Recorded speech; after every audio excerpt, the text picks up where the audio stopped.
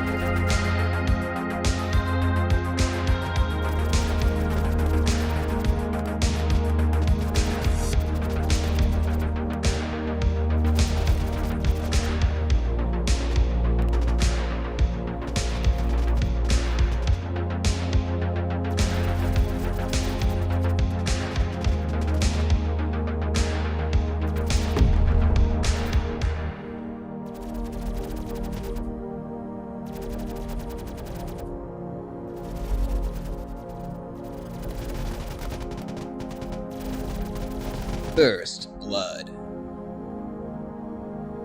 Kill-tacular.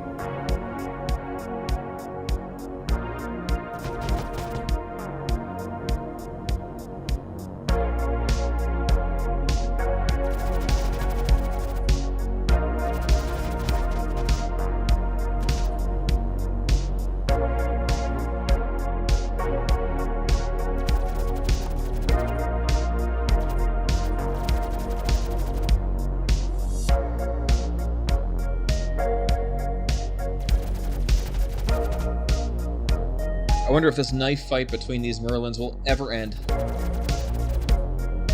Just go on for all eternity. P-52 is not bad. P-72 is a little better right now because ballistics are garbage. I would say it's a decent fighter to bring if you don't have a Fury or something, but racing it's a no-brainer, but even in PvP it's not bad. It's hard to hit.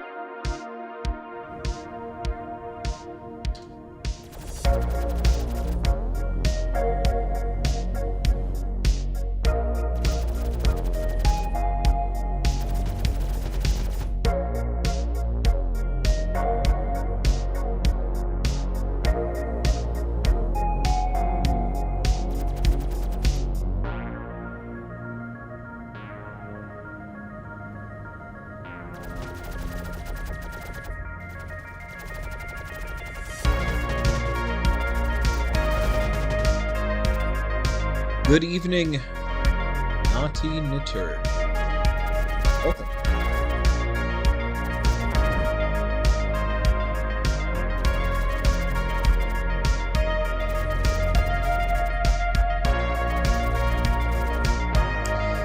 All right.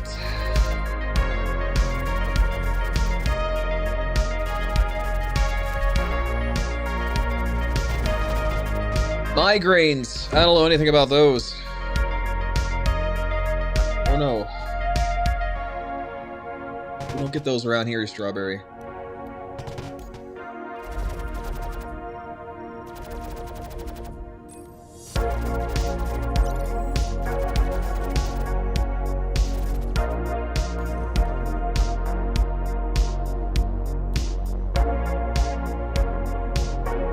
Euro Trucker, good morning.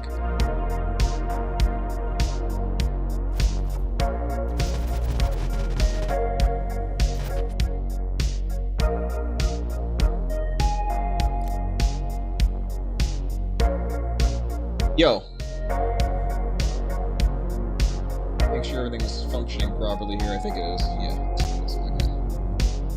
Alright. So without further ado, what's up, Funky? Cat Phonics, what's up from Idaho?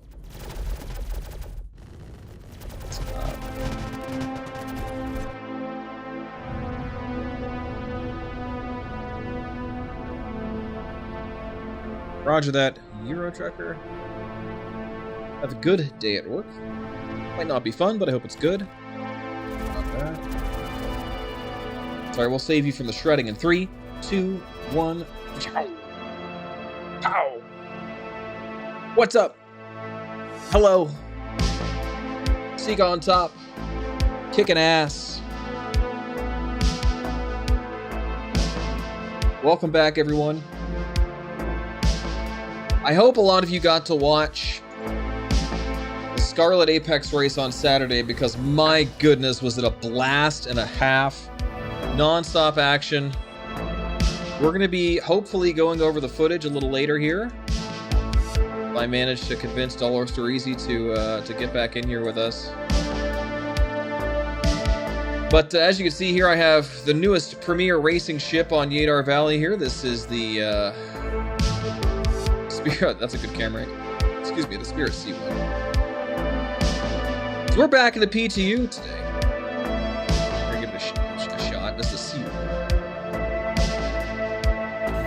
Best racer in the game. It definitely doesn't fall apart instantly when you touch something with it. I mean, my god, I've never seen a more fragile ship for this size.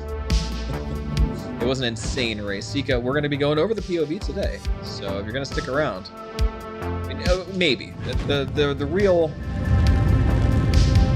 real question here is if Dollar Store manages to get free, because I don't want to do any commentary without him, because he's obviously the other half of the team.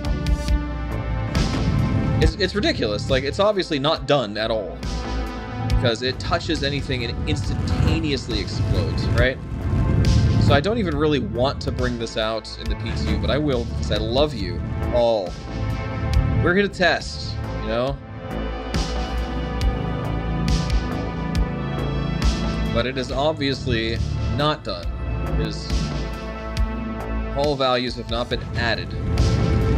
Which I have to wonder why they didn't just, copy-paste the hull values from the A1, unless the A1 has the same problem and nobody noticed, which I doubt. But, who knows.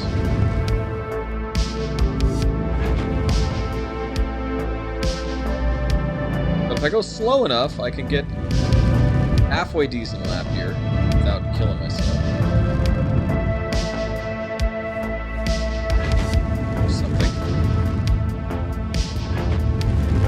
Got spirit, I'll give it that.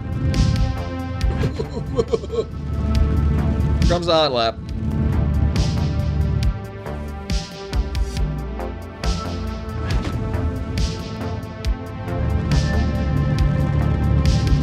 Dude, no shot. I'm alive? Oh my god. Okay.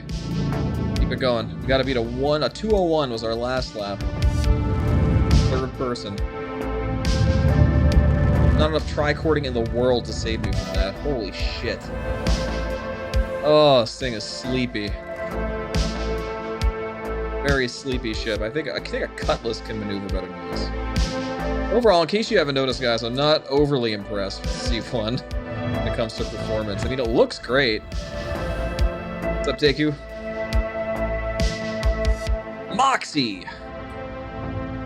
You got a lot of chutzpah, kid. You got some of that je ne sais quoi.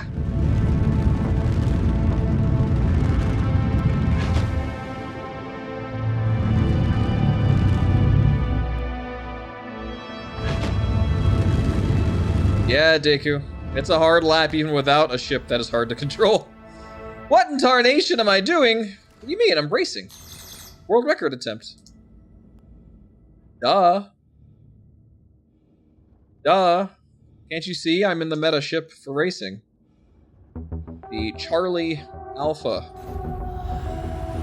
Or VTOL. Let's try it. Yeah, I'm down. I'm down to clown. Here we go. Alright, we're good. Expect my performance to increase by at least 150%. Woo! It's quiet. Why is it not making any noise? Why can I not hear the engines from here? That seems a bit weird, but I guess it's a bigger ship, so... maybe that's... you just don't hear the engines because they're so far away. This is not done. Who am I kidding? This ship is nowhere near done. That's still pretty good, Deku. Nothing to sneeze at. Better than the vast majority of players could ever hope to achieve. You hate our valley. Is that it? We got the noise-canceling headset? Let's take a look. Take a look. Looking good. Good. Yep, definitely a really good third-person view here. If I don't die here. Let's try this. There we are. There's that handsome lad. Look at him. That's the face of high-intensity racing right there. What's up, Croptac? Fury LX? Here? Fury is one of the better ships here, Catphonics. Or are you thinking just the base Fury? Yeah, base Fury is not good at racing. Fury LX is meta for racing on some tracks. Base Fury's not exactly agile. It can turn nice, but it's not gonna change vector nice.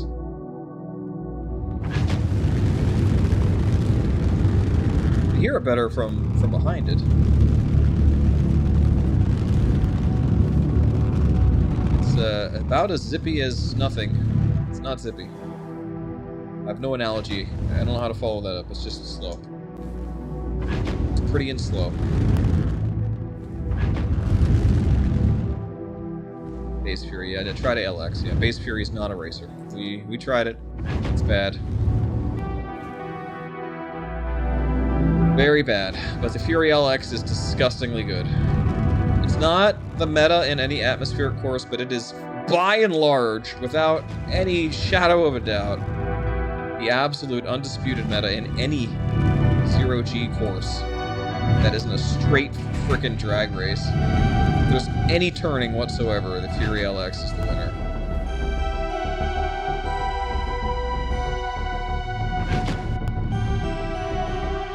I really have to just turn completely around from this hairpin, and there's no getting around it. This thing does not turn. No fancy tricording here, doesn't do anything for you.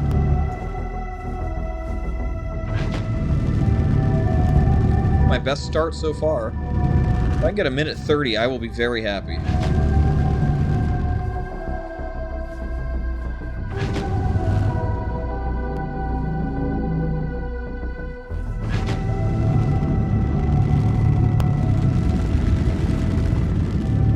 So, has anyone tried this PTU since the hotfix today? Are the crashes really lessened? Or am I in for a very, very pleasant surprise? How we looking? How we feeling? How we vibing today with 3.21.1.1.1 PTU?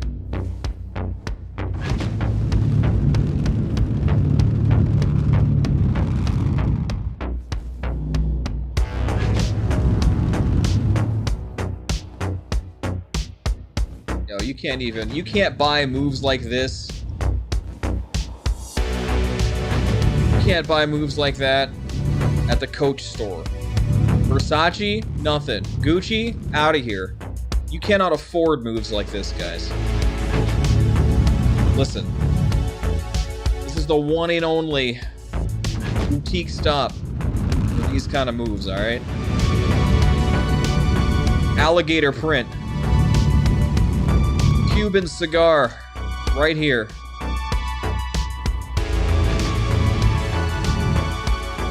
You can't buy that sick kickflip with a spaceship. Yo. Strawberry with the frickin' bars, dude. What's up, Gator? Speaking of Gator print. Yo.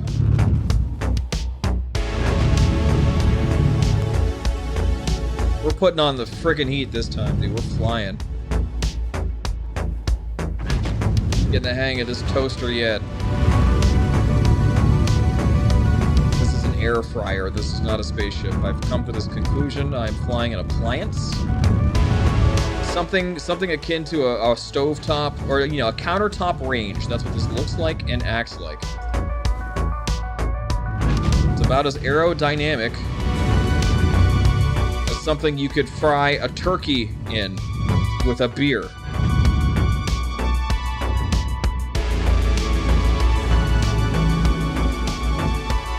Woo! Look at us go now. Who said I wouldn't be number one? Who said I wouldn't take home the championship belt? Or whatever wrestlers get. You know, 5-pack and a cup of joe. Here we go. I think that's our best lap yet. The 132.24. Woo! It might as well be made of nothing because you could tap it and it explodes right now. Get the impression watching this is a mini yacht. It's not. It is far from it. This is no 400i. No 400i. This is a utilitarian. I mean, Crusader is pretty on the outside to some degree. They're still very militaristic, utilitarian ships, just a different aesthetic than Anvil or Arrow, but they're in the same ballpark. Crusader ships have this big motif about them. They're not small. Crusader doesn't do small or compact. Crusader does big. Which is funny because it's the biggest planet in the Stanton system and they make the biggest ships of all manufacturers in this class. Combat ships, cargo ships, that are drop ships, I guess. They make big. Big, Dixie. Big ol' honkers. We know. Crusader makes the big ones. We stan the big girls that Crusader creates. They can push, though. Usually they have pretty good accels. Now, this is kind of the outlier in that it's not maneuverable. I mean, the Herc is more maneuverable than this. Kind of weird, actually. It's got forwards. Big bomba. Definitely got some forwards, I'll say that. Like, if I really, like, ridiculously oversteer into these turns, like, I'm talking, like, full on, yeah, I don't need that. Full on, flipping burns, yeah, I'm good. Good, get off me. Get off me! And one.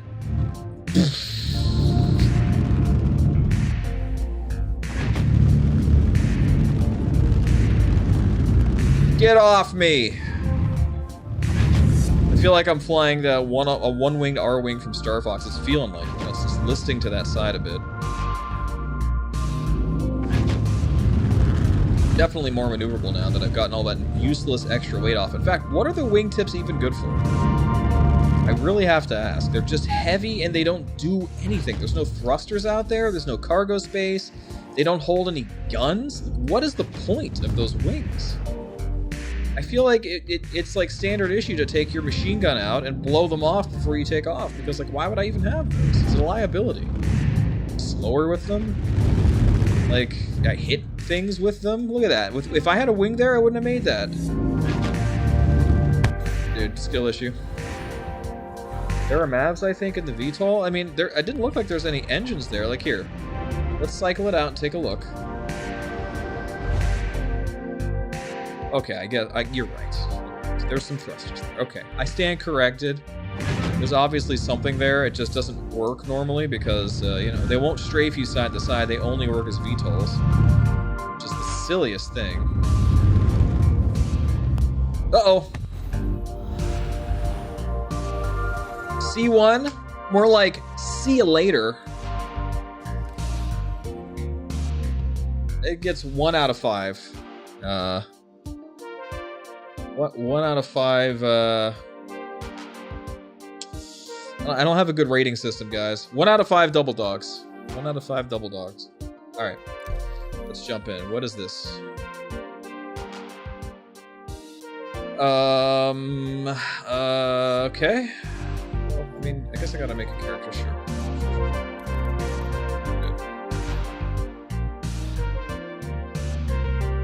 Good. It lacks the gumption. no drive, no resolve, no bitches. I cannot get into the PU. I don't know what's happening. But I cannot get into the PU in the PTU. What's going on here? Funky, are you in the PTU?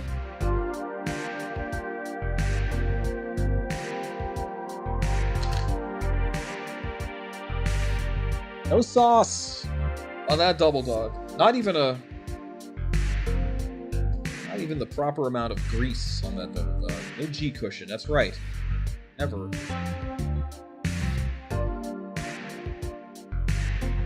Well, you know what? Not only can I not, like, jump into the PU, I can't join on you. I have the option to invite the party. I'm going to try this. I'm going to invite you to a party, Funky. Let me see if I can join you after I invite you here. You accept it, if you please. If it's not too much trouble. If it works at all.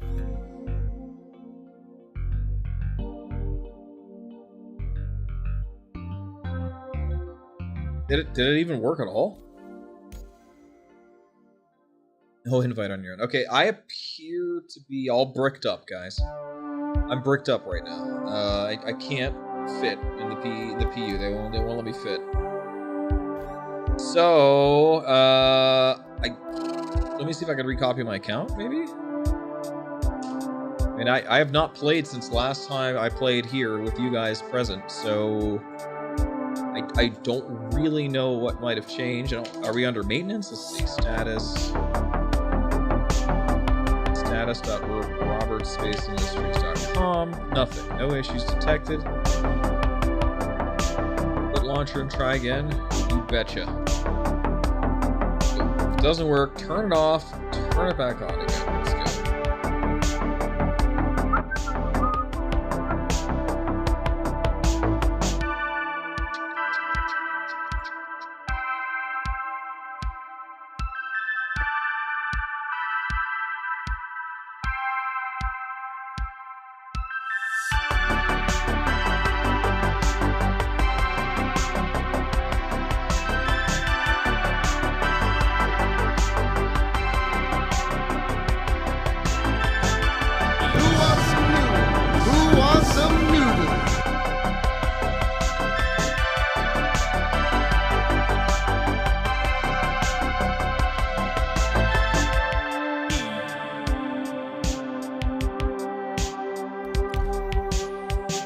Gator, you're a god.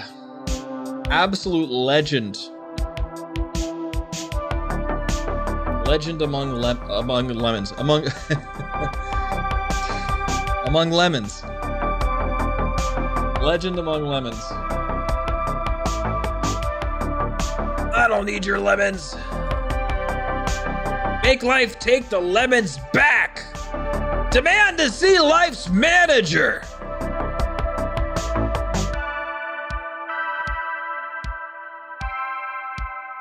Things on Discord out the wazoo. What's happening here? Celebrate 1v1 invitational. No. I hate 1v1s. No. Rowena Dooley, are you freaking serious? Are we doing Xenothreat? Really? Wait a minute. Oh. Wow. So Siege of Orison's back on, yeah, okay.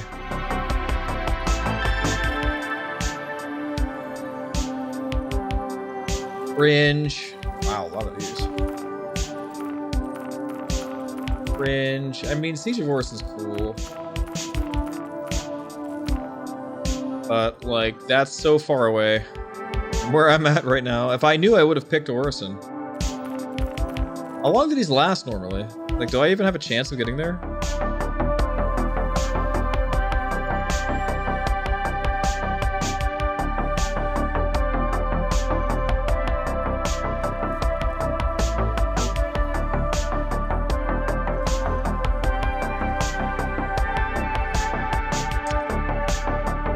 Oh.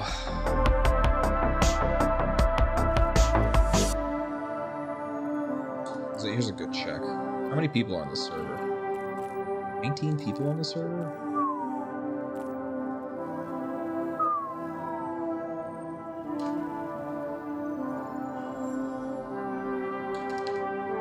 server FPS of 5 with 19 people on the server. We got a server FPS of 5.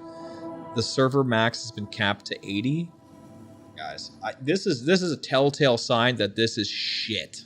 Okay, this is going to be an absolute shit show. Okay, 19 people on the server. We've got 5 FPS. Hold the lemons for Dooley. At least CDF can make lemonade from all the salt. Dude, that'd be sick. Give me a lemon delivery mission where I just open up my cargo hold, open up my bomb base, and just dump lemons all over Orison right now. I'd do it. This is ass. Lord Thor. Mercenary, call to arms. Yeah, nothing's showing up because the server is freaking the fuck out, despite the fact that we have 19 people on it. Because Siege of Orison was never good. Ever. We're not ready for Siege of Orison. There is no amount of resources that can handle that. There's too many live NPCs in Siege of Orison. Live and dead. Too many entities.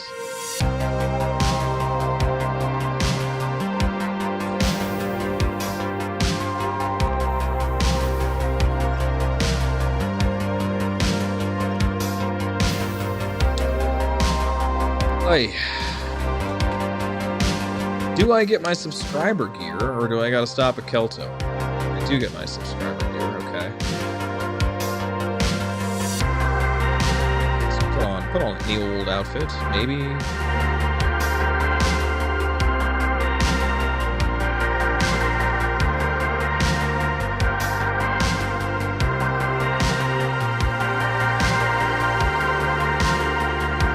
I always have liked this armor, actually. It's good.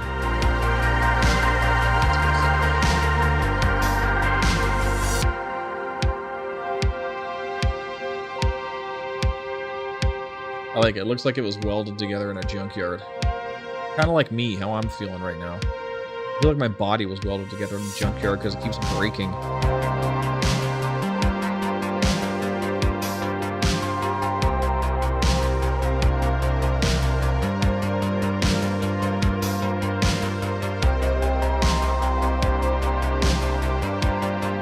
I definitely didn't go to Kelto and buy 900 C54s to make a point, by the way. Yo, Aaron, thank you so much. We're gonna be looking at that POV footage. If Dollar Store is able to make it back to his computer before I stop today. Not non-zero chance, but he's doing something. Unfortunately, no double dogs at this Kelto. Another reason you should say hell no to Kelto. Hashtag hell no to Kelto. They are single-handedly fueling and refueling the ever-present conflict in Pyro, and I intend to prove it. If you need your goods, you know who to call. You know who to call. But the Kelto and Orison sells double dogs. Yeah, you know what? That's too friggin' bad. Okay, I'll get my double dogs one by one before I'll support that warmongering galactopolitical entity. My game is frozen. What if New Babbage banned double dogs? Well, you know, sometimes something is just too powerful to keep around. Like me. Just like right now, like Chris Roberts himself is shutting me out of this game because I'm just too strong. So here we are. We've been shut out.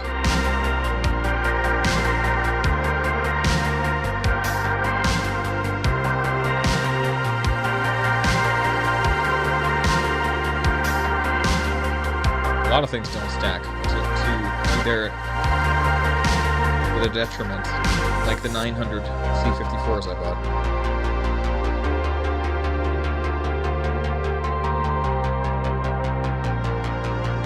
Yeah, Mighty Beast, that sounds like the standard Siege of Orison experience. I'm absolutely elated that we're testing it out again. Absolutely elated.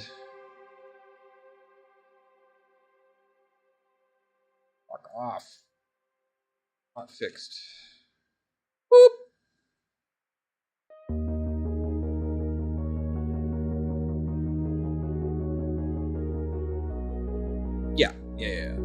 got a case of the CDDs. These nuts.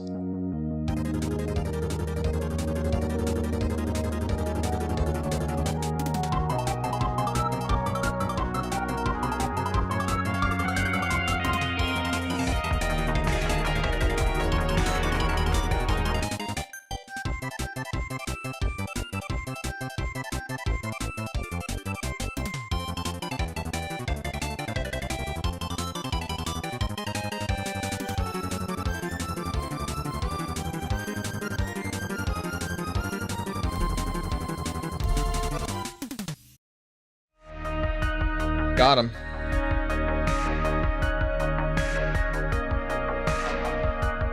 Thank you for the follow, Cat Phonics. Thank you for the follow, F29er5, Kolo Bovi Yakislavi.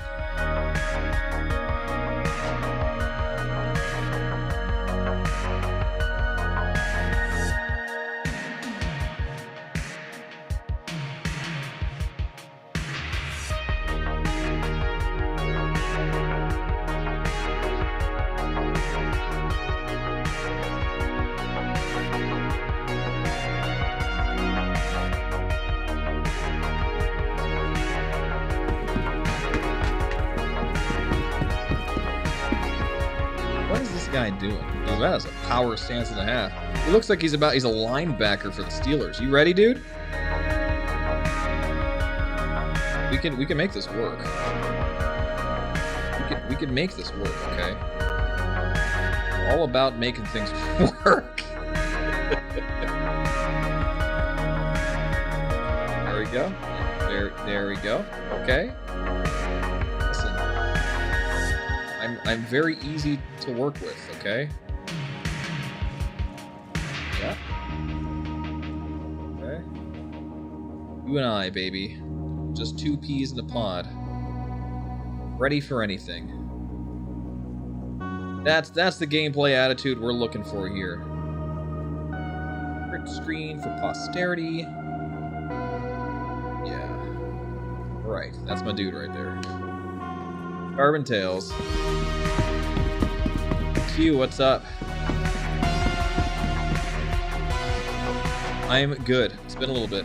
How are you? Oh, baby. How's Pigtails doing? You guys get up to any fun shenanigans lately? Man, there's so many fruits here. So many golden memnons. So many smalts. Let me tell you, behind this cheerful facade, there's something sinister at play, okay? Does this look like the offerings of a humble convenience store for you? No. In fact, not. In fact, should I be able to walk up to a convenience store front and select personal weapons? Do I stop my car to get gas, walk into the Wawa, and buy $2 million worth of small arms?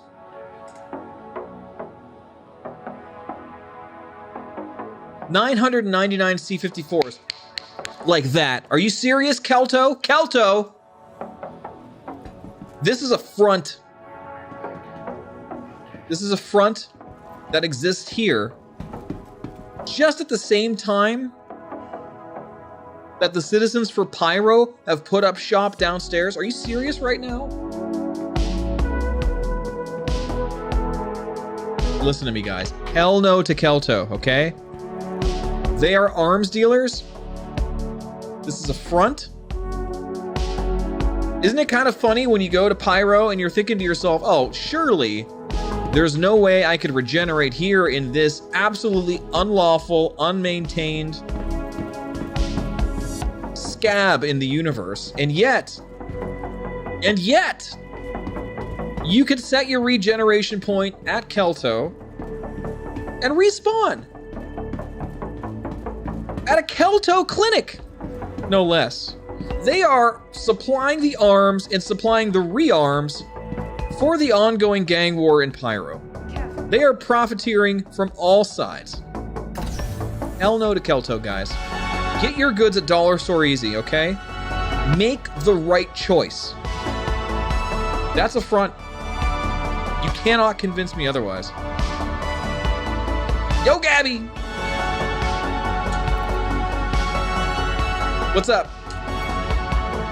You're gonna claim my spot? Promises, promises. Do it! Do it, Gabby. I know you have the skills and dedication and the long-time flight experience to take first place on any racetrack. All it is a time commitment, especially for time trials. Do it! Go for it! You could do it.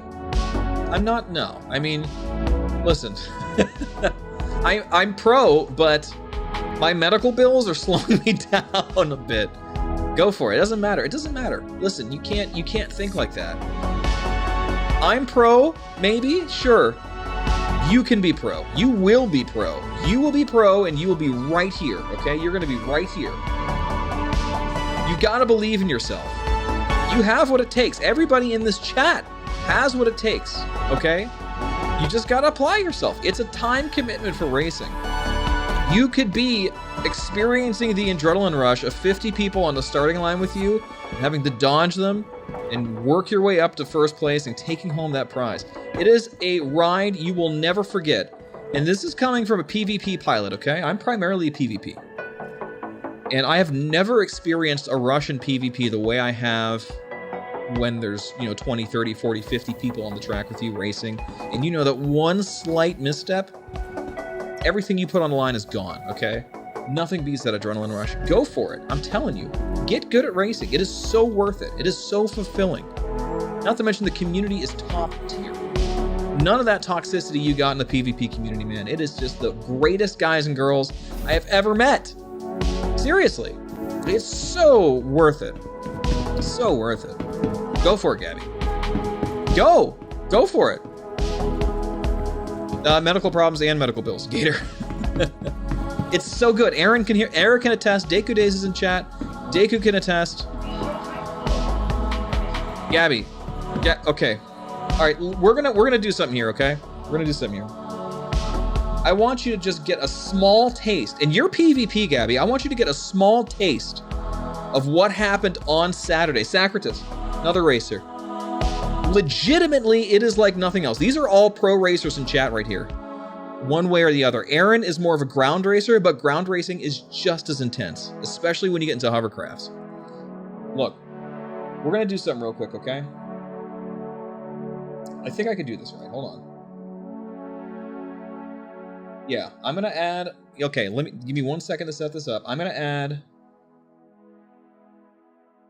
a scene real quick. We're gonna take a quick look at stuff. I'm in no hurry today. We're gonna do this. Display capture. We're gonna do, just display capture. It's gonna be scene number 2. Yes, okay. All right, check this out. We're gonna bring up the VOD, the point of view VOD for me racing Scarlet Apex on Saturday, which, by the way, Scarlet Apex, out of all the races I've ever done, is my favorite. No holds barred. It is a distortion weapons free race experience that is just heart-pounding for 60 minutes straight.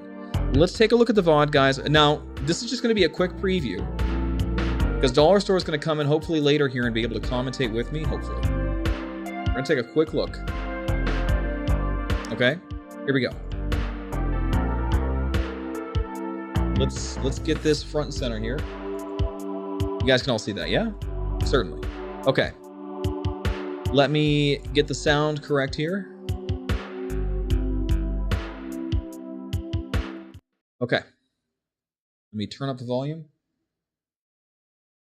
Hilarious. All right, so this is just a small preview of my POV from racing on Saturday for Scarlet Apex. This is my point of view. We took first place for my category, which was turrets. So in the Scarlet Apex, you have... As you are in position, give me just a minute to get you have the duo class, into place. Which means you and a teammate in separate ships. The turret class, you and a teammate in the same ship. And then the multi-crew class, which is strictly hammerheads, okay? And there's 3 racers from or 3 teams from each category. So 6 duo ships, 3 turreted ships, 3 hammerheads. I'm in a turret. We took first place. We were defending champions from last year. Okay. This is the starting grid. Let me fast forward a bit and let's get this started. Euro Trucker is a maintain so today. So we are good to Listen to myself and Dollar Store's comms, and listen to and I also have the racing comms happening. So what's happening in the racing comms at the same time? Here we go.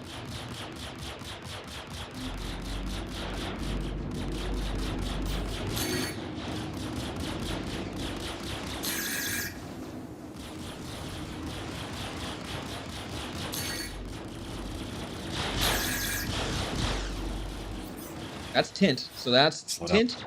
Tint and Rizzy there are our competition. They're the other 2 members of our class. We're in 3rd place behind them right now, trying to get ahead. That's close. Yeah. We're more forward facing. Aye, aye. Dollar Store's in the turret. Hopefully he'll be here later. Gabby, it is so intense. It is so intense. It is so worth learning because it's like a 4-turn course here in Yela Asteroids, right outside of Grimhex. It's ridiculously easy to get to. Alexa's lapping us. Matters to you. Yeah, I'm focused. I'm pinned Tint here. The intensity here it gets way better. Okay, like this is we're shooting. Okay, people are shooting at us. Yeah, it's whatever. The duo class is here. That's a hammerhead there, with 6 people in it. Okay, and each of them have distortions. We're gonna have to pass that here. Here we go. Right.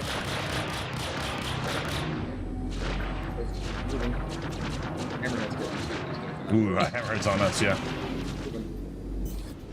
It's dead.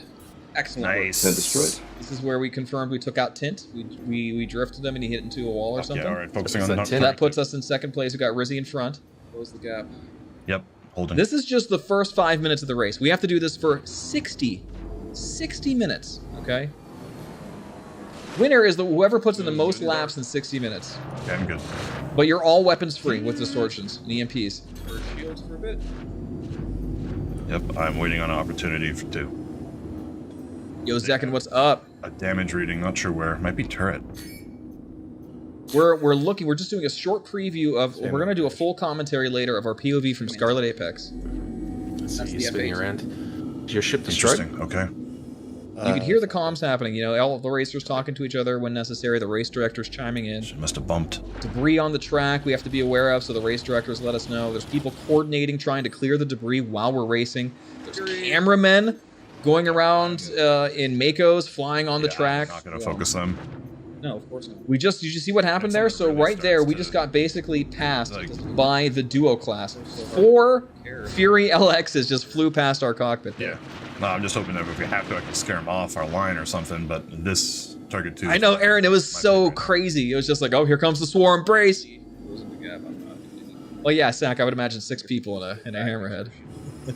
What's up, Freezy? 6 seconds. No, this was Saturday. So Saturday, this was live on the Anzia Racing channel. This is our POV that I recorded, but wasn't broadcasting. So myself and Dollar Store are going to go over this later if he manages to free himself up. Our combat's been forward facing, which is really helpful. Trying to pass this safely. My comms aren't very loud because my mic was across the desk, but Dollar Store is pretty clear here. Aaron, I'm sad I didn't get to do the Kaplan Stadium, but I had a PvP thing that I'm also going to be talking about later with Legacy Fleet. Took first place in that as well. It was a good day. Grant's going to get much game. Slow down for that. But check it out. The Hammerhead is shooting at Rizzy and Fedical while we're shooting at them from behind, and they're trying to survive that. You can see on the when I target them, top right of the screen shows their shields. The Hammerhead's peppering us as well. We're also managing power triangles this whole time, trying to stay alive, managing resources. Gotta dodge this while getting shot. Dude, 60 minutes. 60 minutes of this. It is so intense. Nothing like it.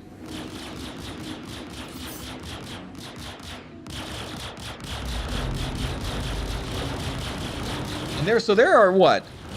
9 ships on the track, plus cameramen, plus race officials, and 3 of those ships are hammerheads filled with people.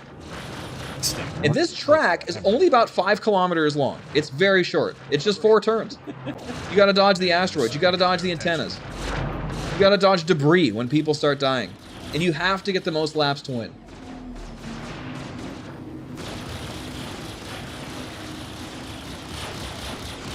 We got an ad running right now. We'll wait till after it.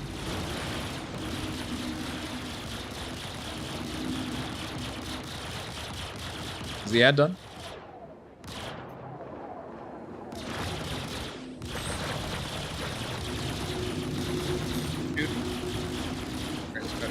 Here we go. Trust and rejoin. I don't seem to have a marker for noise minutes though. Track is clear. Rejoin. Right.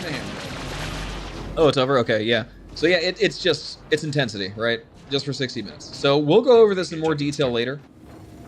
But madness. Absolute madness.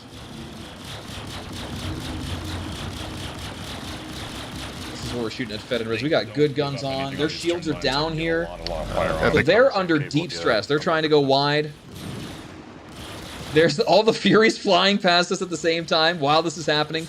Any wrong move and we're dead because they can collide into us, right? As the larger ships, we're trying to keep pretty steady lines so we don't get crashed into. These Hurricanes are very big compared to a Fury LX. And there I'm flipped upside down to get Dollar Store a better target. Good.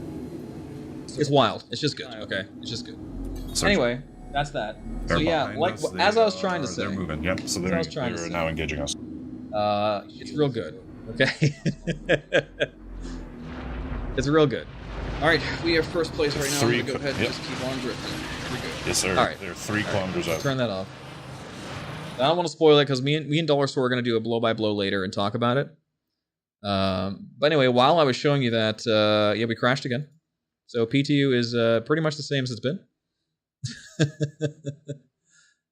Zekin says, are you guys built the same or different? Built not even close to the same. Different, built the same. Listen, anyone can do this, Zekin. Anybody can. We're not built that differently. It's just a time commitment. Put in the hours on the tracks, and you can do this. Anyone can do this. We have mouse and keyboard racers. We have controller racers. We have dual stick racers. And all of these categories have somebody who is top on at least one race with that control scheme. Anyone can do this. Gabby, anytime. I tell this to everybody. Just send me a DM on Discord. You know where I'm at. I'm in your Discord. I'm in your Twitter. Anytime. Seriously, let's go. Like I will answer any. Yeah, let's do it. Let's do it, Gabby. I'm all ears, baby. That's what we're here for. All right, let's get the sound going. So, all right, I don't know about the PU here, guys. It's not working. We're gonna stick it out for a little bit. Yeah, most of the races don't have guns, full disclosure, right? But that one in particular is my favorite because it does.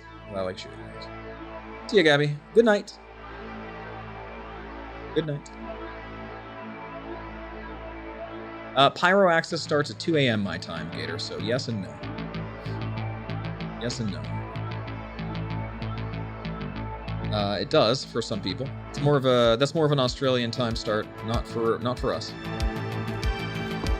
I think we get one tomorrow at 3 p.m. Eastern time as well. So we have that. Welcome to the ASOC vehicle retrieval system. All right.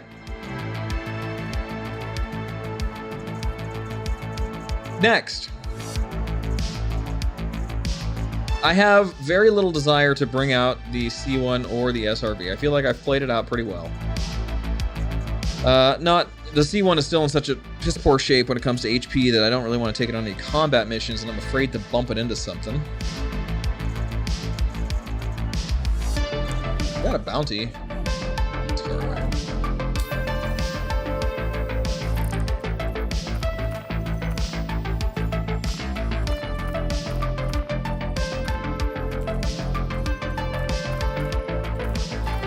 We have some combat assists. tons of combat assist. This is PTU, so I don't really care that much.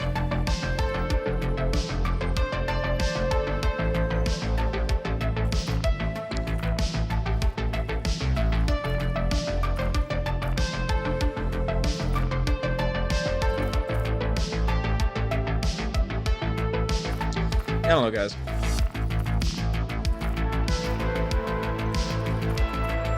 Like,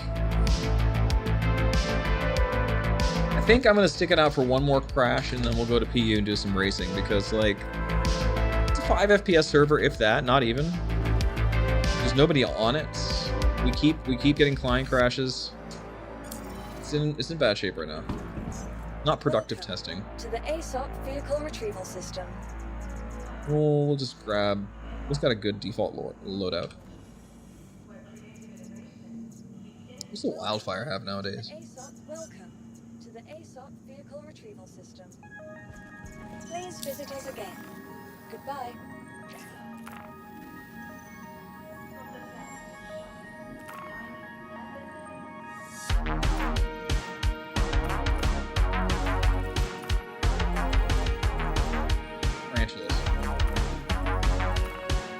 Tarantulas and a rip. What? What is this loadout? That is such a meme. No. I'm curious if any Hornets have a good default layout now, actually, now that I'm here. Let's see what the tracker has. I'm just curious.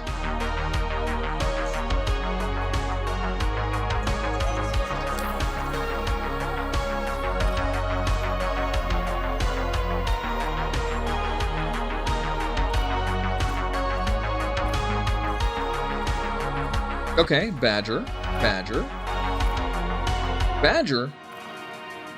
and what's in the oh, that's the thing. Okay, that's the thing. Okay, so this makes sense. 3 Badgers and the Verapuck, which is just like a non-existent radar capability. That makes more sense. That makes more sense. We can do better. We can do better. We grab the pieces parts off the Super Hornet, actually. We put those to work. I guess the Ghost is really the one you want for this thing. Right? Yo, Maverick.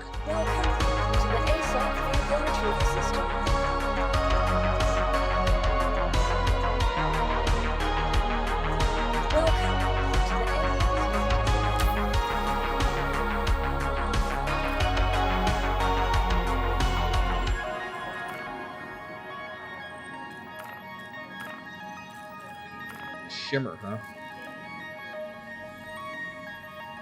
We're frozen again. No, you don't, Canadian. Canadian, you do not. You do not, okay? It's so bad. It was bad, and then they turned on Siege of Orison, so now it is way worse. It is absolutely abysmal. I've been playing for spats of 2 minutes at a time and crashing. And these freezes here last for 1 to 2 minutes by themselves. It's abysmal. Don't even bother. Okay, it's not even worth it. I'm gonna go back to PU and do some racing because this is crap.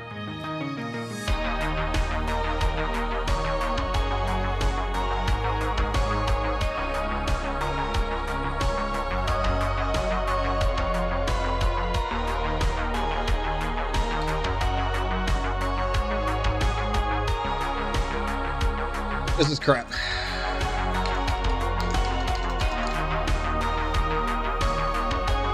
I can't even alt F4.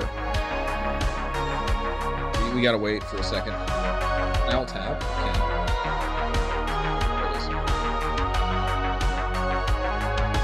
Yo, I'm good. All right, so we were definitely the judge of that. Okay, this is why I made that stream title the way it was. We're done. Off to live. We're gonna change the stream title. No salt. Just you know, mitigating expectations here. It's the way it is. They're testing something out. It's not worth really wasting time in because it's that bad. They've gotten plenty of crashes by now to know what the problem is. I'm good. I'm good. I still have to make content at the end of the day. Let's update these titles. EPTU. I'm not gonna be salty. getting our grind on. You know what I probably should be doing?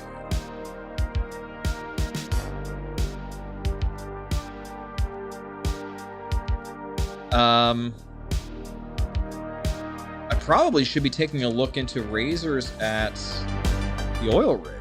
That's a big race coming up in December. Yeah, but I'm not going to get set up for Siege of Orison because it's so far away, and then we're just going to crash things. I should,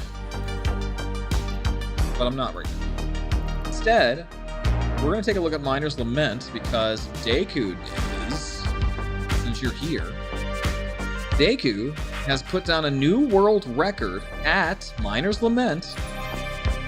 A 125? Is that right? I think my best is a 126. That's fast. That is really fast. It was a really good, high-intensity lap.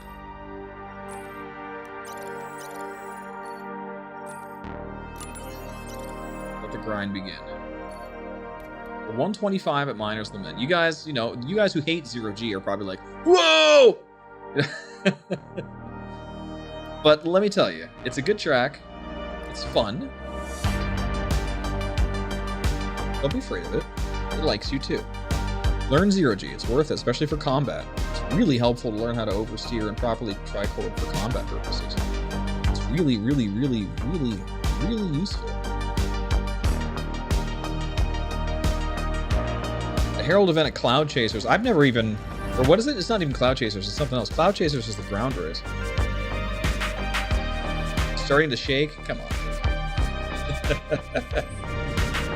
Come on. I'm rusty. I haven't been here in a while, so I gotta get back into shape here.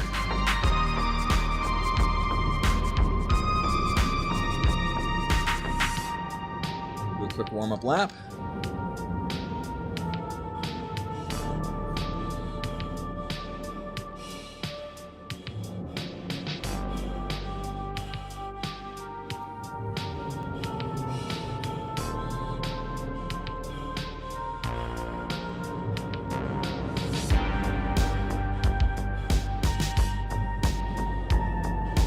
Awfully quiet. Does that seem quiet? I don't know what that's all about. A lot of breathing, a lot of heavy breathing. Cloud City Speedway, that's right. That's right. I definitely want to try it out. I mean, Herald's not my favorite thing there is.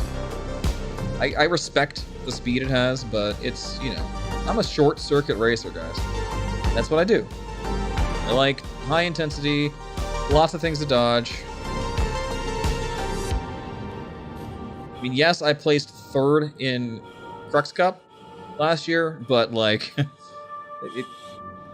it's I don't know. It's hard for me. Difficult. It's very technical. It's good. It's not good at it. All right.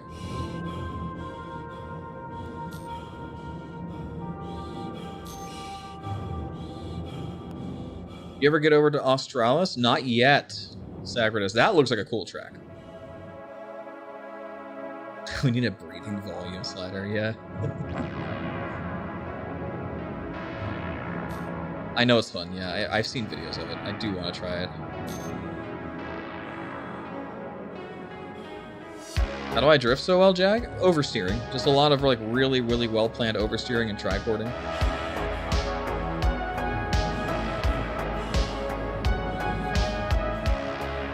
Big oversteers, right? That's what we do here.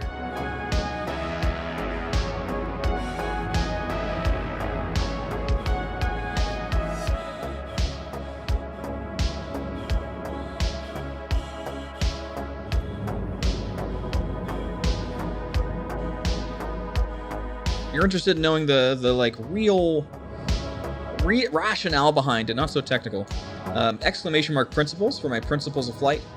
Why this matters. But that'll basically tell you everything you need to know about 0G and why we do it this way. How we drift, why we drift, how it's so smooth, what to do. It's all there. On YouTube. Pretty good lap for a warm-up. I feel like I'm zooming.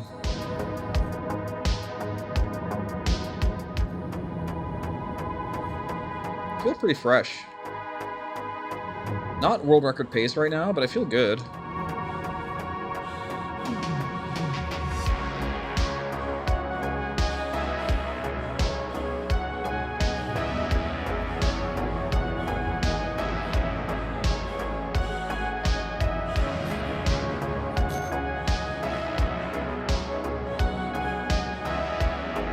Starting off with a 129 low. Yeah, see, it looked like it was zooming, but in reality, I'm almost 4 seconds off world record. That's how fast Deku's lap was. It's nuts. It's nuts. What's driving me nuts is I can't hear anything because everything is so quiet. I have it maxed out. Let me check this.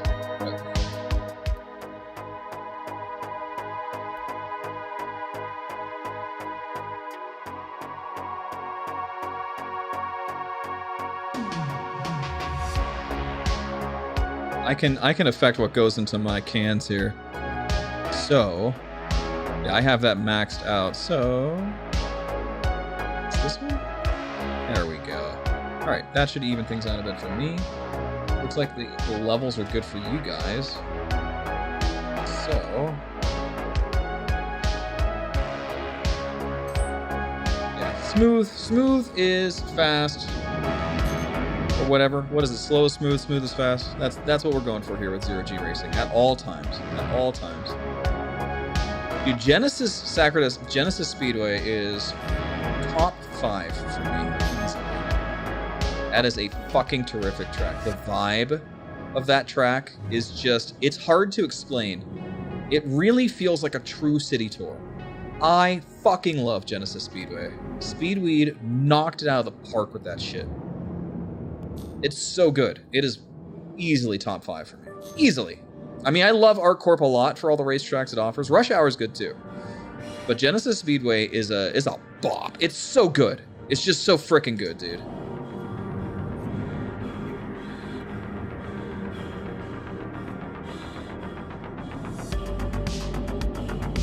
There's just nothing like it.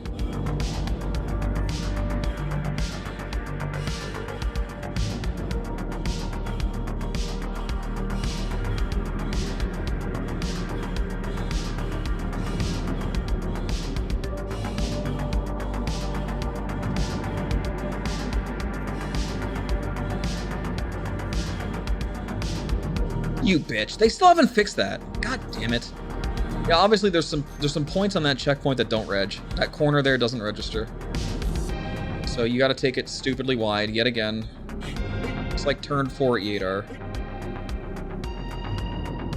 Sucks. Like, you think there'd be a visual element with their debugging when they install this shit. Sucks to see that. Really sucks.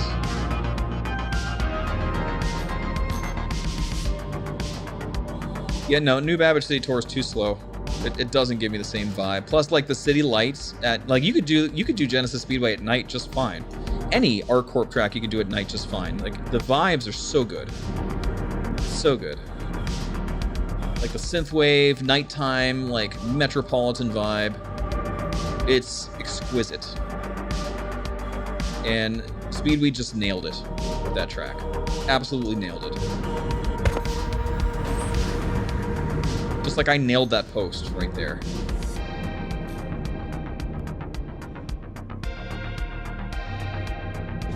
Yeah, that turn sucks. The geometry there is rough.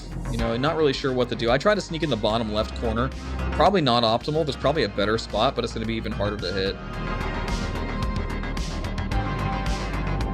And again, a lot of people here probably thinking, you know, why aren't you looking at Deku's lines? You know, that's the world record. You should be copying that. I don't do that, guys. Very rarely do I, unless I absolutely need to, I don't. I like to dev my own lines as long as I can until I need to borrow.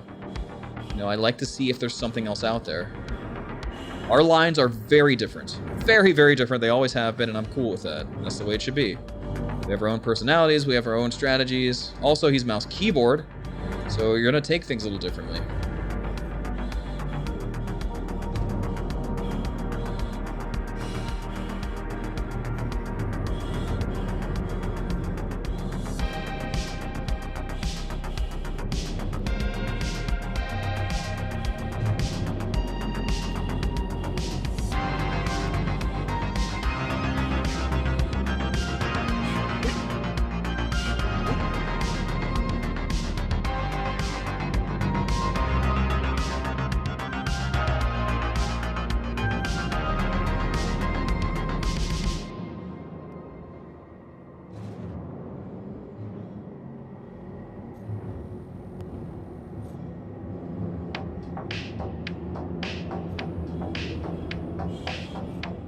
A little bit faster this time, by about a second. We're starting to narrow it down. Good boost fuel here. Nice tight corner.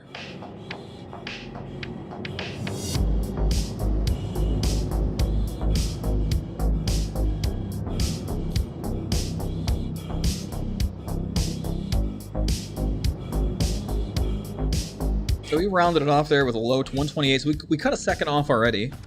Starting to get in the groove. 128.37. Almost a whole second there. Starting off pretty strong. We've only taken about 3 laps. Keep it going.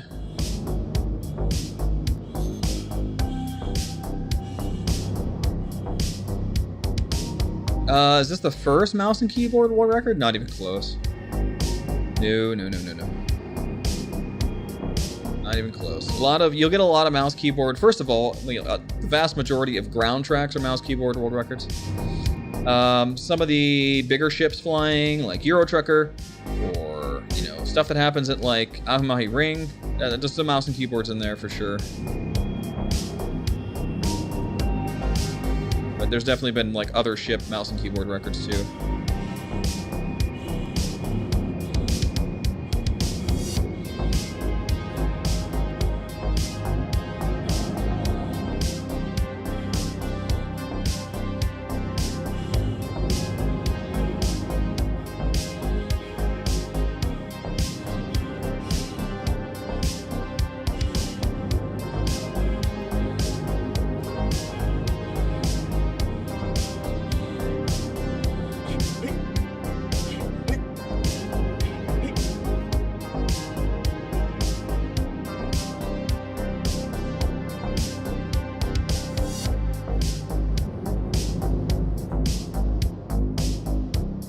Fuck.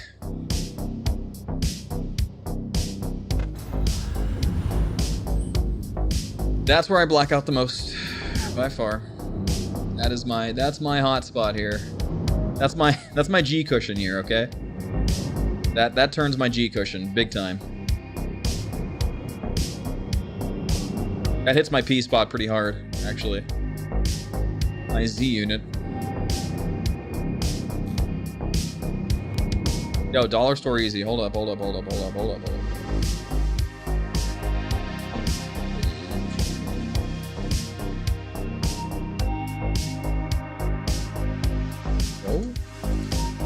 we doing it? We doing it, baby?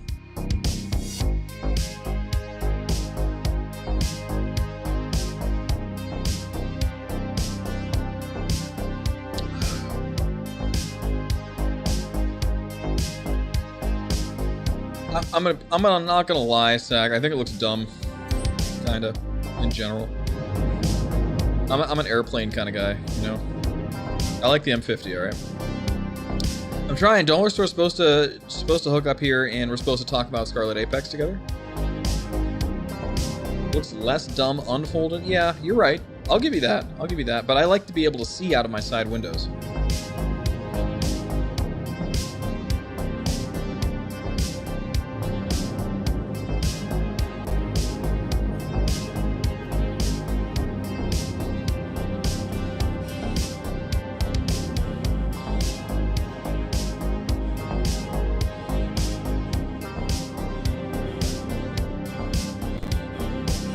He's calling me. He's calling me. Oh my god.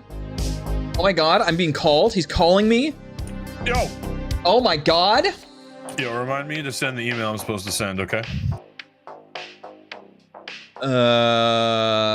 Like later, you dingus. I don't even know what email you're talking about. I'm not gonna lie. DM that's because it's a work. It's not a you email. I just stopped what I was doing because it's time to do Apex. There you go. See, all you have to do is explain it to my P brain, knucklehead brain. Thank you. I appreciate it. You're not a knucklehead. You're a flyboy. I'm a big. There's not enough blood to the extremities of the brain. It's all your fingers. True. It's all your fingers and your feet pedals that you don't use. You just have bloody feet with nothing for them to do. Felt like it needed to be unfolded this patch, actually. Does it? Was that a placebo? It felt better. No, I was rough as fuck on that. I just tried to save that run. So we got Dollar Store Easy in chat. What's up, guys? So as promised, we're going to take... Good, because I I can come back to this anytime. We're going to talk about Scarlet Apex as topical. So, Dollar Store, I did go through all the footage. We didn't say anything bad. Nice. So you cut out all those horrible things we said about like the race contestants and the yeah, those are gone. The state of professional racing in Star Citizen and all those bad words we called the cameraman and that's it. Oh, thank God. That'd be really embarrassing if people knew that we said those things. All right, guys. So we're gonna get this started. I'm gonna stream my perspective here live to Dollar Store so he can see it in real time and be able to talk with us. Oh damn! It's good. The last time we had this race, we didn't have the tractor beam tech. I got this really cool prank where I don't want to know what he was saying there. I didn't check that part. Something about a prank and tractor beams. No, we're not gonna look at that. I don't remember. It's probably fine. Let's get to the race itself, and then I'll switch over. Can you see it okay? All right. Okay. Yeah, it's really choppy, but I think you're zooming around through I'm it. zooming around. Yeah, I'm not there yet.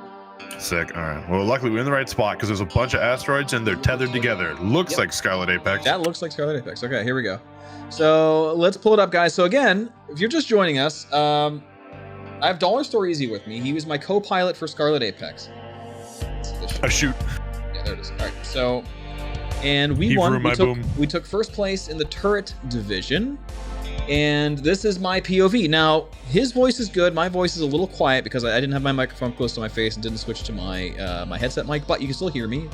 We're going to turn off the YouTube music so we can kind of get a better perspective of what this sounds like. So we're going to maximize this. I'm going to make sure I'm in the right place. I only checked when the race started. Any aliens, fires. All that stuff we said about tint. Here's the formation lap. Back up the volume a bit. We'll talk about Scarlet Apex.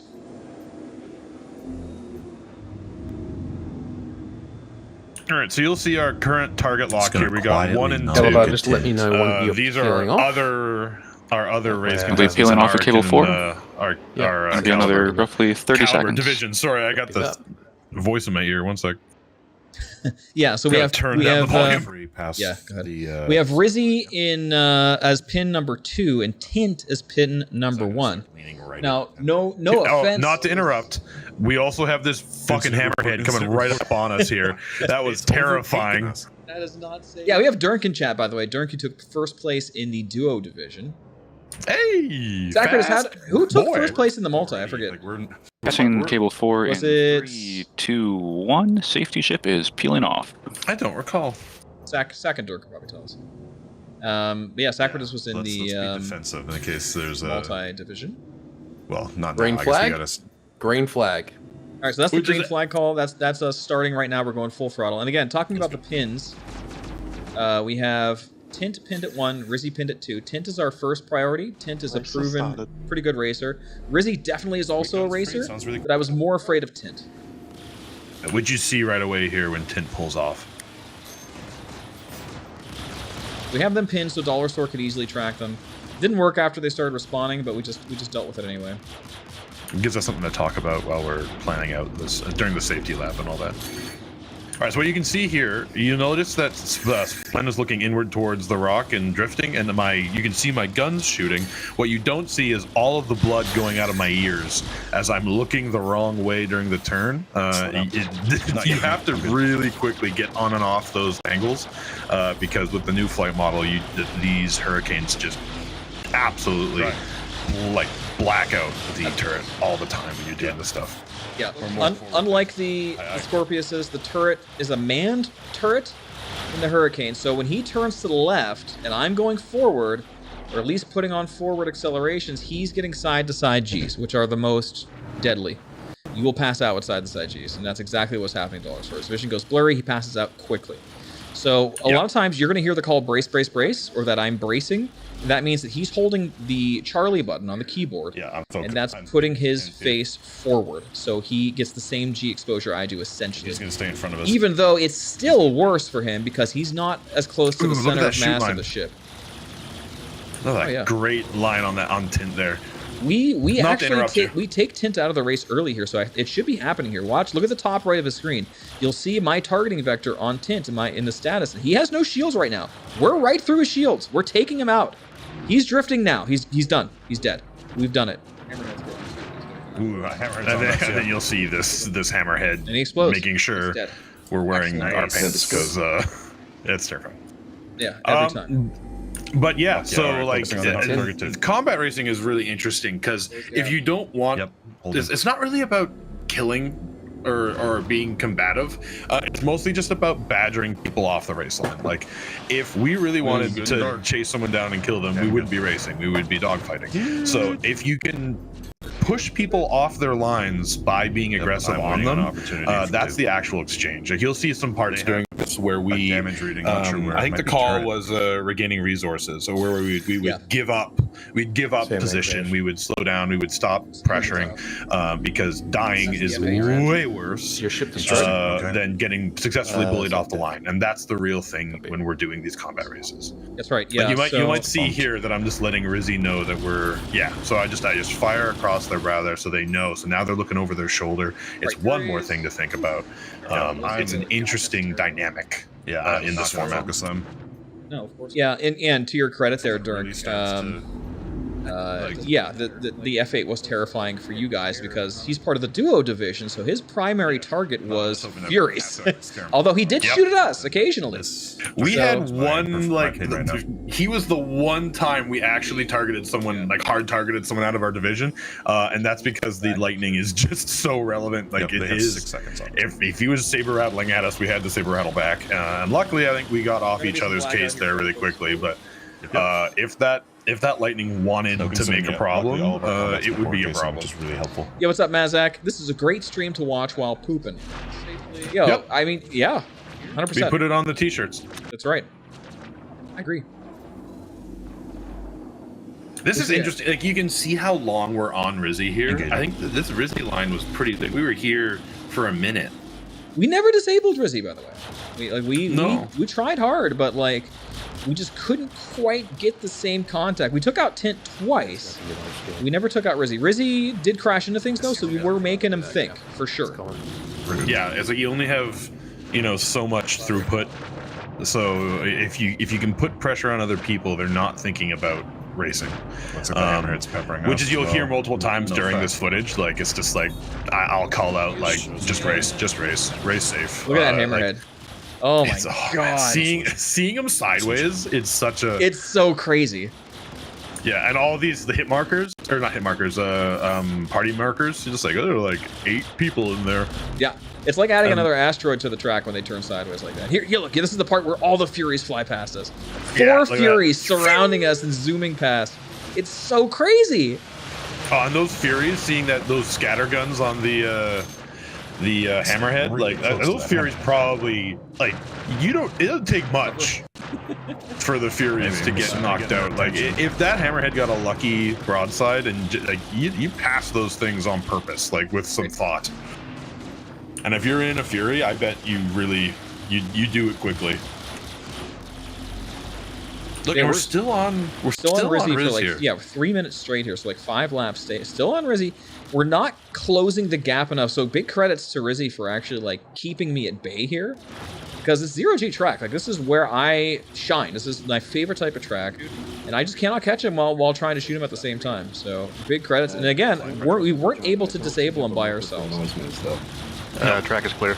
If you're not attacking them, you're attacking their throughput, right? You're just taking them off what they're trying to do. So we're just kind of saber rattling, shooting at them, letting them know they need to be thinking about us so that they're not focused on their race line. And it's the same thing for us. This is just a category in general. This isn't some record-breaking thing we thought up. It's literally just you just have, if your second pilot isn't actually putting pressure on someone just so they know, then you're not doing what you got to do.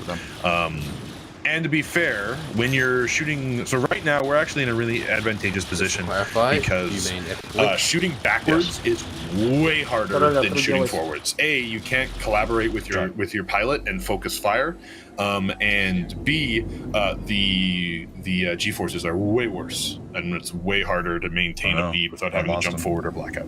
Good. they're behind us. Yeah, exactly that. And I did plan for that strategically. So I would try, you know, well, first of all, at this point I think we have laps on Tint because Tint's destroyed. Rizzy's technically still in front of us, but I think we just passed him. All right. Just finally we put enough pressure on him to get, this is where we first took first place. So at this point, if I'm behind somebody, I'm going to park there and try my best to put tons of pressure on them to make them crash. That's literally the objective. We want them to crash because at that point, we are like just gaining enormous amounts of laps on them, which is what wins this race. How many laps you have at the end. So we want them to crash.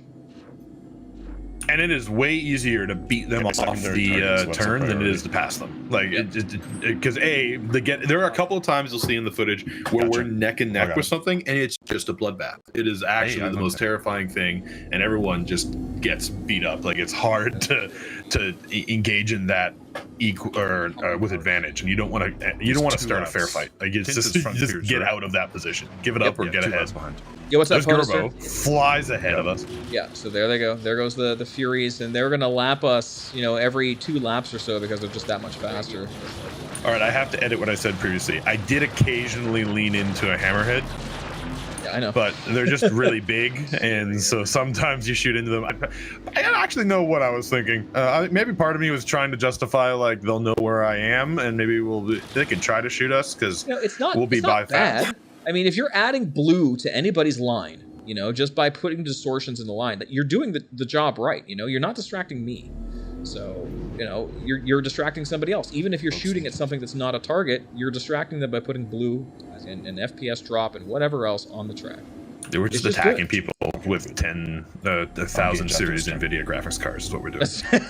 we're just attacking the computers. That's right. Okay, I'll hold until we have True E-warfare.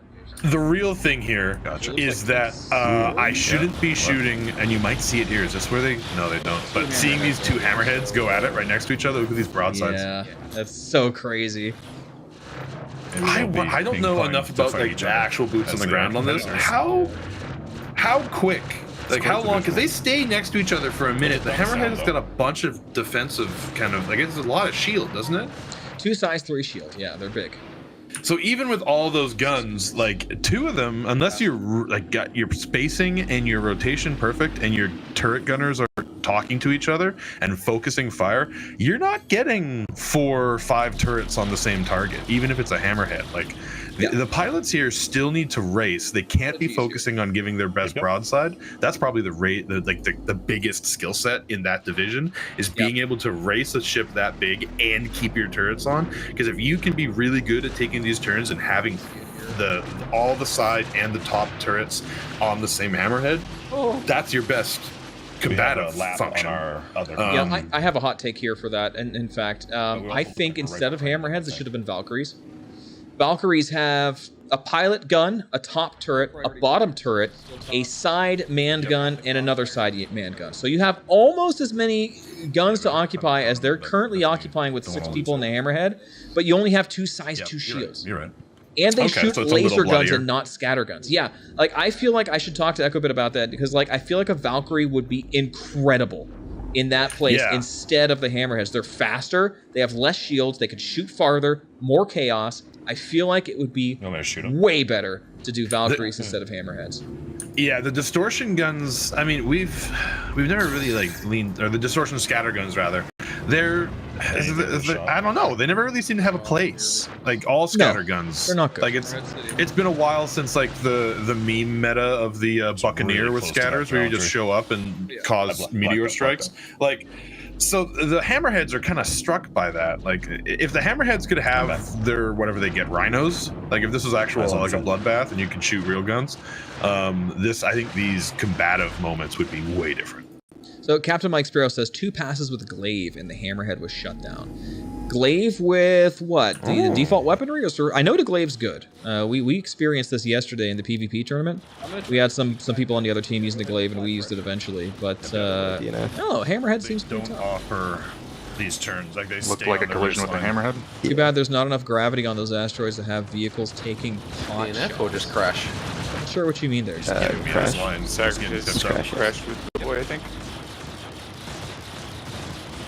Oh, you mean like ground vehicles, GQ?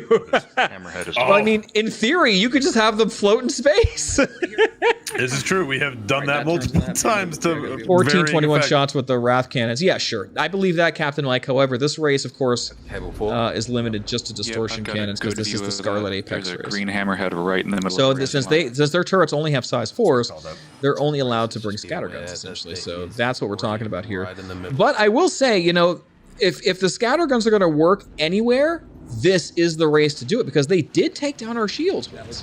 The Hammerheads are scary when you are a hurricane flying next to them, and those size 4 scatterguns bear down on you. You can't ignore them, especially if you get more than have to be careful not to overshoot turret on you. If the turret, if those same side turret teams decide to just saturate these turns, you're gonna have to give up your line and avoid them because if you let them, they'll just kill you. Now, part of the weirdness of this format is there's no benefit for the Hammerhead to kill anyone else but a Hammerhead, right? Like you can talk about like making debris and disrupting other people's race lines by having you act differently because they're chasing you off yours. But if they're, I mean, this is an entirely different race. But if there was a scoring metric that went in with, like, if you got extra time off your laps for kills or something, but I can't imagine how you track that. Like that's absolute madness. I don't know how people track these races, frankly. Like Luigi must actually be a robot from XGR. Like, my man. They actually had lap counters at multiple places, I believe, on this one. But here's the thing about this, right? What kind of shocked me, but also kind of didn't, was the skill gap between the Hammerhead pilots, because they should have been a lot closer together. They don't fly fast, you know. Zero G, of course, is very technical, but you know there was definitely some skill gap between the Hammerhead pilots. So if they were able to, like, basically, let's say they all had the same pilot in theory here, and stay on top of each other, it would have been insanity. Because then, when all 3 Hammerheads are within firing distance for like 5 minutes straight with those scatterguns, somebody's going down. You know, that's the insanity. Like that's where you're like popping noise. You're trying to maybe outflank your opponent by having them hit different shield faces. That's what everyone would have hoped to see with the Hammerheads. But it was, you know, with us flying this track, it was rare when we saw them actually close enough to fight each other. True, and that's interesting because, like, maybe in that scenario you might not want to be in that. Like, you might slow down on purpose and not want that smoke. And then it becomes a hugely tactical game of like, what turn do you push? Do you just follow and wait, like we did with Rizzy there, where we were just behind and putting pressure, but we weren't, you know, getting that gap there. But it's a whole different metric. Like just thinking in multi-crew is a whole different endeavor. So it's cool as hell. Clear to rejoin. Dirk says there were teammates between Hammerhead teams and duo teams where Hammerheads were trying to help. That makes sense. So yeah, so there was a Frontier consolidated Hammerhead team, so that's maybe why they were shooting at us. That's an interesting. Yeah, because that's a different politics there. If you treat it not as divisions, you're like, no, we're in each. The team is one of each division, and if we don't all win, we let each other down. You know, like that's an interesting thought, which means we need to make a lot more friends for next year. I'll still lean into them. Hey, I'm sure I can get some more sign-ups for Team Blend, but at the same time, it's right now. How many? So 6 guns and a pilot, 7 for a Hammerhead? 6. So they don't occupy all the turrets. Hold on, rejoin. By is that a rule? Clear. What's that? Is that a rule, or could you? That's a rule. Oh, lame. All right. Although I guess at some point it's just a logistical nightmare, you know. Sure. Dirk says you can occupy all turrets. Are you sure? So there's they had 6 people in a crew, right? So you have what? 3 turrets on each side, 1 at the top, 1 at the bottom. It's 2 on each side. Is it 2 on each side? I thought it was 3. It's 2 on each side, 1 top, 1 bottom. Oh, then maybe you do occupy all turrets. Okay. And Dirk says there is 7. Okay, I was mistaken then. All right, so like, yeah, we would just need, you know, 11 people on Team Splen to fill a roster, and we'd all have to make our heats. That's right. You'll notice that last turn we took there, there's a dead Hammerhead, and the Hammerheads take up a lot of space, and the turns are pretty dangerous because that's where everyone slows down and you start taking bites out of each other. So that's where people die. And that turn will get more Hammerhead bodies, spoiler alert, and it becomes a problem. Yeah, it happens. So eventually we do take 1 death here. And it's about, 50 minutes in. So we lasted almost the whole hour. About 50 minutes in, and this was after it turned dark as well. There was some very tiny debris after turn 2 that I just couldn't see. And we just hit it and died. And it was also a little bit of desync because I did miss it, but the server didn't think so. Safe. So, that it just happens. And when the hammerheads start crashing into the debris and it starts piling, it turns into a giant piled bottleneck. I'm taking lines here that I've never taken in practice because I just have to continue avoiding more and more debris that piles up. Yeah, and I think that's a really cool part of this race is that it evolves throughout the time. Obviously, technically wise, the game could handle it better. I think at some point we had some reports of like stuff not appearing, and so the game is asking a lot of the game. But in a perfect world, having a race where the track degrades as you go on is an interesting dynamic piece. Yeah. So having the better headlights of 321.1 would have been nice here, because then I would have been able to see that debris possibly a little earlier, because the hurricane lights are a joke. But also, I probably could have slowed down a little more. We had a lot of leadership economy to spend, and I was just kind of pushing. So I kind of fell into the trap of tunnel vision, feeling invincible, and it bit me later on. And this turns into the support team. You'll see us here kind of catching up on Tint here and trying to put pressure on them. Like the support team, it is a different sort of thing. I know I do a lot of support teaming here, and I actually enjoy it a lot. Obviously, I make jokes, and part of it is just hanging out with people while they're doing things. Getting me in my flow state. Well, that's a very particular approach that we have here, brought on by years of 90s slide puzzle gaming. Sometimes you just need to sit in the turret and say, safe, go safe, be safe, and just, there's a thin line between nagging and just knowing when. It's partnership, which I appreciate. That actually, it's good to have that outside perspective because I have a lot of penguins on my iceberg right now. Before we go on here, so catching up with chat, we need some duo teams. Maybe we'll get a team blend duo team going as well. We'll see. Well, they all have to qualify. Remember that, so they have to be good. Captain Mike Sparrow says size 3 distortions on the 125A. Do they have size 3s on the 125? Right, stabilizing. I thought they were size 2s, or maybe 2 size 2s and a size 3. But yeah, that would work. I think that's a legal ship for the duo, so you would be able to take that for the duo team. That would be a question for EchoBit for sure. There's a lot of ships. So what you want to do, actually, ! Anzia, I believe, to see Anzia racing. That's where you want to go for information on this, Captain Mike. They have all the documentation for this race is there. There are very specific rules, but a lot of ships are allowed for that class. So yeah, you could probably do that. You want to be fast and you want to be able to shoot things, but not necessarily both. It's good pressure though. And there's definitely choices to be made there. And I mean, right now we're all in hurricanes, but in earlier heats there were Antares and like the EMP that certain ships have are an option, and they have some significant benefits. It looks like everyone just ended up going the same way we did. We all ended up just picking the ship that is fast and smaller, so that you crash into stuff less, and that's like the guns are second.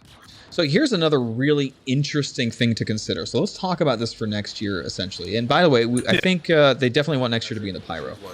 So right now, the duo teams all basically did the same thing. They had at least, thank you, Captain. They had at least one ship that was a Fury LX. Well, why is that? Well, because they're so small and so fast that they're impossible to hit. Now, you're racing. Let's talk about master modes for a second. Because master modes forces you into SCM, okay? And I don't think they'd be maneuverable enough in nav mode to be able to make these turns. So then you have a different situation. Right now, the duo teams are winning just by having really fast racing ships and ignoring the guns, okay? The duo teams won with Fury LXs without shooting anything, essentially. With a big asterisk because Gerbo's team did bring an F8. Just to try to shoot the other LXs without much success. And in their heat before this, the F8 came in second in that division, so the F8 still put some like pedal to the metal. Right. So to kind of finish up on my point here, if we're going to be in master mode, there's a big possibility that the Fury LX is not going to be viable for a race like this. It's just not going to be fast and nimble enough like it is now without master modes to survive this. So I think the next Crux Cup is going to be the most interesting if we have master modes by then, because we're going to be seeing more tactical decisions made with the duo class where they're not just taking the smallest, fastest ship. They might have to take ships that also have guns, right? And are able to defend themselves. So that will be interesting. Yeah. It's going to be fast and able to shoot, not just fast. Because you're going to have to survive, you're going to have to shoot back probably. We'll see. I mean, slowing this down is going to make this even more chaotic at the end of the day. It's going to be interesting. We'll see. Maybe not. Maybe I'm lying here because I know that when you hit boost in master modes, it gives you double your speed. It'll be kind of close. So maybe I'm speaking too soon, but I still think the next one's going to be the most interesting. There is a... Oh, and it changes. So this is the second year. The first year was kind of like a test event, although it was still prized and streamed, so it might as well be the first run. And it was totally different. The same track, same rules, but like there weren't divisions. Like you just showed up and you could pick. We had a Hercules on the track, and it was huge and terrifying and really fast. We had the games, like the game version of the flight models were different. We had a big deal, like the secret tech that someone found out. Oh, I forget who it was and who kind of used this, but using was it cutlasses? Yeah, cutlasses. Oh yeah, the Cutlass Blue. Yeah, because its VTOL engines kick crazy G-forces, so you could just go around like that turn we just did, turn around and hit your up key and just blast through it with all the force they did. In today's flight model, the pilot would black out. You'd be gone. Like it's it's just a quick 12 G's to the brain. Right, let alone the turret. The turret on the Cutlass is even higher away from center. It was more like 40. It was insane. Yeah, but again, the earlier flight models than this for the first totally different. Completely different G-forces. Deku says maybe they set their SCM higher than the others. That's the hope, Deku. We have yet to get any information or data when it comes to master modes for racing ships. So one would assume that they will set their SCMs higher and hopefully, have higher accelerations or different things compared to the the combat ships. We'll see. Remains to be seen. Have high hopes though. They obviously know racing's here to stay, and it's just getting bigger every day. So we're gonna get some love. If we're talking about future and new tech and stuff like that, so flight modes obviously are hugely interesting. But if you look at like for the larger ships, so if there was a Hurricane class and a Hammerhead class and the class the what were you talking about? The ship with all the turrets, Valkyrie is faster. The Valkyrie. Fuck, I love the Valkyrie so much. But if you made those two separate categories, and then the Hammerheads were a great place for engineering gameplay. So if you have someone on the team that is literally running around the ship, repairing, and so we don't know a lot about the engineering gameplay loop yet, and I think I actually missed that panel. I need to go watch that. But if you got someone patching stuff together so that you can push more out of your Hammerhead, maybe the Hammerhead race gets even more complicated, like more intrinsic, and plays up that multi, because there are people here who are waiting for multi-crew to be bigger and more intense, like me included. Well, just like I hate theory crafting. We're going to do it for a second just to entertain me. Imagine, if you will, a gun that's basically like a grounding gun that goes in and fixes components that are disabled from this sort of stuff. So you have an engineer running around the Hammerhead if components start getting disabled and starting to repair them immediately, right? That would make this way more interesting. Oh, and you bring up a good point, because aren't disruption weapons didn't they say during CitizenCon that they're going to change how they work, and the first thing they knock out is like engines? Like disruption's going to be different, so who knows what that turns into. I got eyes on it. Yep. You might need engineering to survive a race where disruption is happening. Right. Yeah. I mean, exciting things for the future, and of course, EchoBit and Crux Cup will adjust and always make it good. I do. Absolutely. Hey, what's up, Luxon? Thanks for the lurk. Target for a minute. Worst case, if it doesn't work, you can just make it a full gun, and you just shoot and kill each other, and it'll be even scarier, and it'll change the race entirely. But if you want a combat race, there's a way to do it. Right. So right now, let's see. Let me kind of check where we are. I believe we're about 25 minutes into the race here. So at this point, we're pretty far ahead. I think we have like a 10 lap lead, and we're still going crazy. Like we're beating up 10 here. We don't get another kill till the end. We get tint at the end, like right before we crash, basically at like 11 minutes, or maybe even after that. But at this point, the sun's starting to move. We're, trying to survive. We're starting to get fatigued a little bit. That hammerhead's crazy. Yeah. But yeah, looking the wrong way. Again, I said this earlier. I'm going to say it again. Best race of the year. I look so forward to this, even though it's brand new. It's so fun. I mean, it's the most intense 60 minutes I've ever had in Star Citizen. It's just non-stop action, and I love PvP. I gravitate toward it. And this combines the two things I do the most in Star Citizen in a beautiful and elegant, perfectly put together way, in my opinion. You know what would change this race entirely? If they had like distortion torpedoes, like a missile option. Yeah. Because that would be terrifying. Oh, and then so now you have everybody launching countermeasures on the track. Yeah. There's flares and noise everywhere. I'm all for it, man. I'm all for it. Pitting becomes a question. It might be worth pitting to rearm, right? Like at some point, if you have the economy, like just be able to put smoke in the air, like that's terrifying. Or even like you were saying, the defensive options, rearming defensive options. Decudus, I have the answer for you there. They don't have any of the tracks, if you notice, that are close to any landing zones. So we don't have Lorville Outskirts. We don't have Kaplan Stadium or anything like that because DJ has told us, but they don't have the tech yet to get in the tracks that are that close to a landing zone. So yeah, we're not going to get checkmate stations racetrack in until they get that hurdle covered. Yeah. This blast of fury that crossed our line.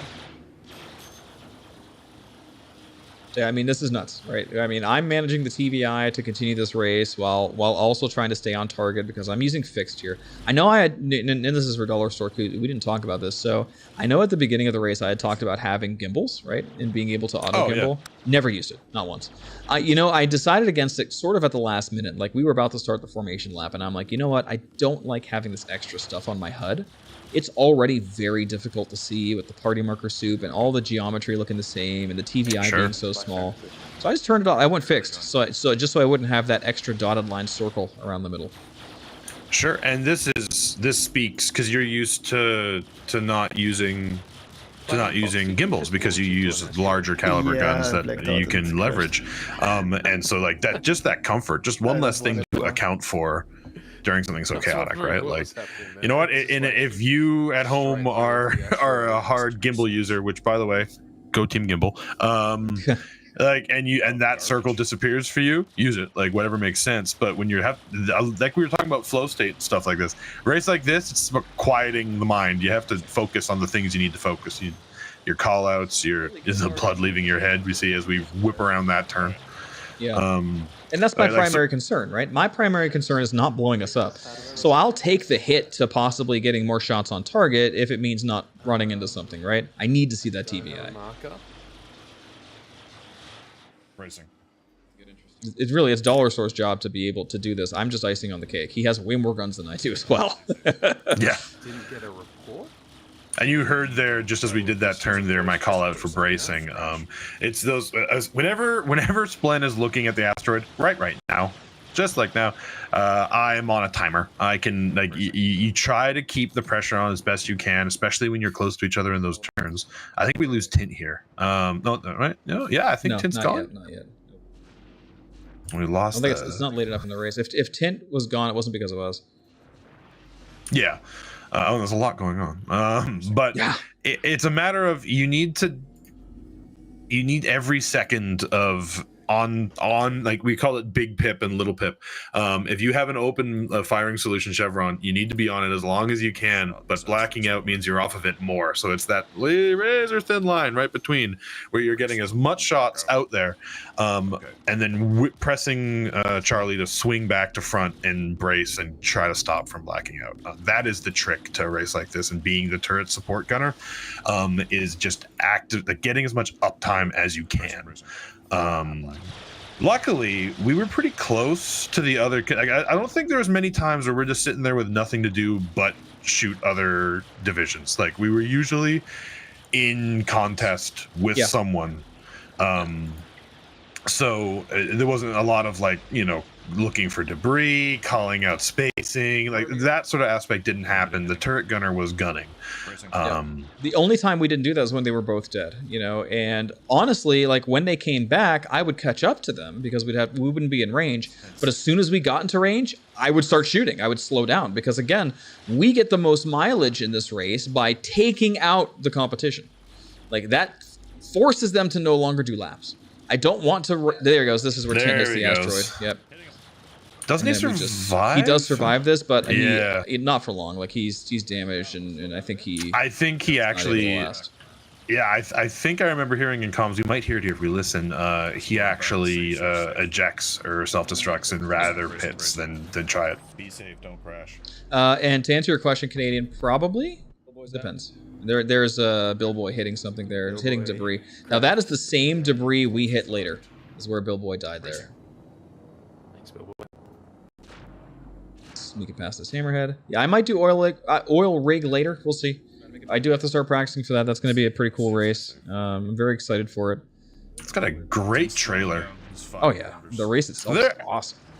I'm on team production value every day of the week. It could be the grossest track with no fun and no prizes, but if you make a banger of a trailer, I'm going to talk about it. I have no vision. Yeah, that's part of the reason I like Genesis Speedway so much, because I like what Speedweed did with it. Okay, good. Oh, Speedweeds with Genesis. That makes sense. The ship, Commander Calabar is going to investigate. Please do not shoot the safety ship. All right, we are this turn, like this turn. That's the blackout turn. It's just a big oversteer for 2 whole gates. Yep. And that'll black you out if you're looking forward. And it fills full of ships as the race goes on. Yep. And you guys are probably hearing in the background occasionally. You will hear the race directors talking, other racers talking. So not only am I trying to manage this TVI and shoot at things, I also have to pay attention to what's happening in chat. There's a lot of penguins on my iceberg. So anytime Dollar Store could help me by clarifying things and answering questions for me, just like right now, I just asked him what the lap count is. That's a godsend. I love this aspect of racing. I love the amount of teamwork that has to happen in races like this, races like Daymar Rally. I wish we had more opportunities to leverage support crew. Yeah, all it's really like cool having, when we can do that and still have a fun race. Yeah, like having the voice in your ear, like not all of us are Razor's Edge like fast boys, but we still want to all hang out because we're friends, right? And so finding things we can do that we enjoy. So that kind of like, so you brought up Daymar. That's a great example because we're literally following a hover bike in a drop ship and we're calling out topography. We're looking at the standing of the race because like there's so much room on that big track. You could have someone coming up like to pass you, but they're kilometers to your left or right. They're not near you because they took a different line, but they might be closer and to the waypoint than you and actually winning. But you wouldn't know because you're busy trying not to hit rocks because that's how Daymar works. Look at how close Rizzy is there. Just real interrupted. Yeah, that was a nuts moment. It's like, oh, okay, he's over our shoulder. Start shooting, please. Yeah, that is why passing is like you just don't pass, just stay behind them and shoot them and try to beat them off the line so they take a turn really wide and then you zoom by. But like that actual shoulder to shoulder is just dangerous. And Rizzy and Fed probably could have had our lunch there if they planned that better. I don't know what happened, but they should have stayed behind us and just lit us up. I was meant to announce this before. Now, there's something to be said about bravado. Like, if they're just willing to roll that dice and we're not, they have an advantage. Like, so if you practice just playing that game, it could be a thing. But that is not our motive operandi right now. Is like that is high risk, potentially high reward. Yeah, at this point, we know we have a substantial lead, so I'm not pushing as hard as I can, not even close. And I'm playing pretty conservatively, watching for debris. We're taking shots when we can. But Sorry, go ahead. I was just going to say, but, you know, when we have the shot and get behind somebody and get in an advantageous position, I still pushed there. As again, it's just so worth it to us to build as huge of a buffer as possible because, like you'll see, 50 minutes in, I crash. And then we have to start using that buffer we've created, you know? And so at the end of this, I think our max distance between our nearest competitor was 10 laps. When we finished, it was 4. Okay, so like that gap when you crash depletes quickly. Even though our competition crashed 2 or 3 times each, we had a lot to lose. So anytime we can extend that buffer by making them crash more, that's what this race is all about. Now this is where it gets dangerous, right? Because there goes the sun, here comes the shadows. Like everything is the same and dark now. This is where people start crashing immediately. You're gonna hear it in the comms soon. Yeah, you get debris popping in and out, like, and as more people crash, the game struggles more and more. And that's not a salty Star Citizen moment. It's a lot to ask the game to render this much activity in one area. Like this is part of playing Star Citizen, is playing around these aspects. This is a marvel in engineering, actually. But the fact that it's as smooth as it is, with debris streaming in and out. Racer streaming in and out, everything happening all at once here, and still managing 60 FPS or whatever we're getting, 30 I guess right here. But it's smooth enough here that I didn't notice any performance hitches. So that in itself is a marvel in engineering, especially when we're close to these hammerheads like this. Yeah, look at this. Jeez! Like, and those no leftover debris from Dirk's collision. He just smacked the rock on the outside. They're populating the turn with shots. It's terrifying. If they had if they could downsize or whatever to use Gatling or repeaters or whatever, like distortion repeaters, I think they'd be really dangerous. Okay. Like we would not be giving them any sort of firing solution because they'd just kill us. Yeah. Hey Gray, hotfix is garbage. ETU right now is unplayable. We crashed the desktop 3 times in a row with 1 to 2 minute stalls before the crash where we're unable to Alt F4. Siege of Orson's running, which brings the server FPS down to about 3. So we just stopped and we're back. Well, now right now, me and Dollar Store are going over Scarlet Apex. This is our onboard footage from Scarlet Apex yesterday. We did take first place, and we're talking about pretty much giving a blow by blow while this is happening. Yeah, moments like that, it's like, ooh! I had a couple of those where I was actually a sliver away from blacking out. Just a lot of experience and practice are the only things that are going to save you from that. Now, I have to call out here the official corporate line of Dollar Store EX, and when you sign up for the race sponsorship package, is that every bit of blood in your head but the 1 drop is extra, and you should spend it.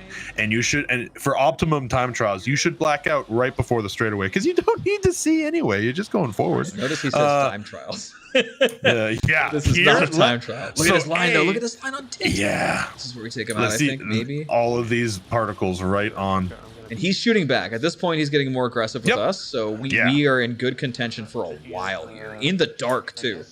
Yeah, and you can see shooting backwards. These cuts between active firing and bracing, so you don't black out, are way shorter. You have to, or way more far between. You have to go and brace way more because you're looking the wrong way. Now you're getting the G-forces, and so defending backwards is hard compared to attacking forward. And we leverage that a lot. We chase people off the line. We don't. How much defending did we do? I don't think we did a lot of defending. We stick behind people a lot. Look at our shields at this point. You can see. Here. Put on the gas. Yep. Deflect. I'm just going to shoot. I'm going to black out. Probably right behind us. I'll hold the button down. I'm still shooting. This is panic mode because my shields are pretty much down. And Centering has the line. Noise maze. This is Dirk coming through to re-enter. You are clear to rejoin. The counter is broken. Yeah. The guy in last is 4 laps, while the other guy is 10. So that's just not making any sense. Yeah, it's just broken. Alright, hey, we passed Tint. Wow.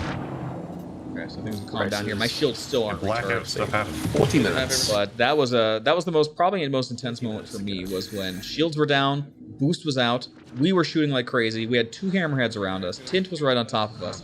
That was the scariest moment for me. Like we had to quickly get out of there, stop shooting. I had to recharge resources. So that was the one moment we could have gone down. There's an interesting aspect with the hammerheads because when you're in, it's less about messing with the hammerheads and more about when you're in the mix with someone in your division and the hammerhead just happens to be peppering the area with shots. One of those when you're already shieldless is like it's a nightmare. It's terrifying. I'm gonna hold like that.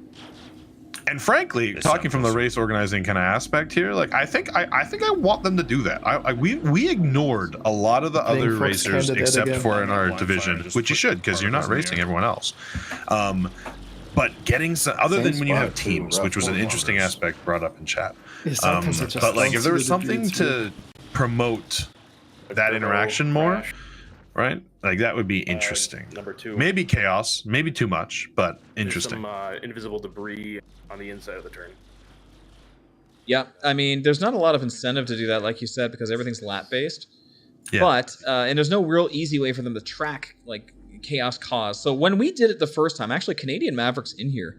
When we did the first trial of this, let's say, the test in July of last year, Canadian Maverick was the judge to judge who caused the most chaos. So in reality, Canadian Maverick's the reason that we were able to win that category last year, because he was watching us take people out left and right, and decided that the title went to us, right?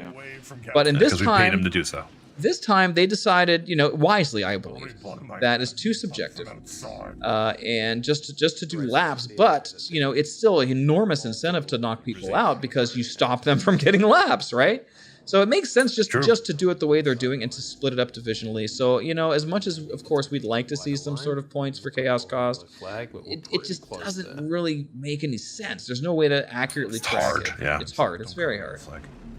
And it was interesting too in Mark 1 or Year 1 Scarlet Apex, because there were no divisions. So you were racing the Merlin. The guy in the Merlin could take your first spot. So you had to compete with them. You had to shoot the Merlin, despite the fact that the Merlin is really hard to shoot.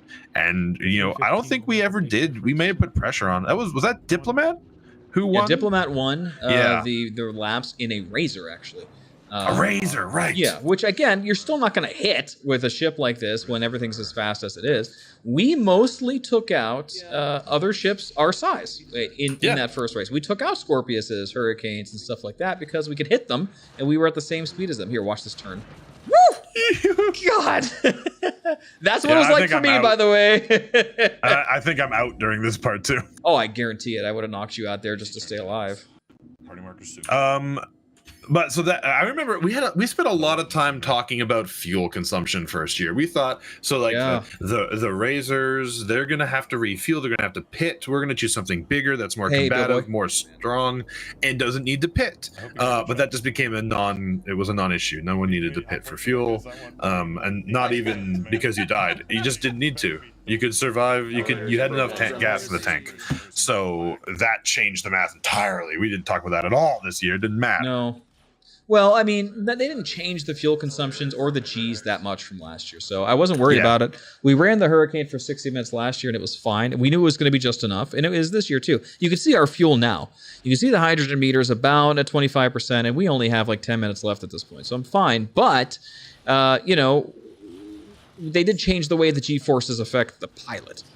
Yeah, which you feel and changed everything. It changed everything. Ooh, look at that hammerhead there. God, these are such. And look, we're caught between two hammerheads. They're shooting at Sandman. Oh, it's just so nuts. We're shooting at Fed here. It's a crazy moment. Like this last 15, 20 minutes were insane. In the dark, so many good battles, and finally we ended up hitting something at like 10 minutes left. That's coming up here soon. Bill Boy, we took out Tint twice. We got in great fights with Riz and Fedical here, but we weren't the ones that dealt the final blow to them. We tried as hard as we could here, but they got their shields back just in time. We couldn't quite take them out. Well, and they made that choice, right? So we beat them off the line, but they stayed alive until something else got them, right? That's what you want. You want to give up the spot instead of dying. That's the actual choice to make. What's going on, Newt? How are you? But big props again to Rizzy for basically outlasting me big time, like keeping me at bay, Fed shooting back pretty well, not getting shut down by us. Like that was impressive. Oh yeah, I mean, combat is definitely relative for your class, Billboy, and we were talking about this to some degree for next year because remember, next time. Well, this is where I find out that I was moved to inactivity channel in Discord, so I'm freaking out. That's another co-pilot job. He's like, Yeah, oh, I gotta go yeah, through yeah. Anyway. comms and talk to the race. We were talking about how next year, Billboy, with if we get master modes by then, which we might not, but if we do, that's going to slow things down significantly for the duo class. So you might have to think a little harder about, not just picking the smallest, fastest ship and getting something that can be a little more survivable or maybe can fight back. Interesting. I mean, it remains to be seen. It might be the same. It might just be like this again, but it's interesting to see if the dynamic's going to change next year as well. Scarlet Apex is, look at Billboy full zoom by us there. Oh yeah. As they should. But Scarlet Apex is an interesting kind of test for the so every year you have this one race that involves a lot of different systems and flight model aspects, and they all get to fly right next to each other. So it's interesting the state of the game can be shown by this was one event. Yeah, and Gray brings a big point here. 350R getting useful? Maybe. Yeah. So like the more robust racing ships that have guns on them, and 2 size 1 shields and have a little more hull HP and bigger components. Yeah, those would be able to theoretically survive distortions a little better. So not to mention have guns. Not getting chased off your line, having more time. Right here. Watch this. Here we go. See, we're on 10. What happened? Yeah. So I'm not really going to bother replaying it because you can't see the debris very well, but basically a tiny chunk of debris that was just off to the left. 11 laps. I just couldn't see it. Yeah, no, they're talking. And you heard me calling there. We had an 11 lap lead at this point. Yes, and by the time we are done with the race, it goes down to. It did not look like there was debris there earlier. So at this point, Dollar Store and I are just scrambling as fast as we can to get back. We do have a backup Hurricane. It is ready to go. Almost necessary. If you're sitting here waiting for a ship timer, you're just done. Like you have to have multiple ships, unless they make that a rule. But then no one should die ever, because it's so debilitating. Oh yeah, Deku. I mean, our biggest wins were when we coordinated, though, and I thank my training as a combat pilot being able to do that effectively. Coordinate with Dollar Store Easy and really pound on Tint as hard as we could to take him out. Because I don't think he would have been able to do it by himself just because there's not enough firepower. But with 6 size 3 guns shooting at Tint instead of 4, I mean, that's really the edge we needed. So there we go. I mean, we're literally less than 60 seconds here in Grimhex. At least I am. I'm out. Like, we got the ship out. It's on the pad. We're going down the elevator now, right? Glenn, I have no idea what you collided with. I don't even see debris for your ship at Cable 2. You can hear the chat here. Yeah. So, yeah, they're not going to find it because it's between turns 2 and 3. I didn't know how to describe this very well. 2 and 3. But yeah, it was just a tiny piece of something that blew up and drifted out of the way, and that was enough to kill the Hurricane. So, which I think is kind of BS. But the medical gowned spacesuit. That's all you need. All you need. Sorry, where is that debris again? Start finish. Right A after. little buff to the Hurricane here that you might not notice. Both the pilot and the gunner can get in at the same time now. Good stuff. I wasn't expecting it. I didn't test it. I was expecting to have to wait for Dollar Store, so this was a godsend as well. It's interesting the little things the game will. Oh, hey, they fixed that. Right on. And here's another advantage a ship with quantum might have over a snub like the Fury is you have a quantum drive, so I use it here. I'm able to cover that 80 kilometers almost instantaneously because of the quantum drive. And every bit counts. Like it seems like maybe silly, but this is super relevant. Yeah. You pick something with more room to put stuff in, you should use it. And we used the quantum drive, so having it on board was worth it.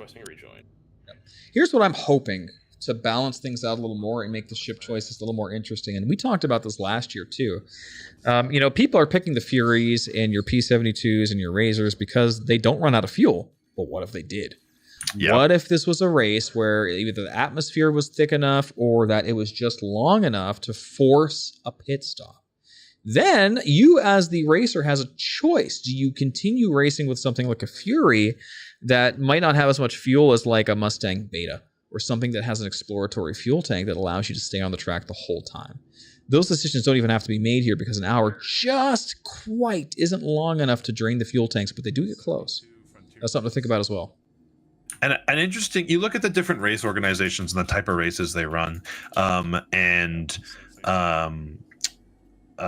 these guys here kind of follow I'm talking out of my ass here a bit because I don't know F1, but from my understanding is they follow some pretty F1-esque rule set, right? Like there's a safety lap. You're not racing laps, you're racing time and how many laps you get.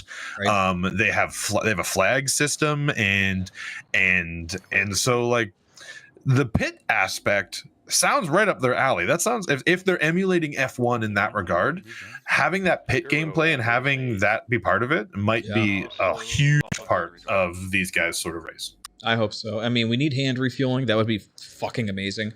First of all, like having the multi-tool have a fuel attachment and be able to do that, so you just land. Your pit crew's there to refuel. Maybe, you know, if you've missed some components, your engines are overheating. Which, by the way, we want that redlining gameplay as well. Your thrusters should start to take damage if you're pushing it this hard. Your components should be able to be tuned to redline and last only as long as you need it before that first pit stop.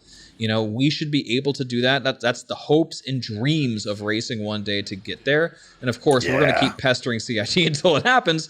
But, you know, that's what we really, really want, is to give those jobs for the pit crew as well. Your managers and stuff who are helping you out the whole race, and suddenly you come in for a pit stop and they've got to have their shit ready. And you will have to rehearse this as fast as you can, right?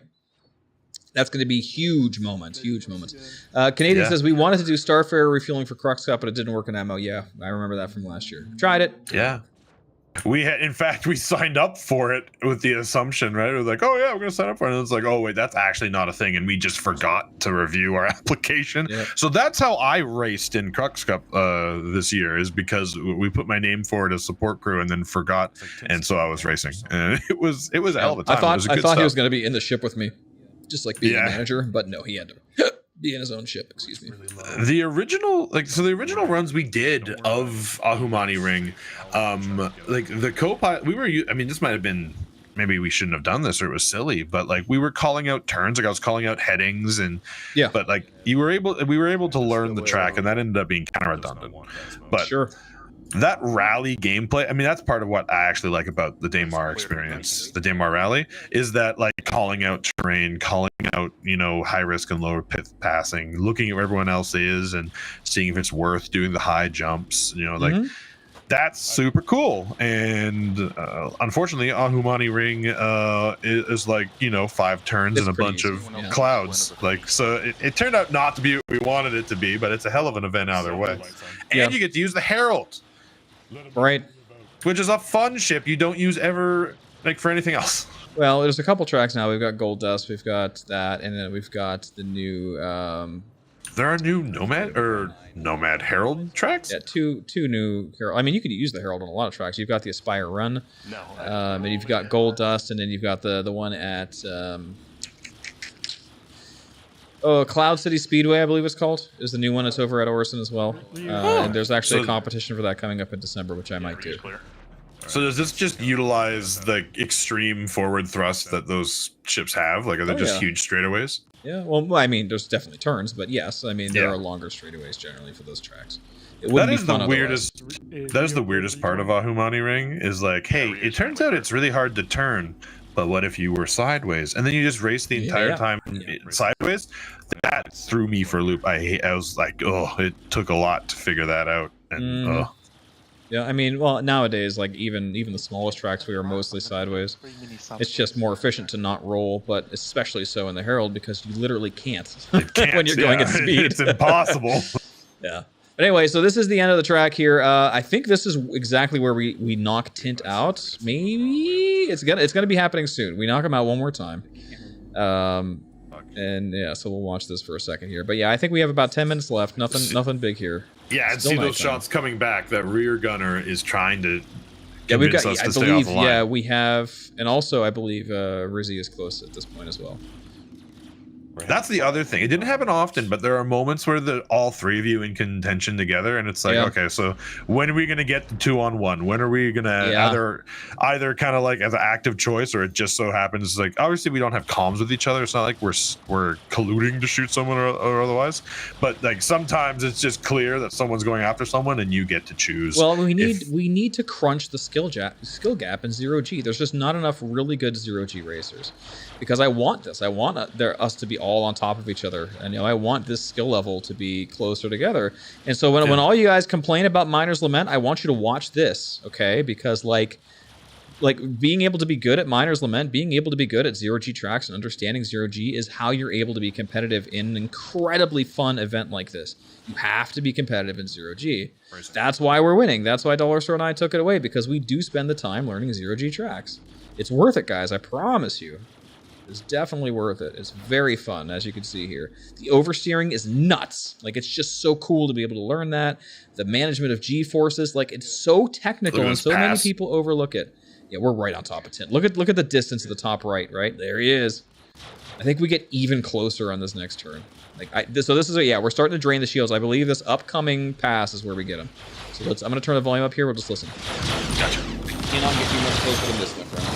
Yep. The issues can get bugged sometimes. Good hits though.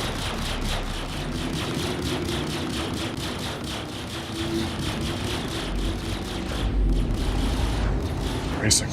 Howdy, Jez. Time's 56 minutes. Dunk is currently in the lead with 104 laps. Bill War is second. So just be aware of that for upcoming lap flag. They're lapping about 30 seconds a lap. Copy that.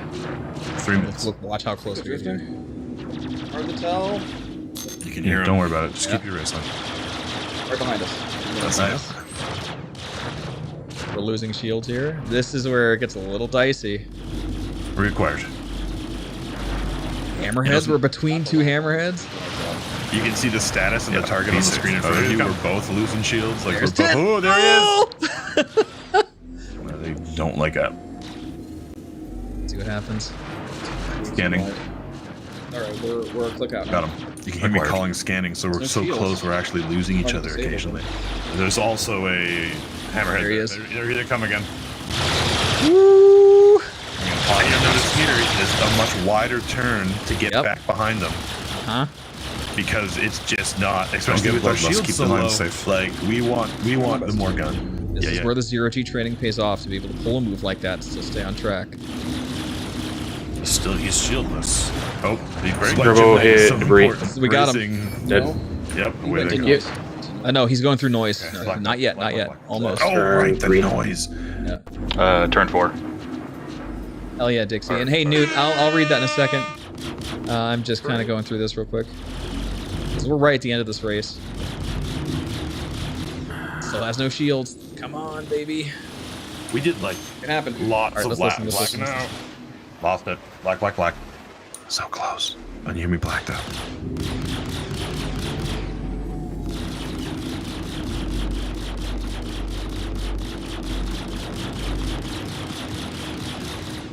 Bracing. 2 minutes ahead. That's it.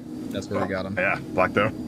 He's fine. That's fine. Yep, he's just drifting off, and this is where he has to eject. They may be drifting. So that was it. And you see how important. Like, so at the beginning of that, you heard me call black, and that's because I had lost out. I stayed on that target too long. And there's time there where you're in an optimal shooting position, but you can't because you're in the turn next to each other, and you have to let it go. But it just so happened that we both got there. It's worth it to not black out. And here's Tint talking from the racing line. We shut him down and they ejected. This is good banter. Listen.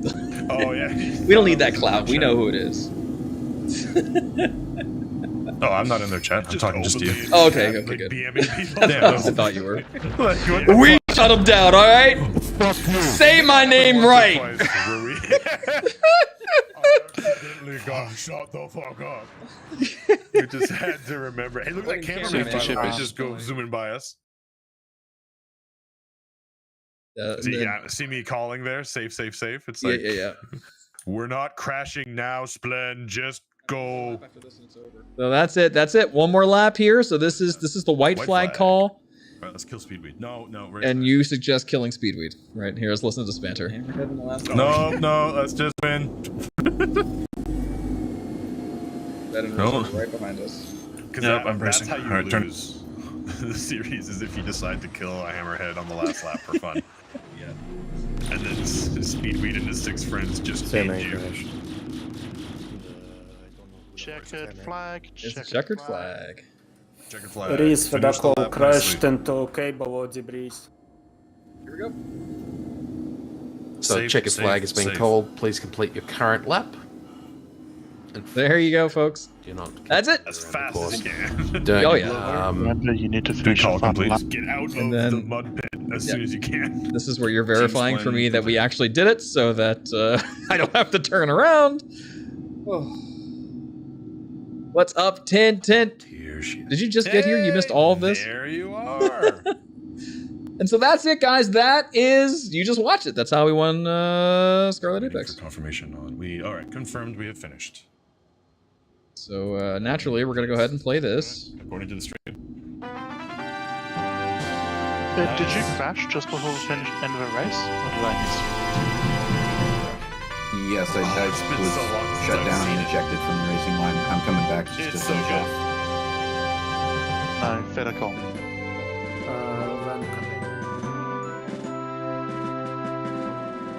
Van Akabit and Tint came in the same car, I guess. There you go, folks. So yeah, you heard the chaos, the banter, the awesome shit. This race is top tier. My favorite. It's nice to be able to race with Dollar Store.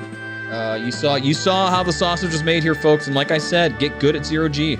It's worth it. Okay, it's worth it. And if All you right. have friends who race, but you're maybe not so much, go out with them once in a while and like hang out and you know, you get better at racing, but just you better at everything else you do in Star Citizen because going fast is part of cargo, it's part of shooting, it's everything.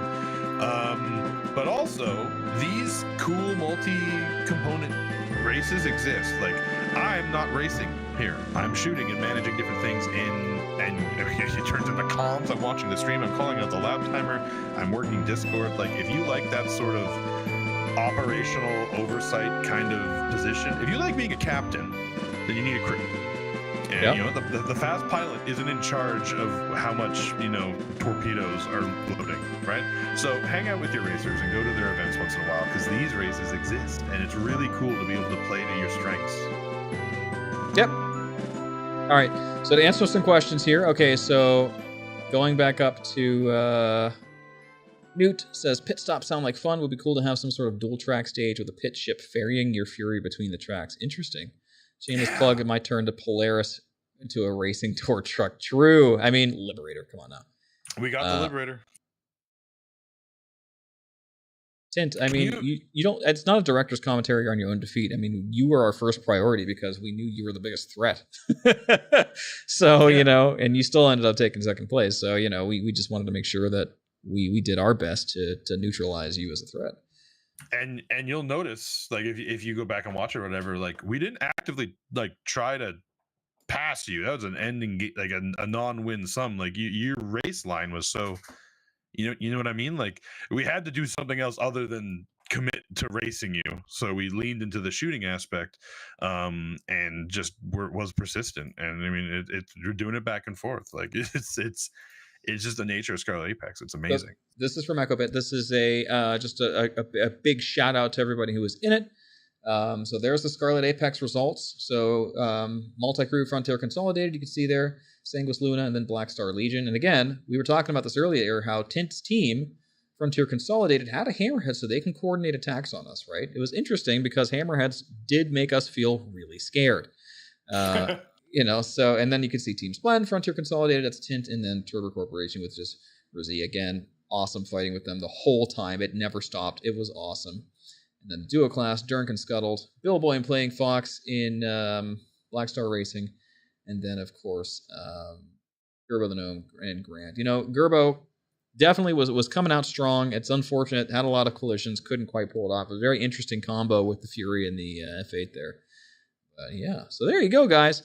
That's Scarlet Apex. So it was something. Something. And these signs saying no race until the track is cleared have a whole new meaning when the track is actually full of garbage and we've crashed into it before. Yeah. All right, guys, I'm going to take a quick break here. I'll be back shortly, so I'm going to send you guys over to the fish tank. The fish tank, and I'm going to debrief with Dollar Store here, and we'll be back. So thanks for watching that, and we'll be back here with more stream momentarily. I figure out my life. It's one of these them there buttons. Oh, there's a lot of buttons. All right, be right back, This guys. big throw switch. Here we go.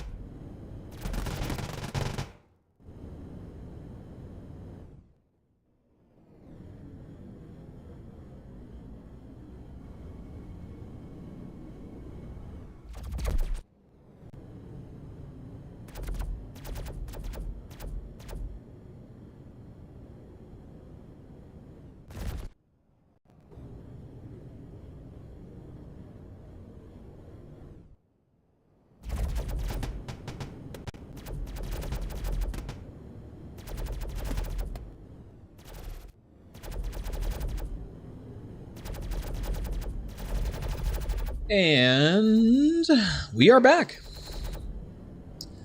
Let's go ahead and tally up the scores here and see what happened. It's like Funky Pants on top with a dominating lead of 28,000 points, 10 with 10k. Sparrow picks on third. Woo! So hello, guys.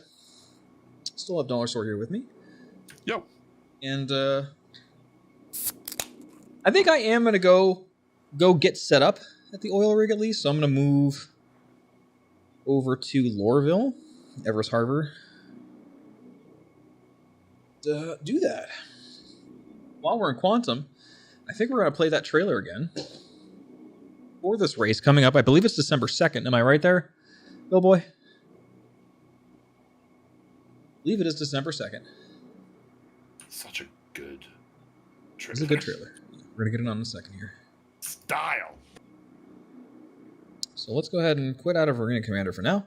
We'll come back and grind on this later, try to beat Baker Day's world record.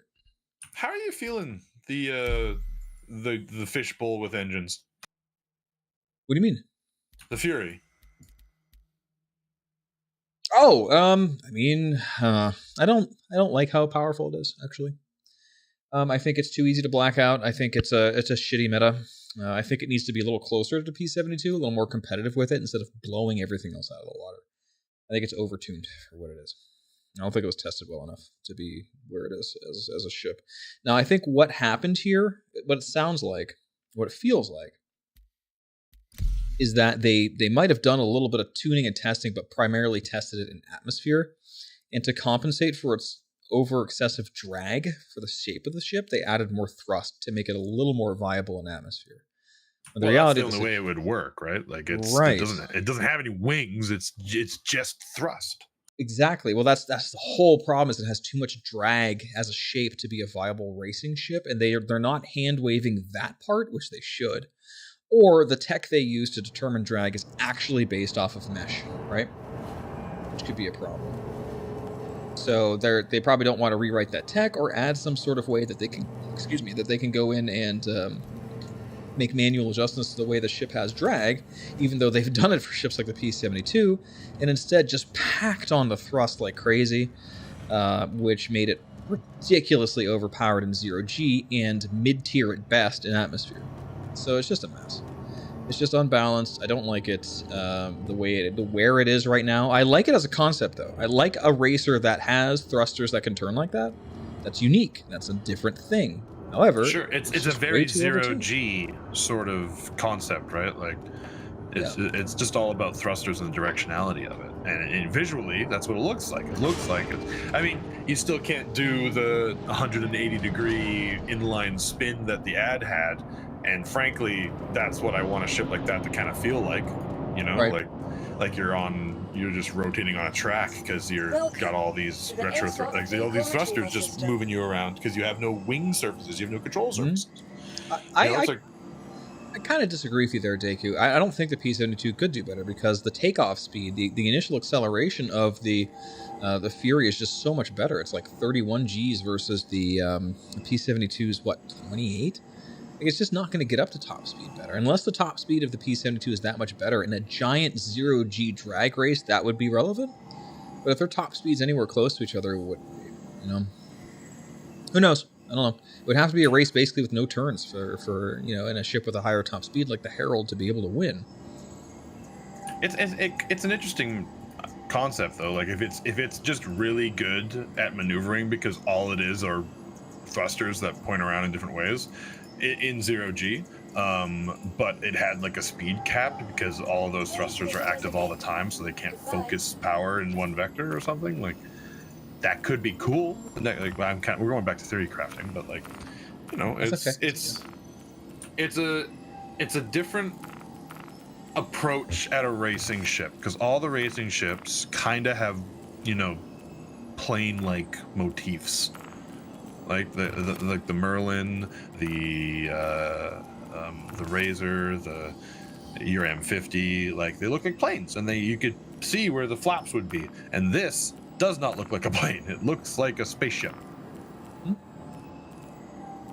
Yeah, and so yeah, theoretically, because of that, because of the extra drag that it would get, because it's shaped like a bowling ball, yeah, it should be in 0G. But even so, obviously the thrust was made to compensate for atmosphere. It wasn't balanced properly. It should suck in atmosphere, except for like extremely good at turning, which, you know, it should be able to do.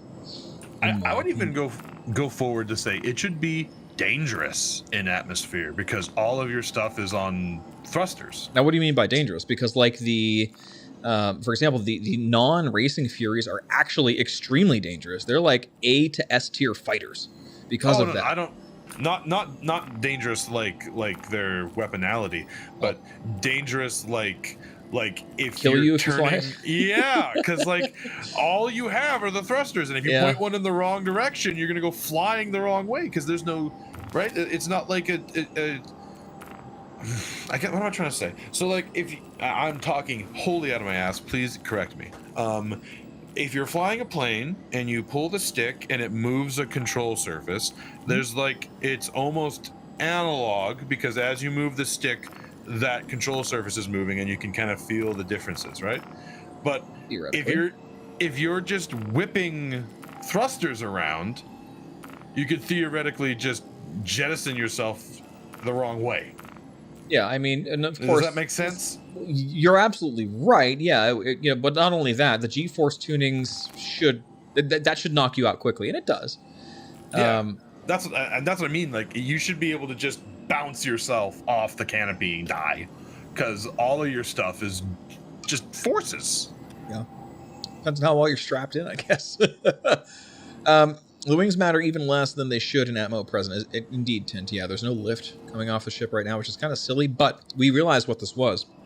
We looked into the game data files, we looked into Urkel, and found out that for some reason the Fury is 15 tons, whereas the P-72 and P-52 are 8.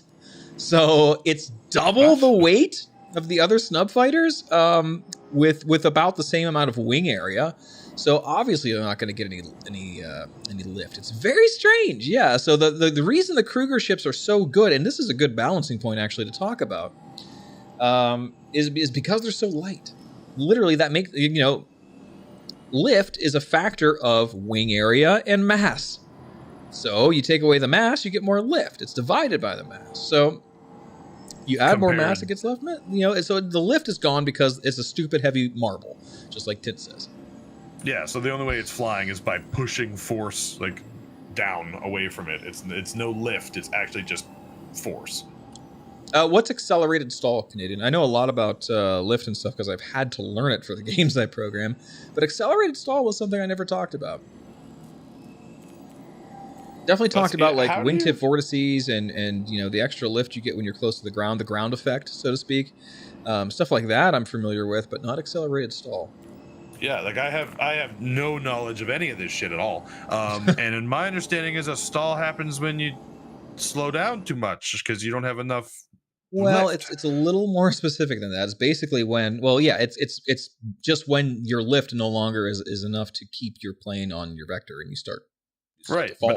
But how do you stall if you're accelerating? Because then you'd have more wind over your wings. Canadian Maverick, I beg you. You're a wizard, and I need to know these things. You lose too much control where your angle of attack becomes too great and you lose lift. Well, yeah, sure. That's usually about, 15, 12 degrees or so in a plane. Is when you have that much angle of attack, your wings are basically no longer effective. And to combat that on slower moving stuff or bigger things, you notice wings have a lot of camber where they're angled in a certain direction. I think, the Concorde was famous for this, where the nose was angled downward and the wings were straight along. Yeah, because of the speed it had. Yeah, that's interesting. I didn't know that was specifically different from just normal stall, though, because isn't that just the definition of a normal stall? What does that have to do with acceleration? I'm just curious. Is it bad that the only reason I have the Concorde in my mind so quickly is that Lego just released a model of it? Did they? They did, and it's in their like Ultimate Collector Super Adult package, so it's quite the bill. Yeah, I'm never gonna buy it. All right, I'm trying to find. I'm gonna fly the Arrow over to Lorville, and I want to be ready for things. So I'm trying to just find another Badger laying around. What ships have a Badger by default? Probably like what? The Aurora. I actually think I have an Aurora.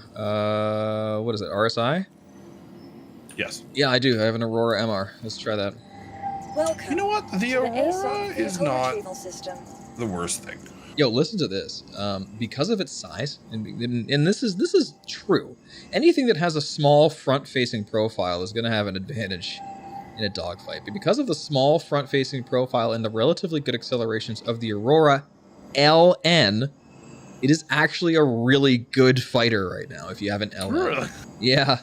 The other one's not so much. They're just too slow. But the LN is a good little fighter right now. So if you have an Aurora and you want a dogfight with it, you have an LN. You're actually somewhat competitive. Like, it's kind of crazy. So, yeah. There it is, Bulldogs. Okay, yep, that's what I need. Go back to the arrow. And is it Grimhex that has the FR66s? I believe. Now, you have... Now, I just remembered, you have broken one of our rules, Splun. I have? Yeah, since we looked up the brochure of the Auroras while talking to SpareNoPixel about the Fleet Pix project, we all agreed to never use the Aurora abbreviations. So you mean the Aurora Legionnaire? That's right. Yeah, is it? That's not Legionnaire, is it? It is. That's what LN stands for. I know, like MR is Mark or something. It's Marquis, I think. Marquis, yeah. But yeah. Yep. That's because there's an L and an N in the word Legionnaire, but you also could have called it Lemon. All right, so we got some explanations here. Technically, but you can still get into one at any speed. Well, yeah, I mean, especially when it comes to like atmospheric pressure. Yeah, you're right. So any speed you could stall just by changing your angle. You're absolutely right. Technically, though, that drag would eventually get you to the stall speed anyway from being so far angle of attack, depending on what you're flying. To clarify, you can fly a plane fast and also lose flying, so you can go fast and stop flying. Oh sure, if you like, it happens all the time here in Star Citizen. Actually, when I'm going max speed in like a P-72 and I pull up hard into a turn, I actually talk about it as a stall because you eventually do lose enough lift that I have to start tricording in the middle of those turns. Yeah, but you're slowing down while you pull up. Like, you're pulling up as air braking and you're slowing down. So you're slowing down and stopping the fly. It's a factor of two. Not only is it because of the slow down, but yeah, once your wings are no longer going into the wind, you don't get lift anymore. You become a kite instead. You can still be going fast as a kite. You'd just be creating a ridiculous amount of drag and probably ripping your wings off and causing so much heat it's not even worth it, which is exactly how spacecraft re-enter the atmosphere. Same concept. But we don't have that in Star Citizen yet, so we just stall. Really, when I'm pulling that kind of turn at Drifter's Hideout at Adar Valley, I should be ripping the wings off. The notion of going fast and failing to fly is a scary one. That's the fact that you can just go fast and lose lift at the same time. Planes are terrifying. You've played Kerbal Space Program. You hate that, though, because I don't play it right. You experience, without knowing it, exactly what we're talking about. To clarify, a long time ago, when we went to a LAN party together and we're playing Kerbal Space Program, because that's the sort of LAN parties we went to, I suppose. I was playing for the first time and he was kind of showing me we were messing around, and I insisted on making a standard, whatever, vertical looking rocket stage, that whole thing. If you play Kerbal, you know.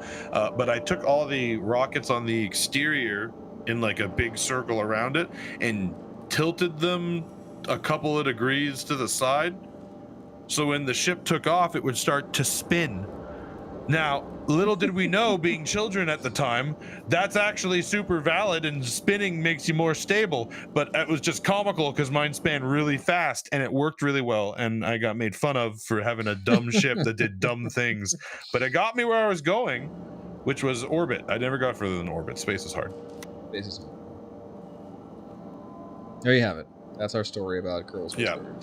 If you want to be a rocket, you need to do like 1,000 RPM as you go up. Oh, Canadian, no pressure. I'm just playing around and just trying to make conversation. Don't worry about it.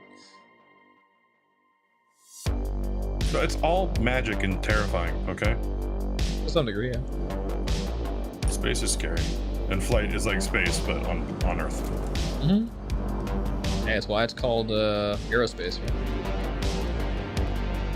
I just want to buy the Lego. Kerbal's coming out with some cool updates. I do have to play it again. You know, I was kind of disappointed with the initial release of Kerbal 2 because it was basically Kerbal 1 with less performance. The customizable like wings were cool, and that allowed us to make a good M50, and it did fly, but you know there wasn't really much else besides that. In fact, it was missing a lot of the features Kerbal 1 had, like science, and that wasn't even in the game yet. So again, and this is another reason I say that when a game says it's launching, I just don't listen, don't believe it.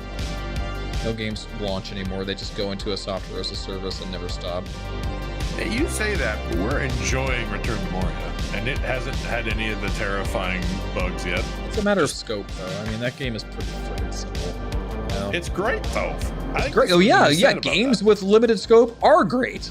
That's which is exactly why Star Citizen the extreme opposite. Yeah, so Let's it's like start the salty timer.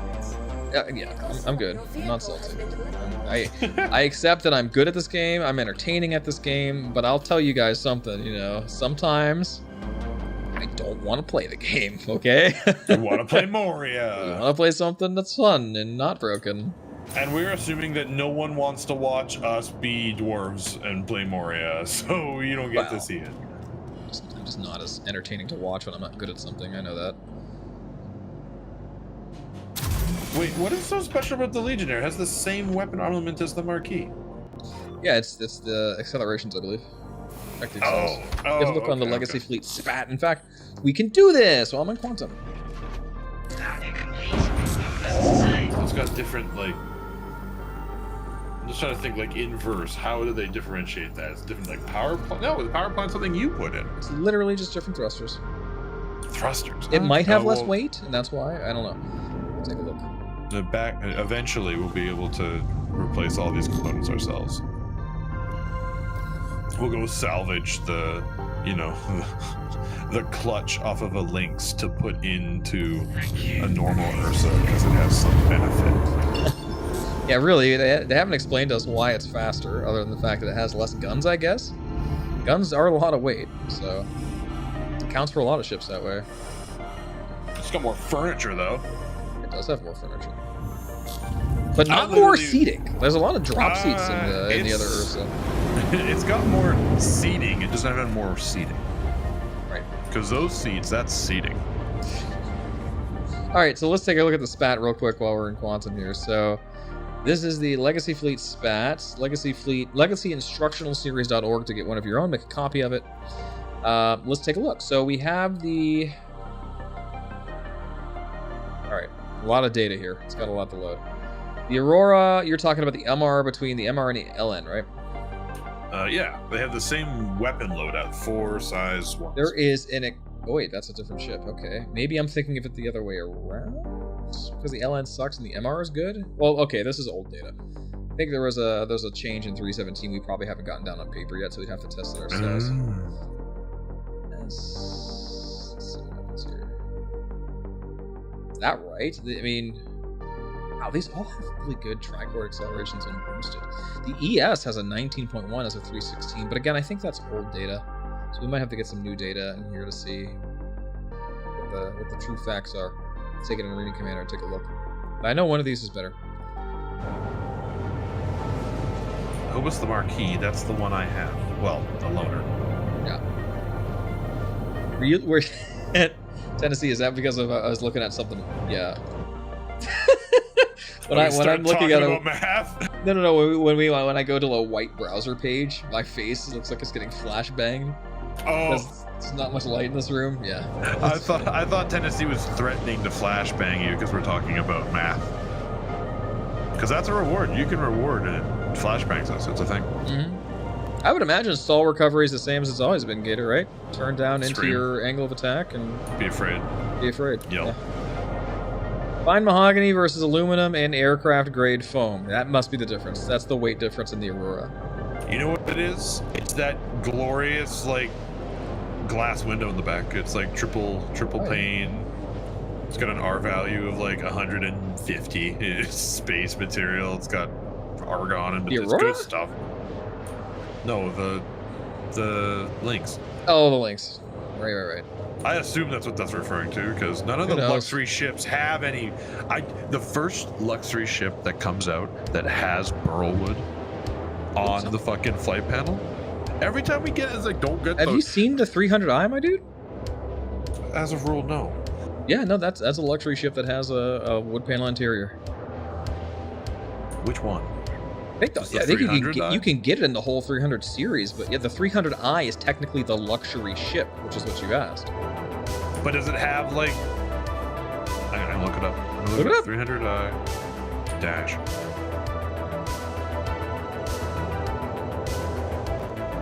Because when I say Burlwood, I mean like 2004, like Lexus Burlwood, like BMW Burlwood. Yeah. I want some pretty egregious. Like if you looked at it now, you would call it dated. Yeah, Burlwood. it kind of looks like that, but I mean, this is also a game from 2953, so the most dated cockpit we have is the one in the Avenger because they haven't updated it yet. This doesn't fit the MFD screens, but it does. Is it wood? It's brown paper. What? There's no texture. Wait, did you send me something? No, 300i dashboard RSI. 300i, the real interior. 2009, this will be relevant because they haven't updated it since then. Here, show the cockpit. Architect reviews. This is Space Tomato, right? No, this is Morphologies. He's great. He's fantastic. 4 years ago. videos. This would be relevant. I was looking at a picture of it from the seat, and it's just got like, it's just got like brown segments that you guess are wood. Burlwood is. That is look up 100% wood. Look at that Look up- texture. Look up Burlwood. I don't even know how to spell Burlwood or Merlewood or Burl Ives. B-U-R-L. Burl. Like the name of your dwarf in Moria. I mean, it's wood. I asked for Burlwood. Burlwood. You can put car or automotive after it, and you can see like what that. I mean. So marbled is the word you're looking for. It's very marbled. No, but yes, but it's called Burlwood because it comes from burls on trees, which are wounds. Oh, okay, gotcha. So they're rare and they're hard to find. And I'm not a wood expert. all of the Burlwood in every single car I've owned that has it is real wood, and it's not plastic. And whatever Vision tells you, he's a dirty Sanchez, and I hate him. Call anybody a dirty Sanchez. It's gross. Yeah, that's cool. This is what I mean. I think you know what it is. I think this is super derivative. But I think luxury. I think luxury car. I think the Lexus from The Sopranos. I think like that's what I want. I had one of those. I got a Lexus LS from 1992. It was great. I'm upset that you don't still. Well, I mean, did you hear what I did to it? Oh, is that the one I think it is? That's the one I accidentally put transmission fluid in the oil pan. Don't talk about it. I'm not a mechanic, okay? Oh man, that's rough. Was that I killed it. 400? I believe so. Oh. Had the wood panel interior and everything. It was beautiful. The air ride suspension. Man, this is obnoxiously loud, and I hate the server performance that's allowing these fucking missiles to exist like this. Again, we need to get ships with close point defense systems. This, all of them. This is fucking insufferable. Can we stop?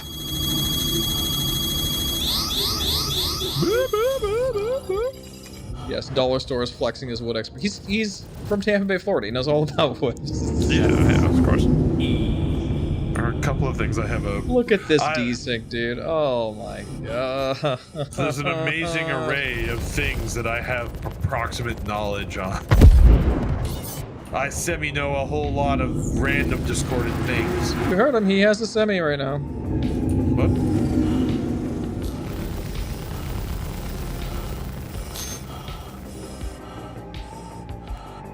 Wait, is this the 3? Oh, so this is someone has like redone the 300i in like Blender or something and done the interior, and they've added like diamond diamond quilted like leather paneling down the side of the center part of the 300i. That's more like it. Yeah. It should look and feel like you are living inside of a banquet seat.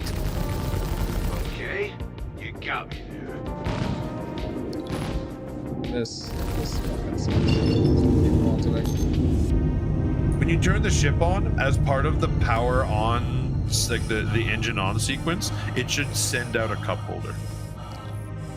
That cup holder should be too small and European for modern day North American lifestyle. That sounds like something Drake would do, because they do have things that pop out, fans that turn on and shit. No, Drake's cup holders should pull out. That's the difference. No. Right? Because part of luxury cars are having things being powered that shouldn't be. Like, there's no reason for it to be. I don't think Drake ever pulls out, really. I mean, there's no eject. And they still got that panel on the floor on the Corsair.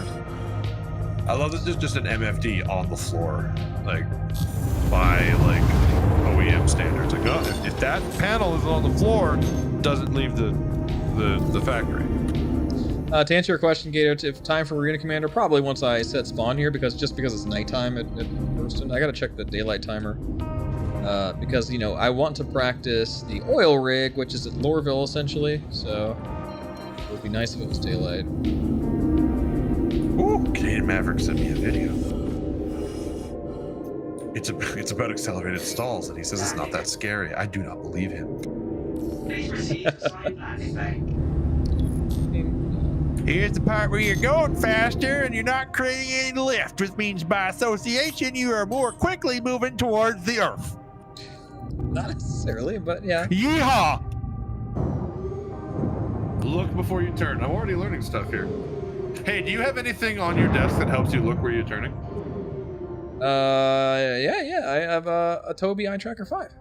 That sounds amazing. Do you tell me more, please? Sure. Yeah, you can get one of your own by going to tobii.gg/splen. It's 15% off right now, actually. And I'm not able to do the things we would have lost Scarlet Apex so freaking hard if I didn't have head tracking, and the added bonus of having no wires attached to my head right now.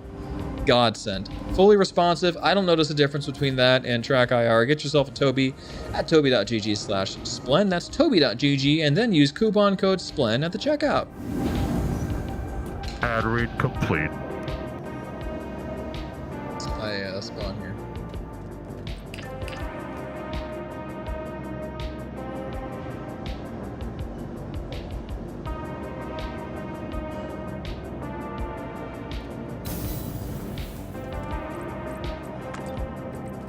I have studied lift extensively, flight mechanics in general, for a video game I make, and it was a very eye-opening experience on how much I didn't know about lift, first of all. So I'm sure I will have a good time reading that, Canadian Maverick. That is yet another thing I'm not aware of. Something more serious. Got a case of the nipples or something more serious? Fuck Kelto. Hell no to Kelto. Kelto, more like Kilto. Fuck you. Alright. What am I looking for here? So we need the daylight time of day, which I have laying around here. Oh, fuck. So downside of having this new microphone is I forgot where the mute button was, and I bumped it for the last, 5 minutes. I didn't hear anything. It's because I'm muted, you fucking... God damn it! Do you ever just get so mad at the smallest inconvenience? I didn't hear you. Yeah, it's because I was muted. You Frosty Hydrofrost from... We do this back and forth. I forget what game it was or what software it was, but Splen needed it was like a 25-bit room key or something. And so I took a screenshot of the key instead of copy and pasting it in, so he could just copy it into whatever program we were using. This is the sort of dumb shit we do on the regular. This is if you want to see how the sausage is made, this is how we regularly put who wants some noodles? No matter your health status.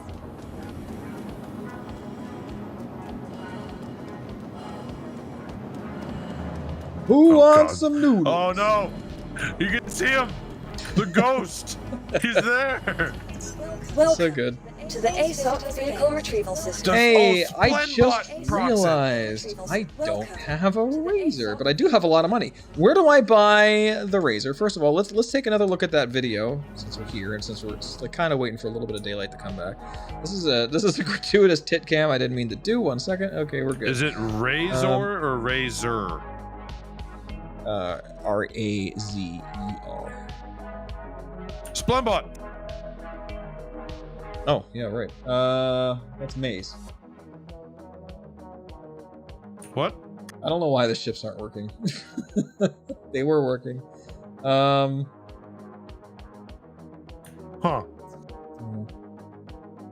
Maybe you have to put MISC. Let me look at the video real quick so we just know which one we're looking for. This was from this guy. This guy. This guy. I have way too many DMs. This is insane.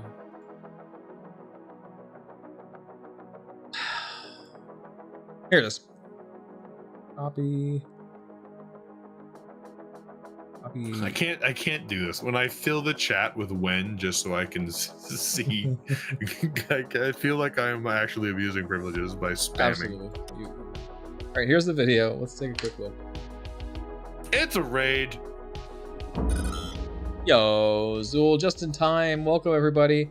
We're gonna watch this this racing trailer for a race coming up on December 2nd. Hello, Zool. How are you doing? Hello, everybody.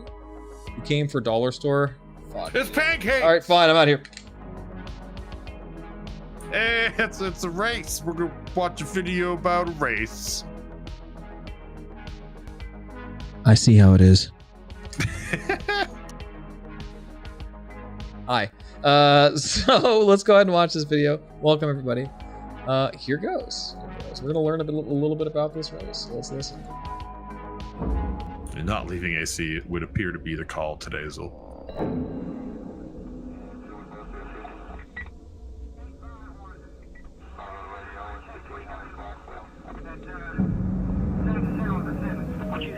Do you ever illegally race so much that they consider orbital bombardment as a theory? Because that's the vibe I got from this intro. Looks like a base razor to me.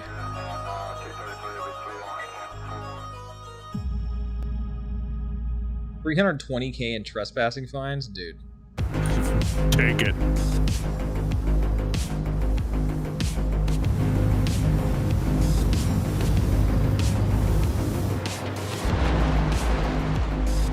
Can you imagine if we had like the cinematic edge that this team had when we produced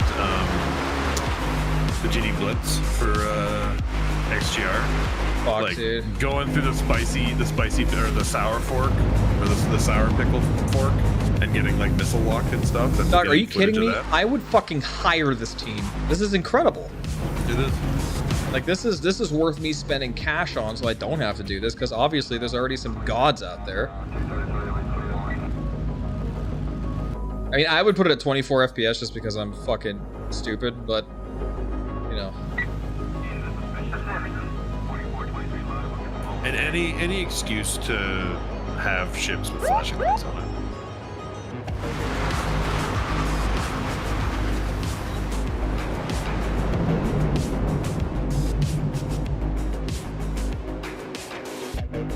Such a good fucking trailer. Fuck! Oh, alright, anyway. That's happening December 2nd. I'm gonna try to do it. Even just look at that. Even just so the logo. So good. The colors are perfect. Alright, so this a is... bunch of this. Oh, Louis Zong, let's go. Huh? What? Oh, you want me to do the Disco Italo Mario? I'll put it on right now. Like I said, yeah, it's just such a good. There are random. So listen here. So when you're producing music, when you're finding music you can use on stream for Twitch and stuff, sometimes you just nail like just sick things that aren't even like you just put it on your like phone and listen to it at the gym or whatever. It's so good. Good. Here we go.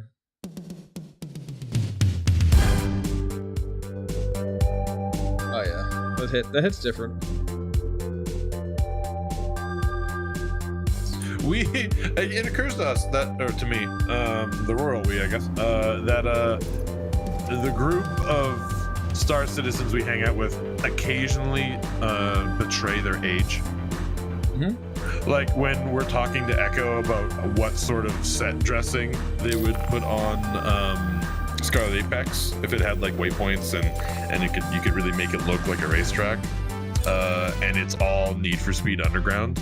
Like, it's just like, I get it. We all grew up in a certain age where neon under your Civic was the thing to do. Still is. You know? It still is.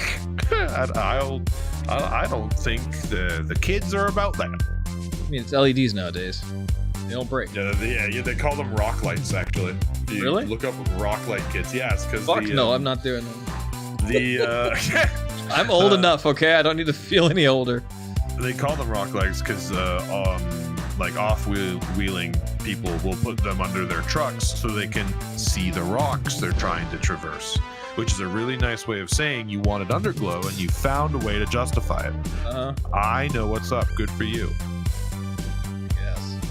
Also, can you imagine having any excuse not to put like neon tubes under your car? That is the least efficient use of money I can think of. That gas wants to leave that tube. I can't imagine it worked well.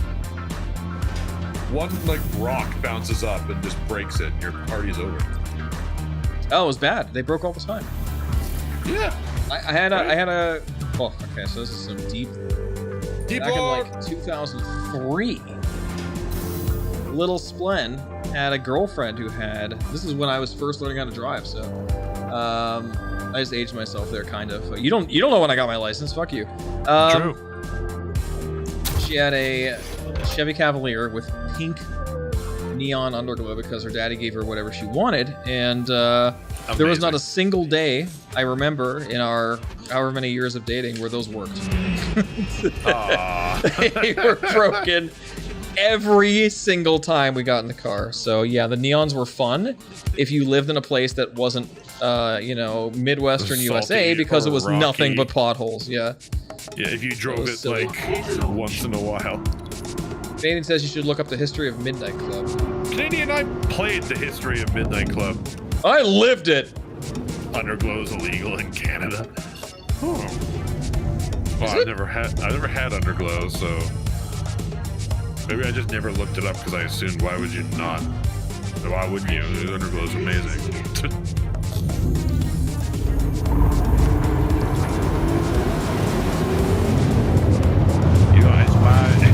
My creative expression, I put a sky tracker on top of my car and I'm turning it on as I drive around. You can't make me take it off. I'm expressing myself. My favorite is like the people who do like put like 2 steps in their car and stuff. So like you just have to like and it shoots fire out the back. Yes. Yeah. And you get stopped by a car. You're like, no, I bought the car like this. I thought that's weird. I thought it was a Japanese thing. I always bought Euro. I thought that's what Toyotas were like. Plausible deniability is how you get out of everything in this world. Duh. Every tune? Yeah. There have been multiple cars where I have just been like, well, if the cop asked me about that, I'm going to say it's how I bought the car. I thought it was fine. And that was just, it's never come up. Tint, like window tint, not the racer, and stuff. Like, it's just like, I bought it like this, so I assume it's fine. Just because I can't back up my driveway after 8 p.m., I put my head out like I got a flashlight in my rearview mirror because I can't see my actual reverse lights because of the tint. But it came like this, officer.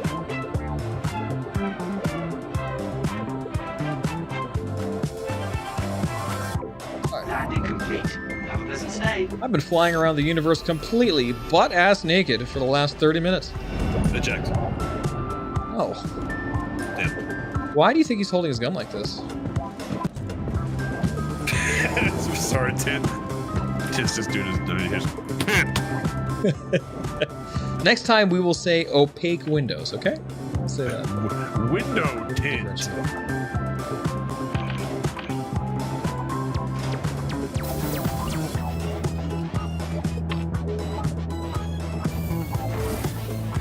I wish Tisa Spaceport had a vendor. I wish it wasn't Kelto if they get one though.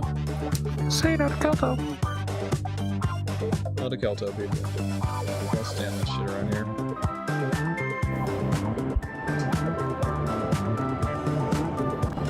What is the chat talking about? What is someone's got med gun and someone's got their gun? Some point fire and CQC. What is happening? What? Sometimes I miss things and suddenly chat's talking about an event I also missed. missed this. Oh, we were talking about the guard walking around with his gun in fucking sights up mode. Oh. We were asking what happened, yeah. He's ready. Can't tell if it's a med gun, sir. Put it down! Taser, taser, taser! That's what we're waiting for. Wacky, what do I have my long arm taser? That's wacky. This is the biggest taser I've ever had. Yeah. Warville. Shitty place, don't go there. Miss Razor. Oh, it's Mirai. All the razors. Well, yeah, all the razors. This is the real Star Citizen experience, is realizing that Lorville has the nicest placement of the ship store, and seeing as you're coming from the place where the ships take off and stuff, you'd think it would be close to the starport. Area 18 has the easiest to traverse kind of everything next to each other, and a personal favorite. But New Babbage is where you actually want to live. It's just so hard to get around that you don't want to go there. Area 18 is where I would live, 100%, no question.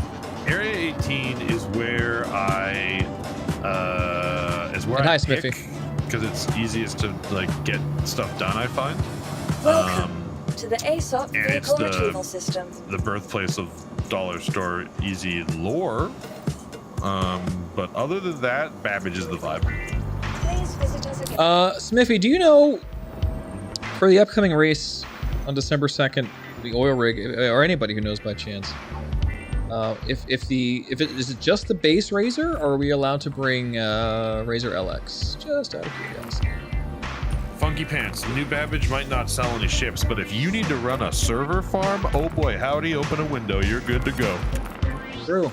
That's a cold kind of the whole thing. room. Yeah, See, it was a and feature. what is the lore? It's a mistake, right? That's that they, right. They I terraformed love it so incorrectly. much. They brought all this effort. They changed an entire planet, and they went, "Oh fuck, it's cold." And then someone came up and like, "I could use that." Yeah. I love like the stories. These little stories are like, well, we were terraforming the planet, and we forgot some of the math, and the clouds are pink. Welcome. All the time. Oh, pink, like 100% All right, contrast. Smithy. We Well, accidentally. that's not what happened to Crusader, right? They didn't terraform a gas giant. It's just pink. I think. No, I mean, I meant like imagine you're on a planet and the clouds are cartoonishly pink because they didn't hit the cloud color button on the terraformer. Yeah. Oh man, scary things from fucking lore. Have you've heard about this? Was it Mars? I think where the terraforming failed. You know, I didn't read that. Tell me about it. So Look it up, I'm not look it up. sure. I think it's Mars. I'm just gonna say it like I know. I'm gonna say it with my chest. Look in the fucking Galactopedia, dude. That's what this is for. Storytelling. Anytime we get to use the Galactopedia. Timing. Yeah, Gray's got me. Thank you, Gray. See, it was blamed on AI. Wow. So like the Mars terraforming process was just about finished, or it was really close. So all of the citizens were like out of their protective gear, and you know, like they were slacking because they were just about done, and then it failed, and the atmosphere just like gone, and those people just like died. That's terrifying. Wow. Yeah. Interesting. Like the planet just like a balloon just from all the people's. It's like, oh shit. I'm pretty sure I think it happened like immediately. Like I don't think it was like it's kind of hard to breathe. Is everything all right? I think it just suddenly everyone died. It got cold. The air went away. Well, that's interesting. Yeah, terraforming sounds terrifying. Explosive decompression at a planetary scale. Jesus, so what? Were they just like sucked out into space? Fuck. Can you imagine the sound? No, because your eardrums would explode immediately. They would be gone, as well as your skin and everything else that you find dear and important. I love these moments where like they pay for lore writers and world builders and stuff, and then someone forgets to check in on like the northwest corner office, and some guy's like, "You want to hear what Mars fucking exploded?" Like, did you write this? He's like, "Yeah, you paid me to do it. It's there. I'm not taking it away. It's done." They're like, "Well, we're gonna use it."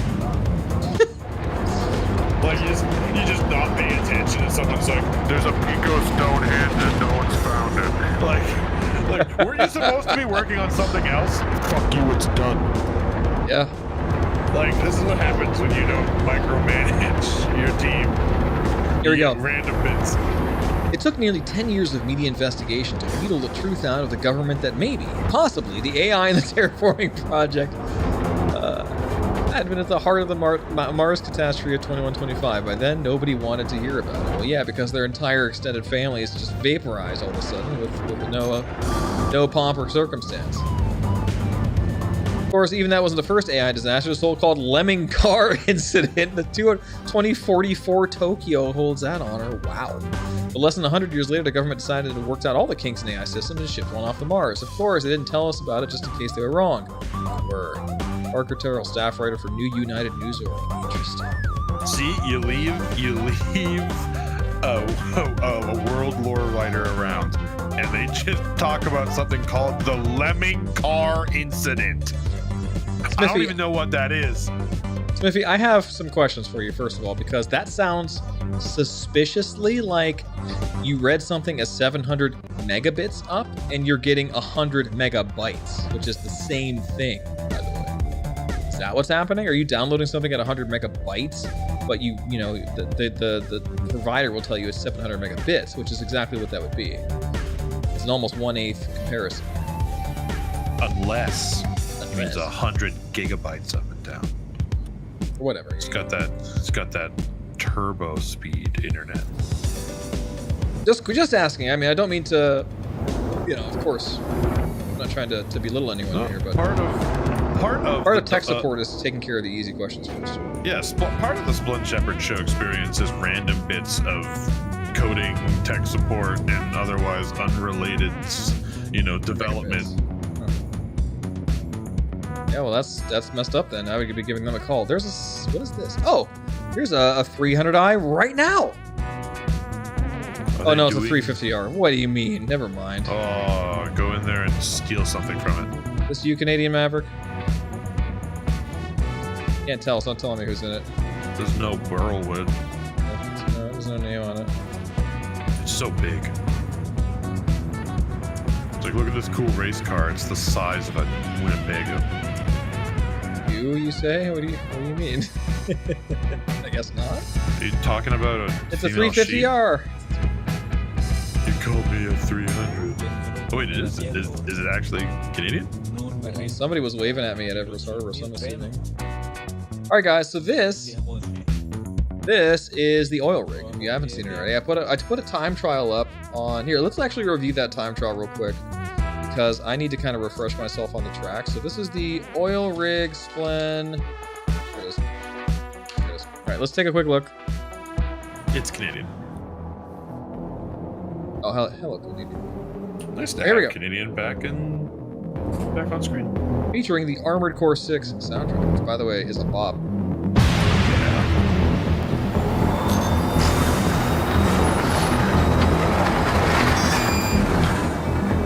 This is the race we're doing. It's a wild ride around this offshore oil rig where you're blasting through trespass zones, hence all the police motif in the preview video. Where do they impound you?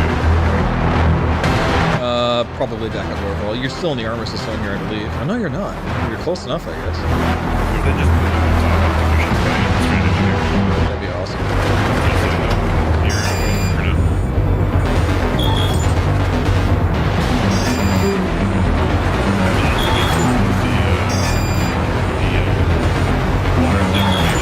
Oh yeah, we were talking about that, but we don't think it's going to be in by the time this race is live. It would be crazy if it was, but fat chance.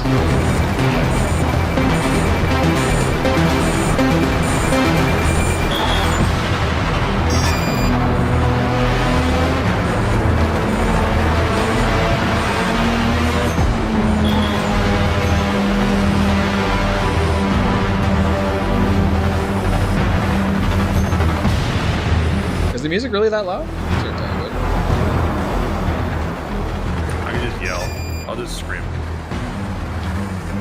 Sorry, I have my game channel up because Star Citizen is too frickin' quiet for some ships for some reason.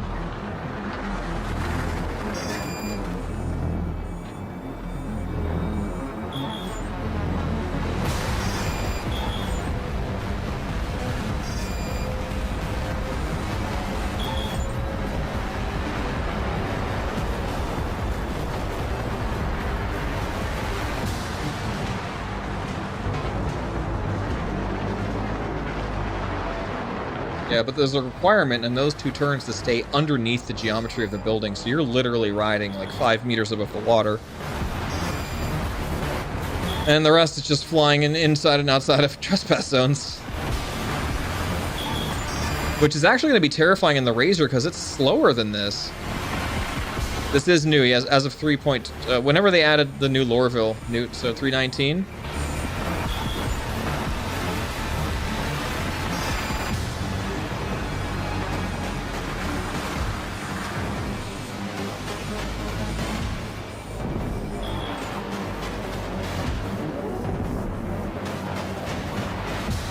That was a giant stall there. Probably could have been handled better.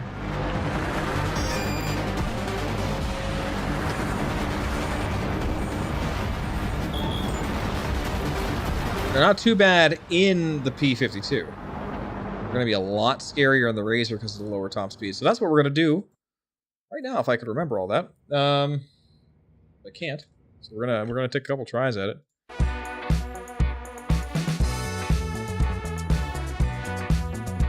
Here we go. Yeah, Sika, you should participate in the race coming up. You can. I don't know, the sign-ups might be full. I know it's a thing. Here we go. This is dead. No, I don't think there's anything here, Newt. It's just a dead place. And my sound is entirely gone now. Good.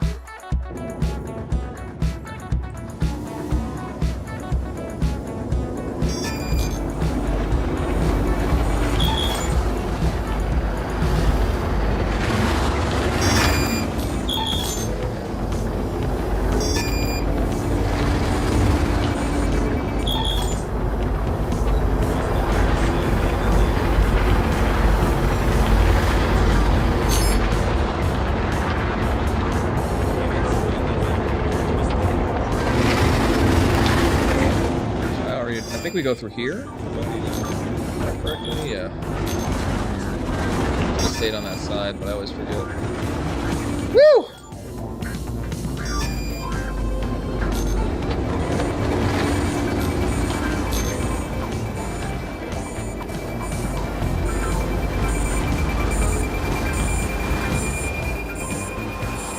I have 5 seconds left. Oop. What a shame. He was a good man. What a rotten way to die. Another thing about the Razor compared to the P-52 and P-72 is it is far tighter. By the way, Dollars, I don't know if you're muted or what. Just making sure that you did mute yourself before. Nope, sorry, I'm just talking to someone here real quick. Okay.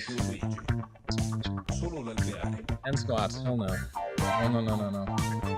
Actually, I'm going to the doctor tomorrow morning to get my arm looked at after last Sunday's Yadar grind. I have some weird things going on in that arm, so no push-ups. Cannot do any push-ups. Nothing. I'm gonna respawn. See, this is actually why we're gonna be bringing up the what was it called? The throne page again. We're gonna put the new top tier reward is putting a pool in his backyard for low impact cardio. Does my arm have to do with squats? I don't want to overexert myself, okay? I can't imagine how that giant butt plug you fly around could have possibly crashed. Could be the fact that it's 10 times the size of anything else I'm flying. Wrist fucked up? No, not really, Deku. It's my median nerve. Welcome. Actually, the more I've been kind of like, trying to figure out what's wrong, it feels like it's an elbow problem. Like the nerve got rearranged around my elbow. When I extend my arm all the way out, I just can't do it. It's like I'm getting shot. The pain is so bad. You blacked out. Wow. Interesting.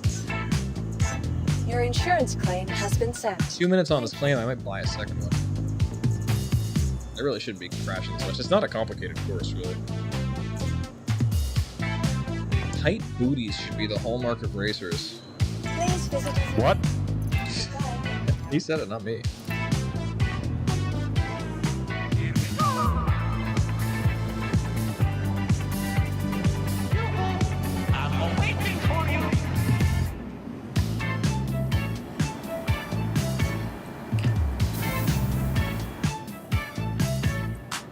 This place has a good armor selection. Think I can get a sweet looking racing jumpsuit here. I always try to dress for the occasion, so I wore like the Grimhex armor to Scarlet Apex. So what would somebody at Loreville weigh? Probably the Ready Up suit, right? Get some. Be my racing outfit. Looking through a plastic bag. The thank you bag. Yeah. That's a story we haven't told. The getting ready for the random outfits for CitizenCon. Spent a lot of time looking at like the emergency respirators that they use like in Congress and stuff. So like the big inflatable bags that go on your head. And for a long time, Pixel and I were looking at this stuff and I'm like, can I just get one of those and then put a dollar store thank you bag in it? We decided that we probably needed 2C at some point. Not that what I ended up wearing was much better for sight. Gator, I have no idea. I haven't even been evaluated yet. I've never experienced anything like this in my life. So. It doesn't feel like carpal tunnel, you know, so it doesn't feel like that. It doesn't feel like the pain is at the wrist, but I have no swelling or anything here. It doesn't feel like the actual carpal tunnel I had in this arm, which was like more of a numbness. This is just, if I extend the arm, I get a ridiculous pain. Like, it's bad. This is coming from somebody who had internal bleeding. Something. This is bad. All right, what is the Splen color? I need some opinions here. So we have the Odyssey 2 Undersuit Autumn. That's it. We have the Stone Screen Aggro, which is more of a off maroon, like a faded maroon color. We have this black and gold. Not bad. And then we have the Venture Undersuit Orange, which is like, you know, a kink suit, but orange. So which one is more Splen? What is Splen Orange here? You know? Logo color, I guess. You're not all orange. You need some black. So the kink suit's gotta go. Yeah, the Odyssey 2 Undersuit Autumn is a good one. I don't like the Odyssey suits as they are, but you know, like as far as like a racing suit, the Force Flex looks like the most like a racing suit. Salty says Autumn. Okay, what's up, Salty? See, this is all gonna go like out the wayside when they add like actual benefits, like flight suits that lower G's and stuff. Like then you're gonna have to play by that rule. Let's see. So, Newt says Stone Skin for Hero. Salty says Autumn. Dollar Store says Autumn. So far, 2 votes for Autumn. Oh, Smithy says that the physio seemed to think my joysticks are good for my arm nerve damage after we ergoed my setup. That's a real thing. We should probably ergonomic your shit up. I don't know if I thought it was pretty ergonomic. You know, my arms are resting position. It's not uncomfortable. In fact, I mean, I did it for 6 hours without really hurting that much on Sunday. But apparently, there's something about having your elbow at a bent position for that long without moving it that can cause your nerves to be wacky. So, I can do what NeoJet does. So check this out. Have you guys seen NeoJet set up his battle station?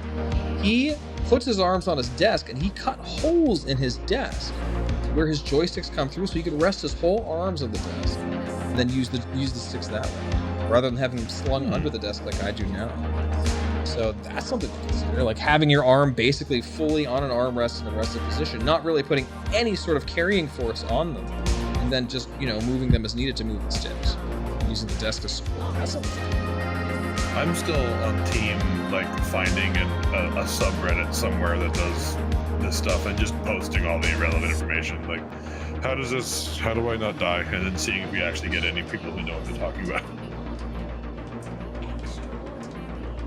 Put some more demand on your forearms and wrists, which are weaker joints than shoulders and elbows. Yeah. Right now, I do have 2 torn ligaments in my rotator cuff that have been healing.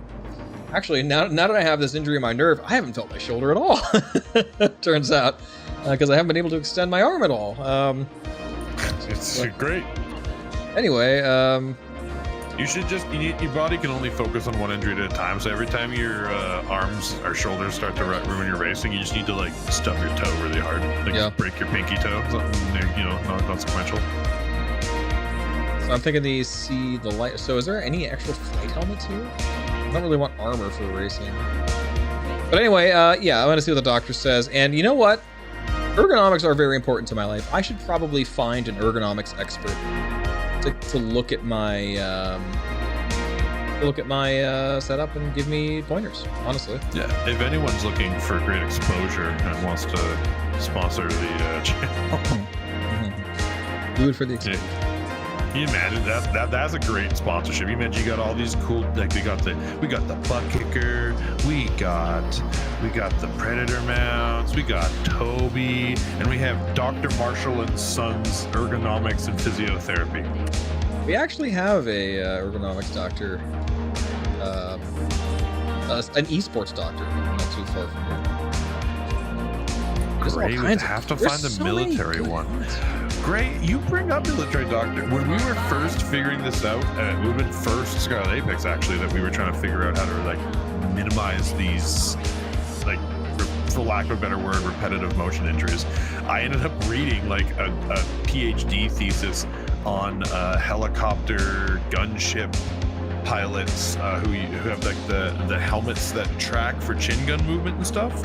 And they were getting repetitive motion injuries to their neck and head and stuff from just doing that all day long and moving around and stuff. Hi. And so I read Let me know if there's anything I can help you with. PhD thesis about the physio because I found it. Don't know how I found it. I think it was out of China. I have no idea.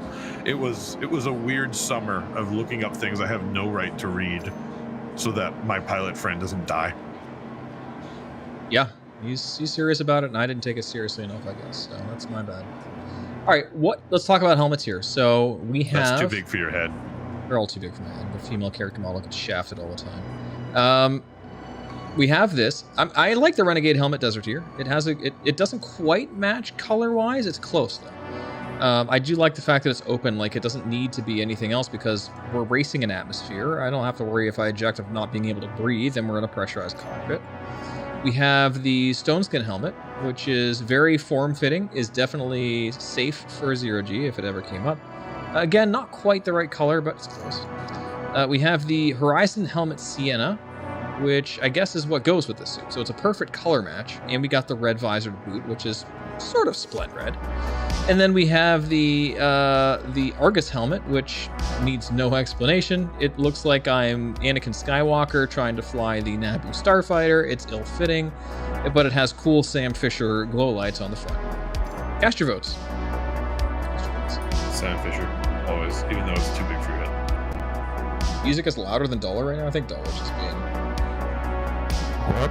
No, I can turn it up a little bit. All right, I turned it up. Great news. I'm just gonna turn against the rest. They're good. Stop. I like helmets. Stop. Do you like helmets? Stop! I can also have Dollar Store. I have a sound ducking on my main mic. I can put it on Dollar Store, so let's do that. I'll duck you. Oh, duck off. Hey.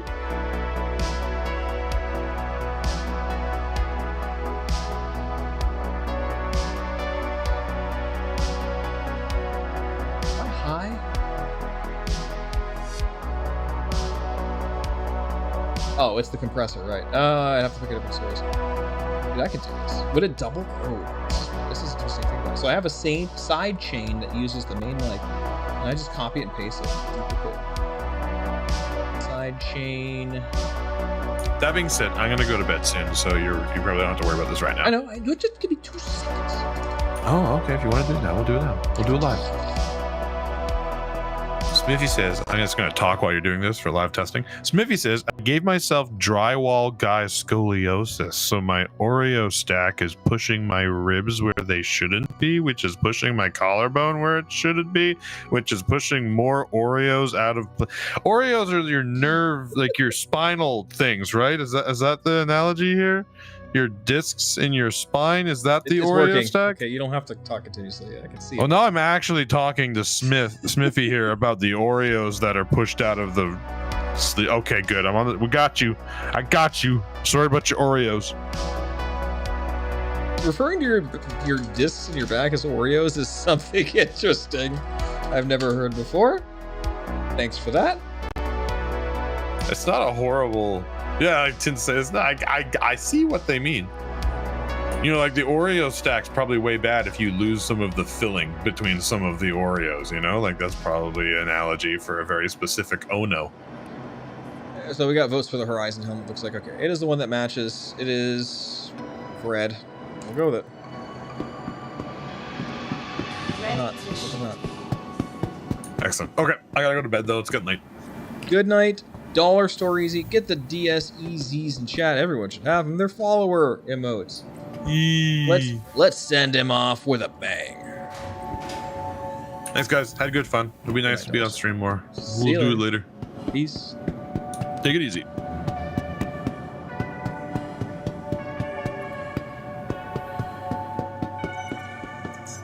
Welcome to the ASOC Vehicle Retrieval System.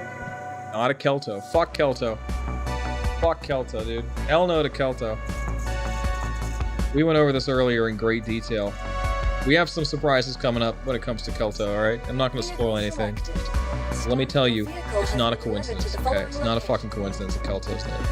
At the same time, Pyroites. Pyrotes, as we call them, start showing up. Not good.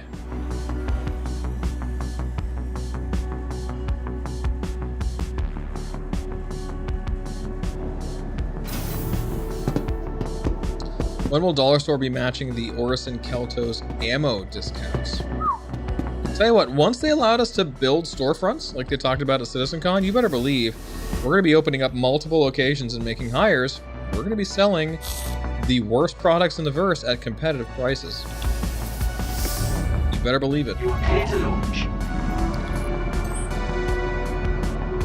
Most wacky things like golden memnons, heart of the forest. You know, and we're going to give them odd branding names, making up horrible backstories about them. That's what the Dollar Store is all about, making sure that you get the prices that you deserve for the products you don't want, but have to get because you're desperate. Thank you. C-nuts are pretty good. That's very Dollar Store, yeah. Toxic butt plugs? That's what a C-nut is, basically. I wouldn't want the C-nut going anywhere near my butt. I've seen those things wriggle around and not into it. Not into it. Not good. No bueno, as they say. No bueno. This place is cloudy as shit. Don't threaten me with a good time.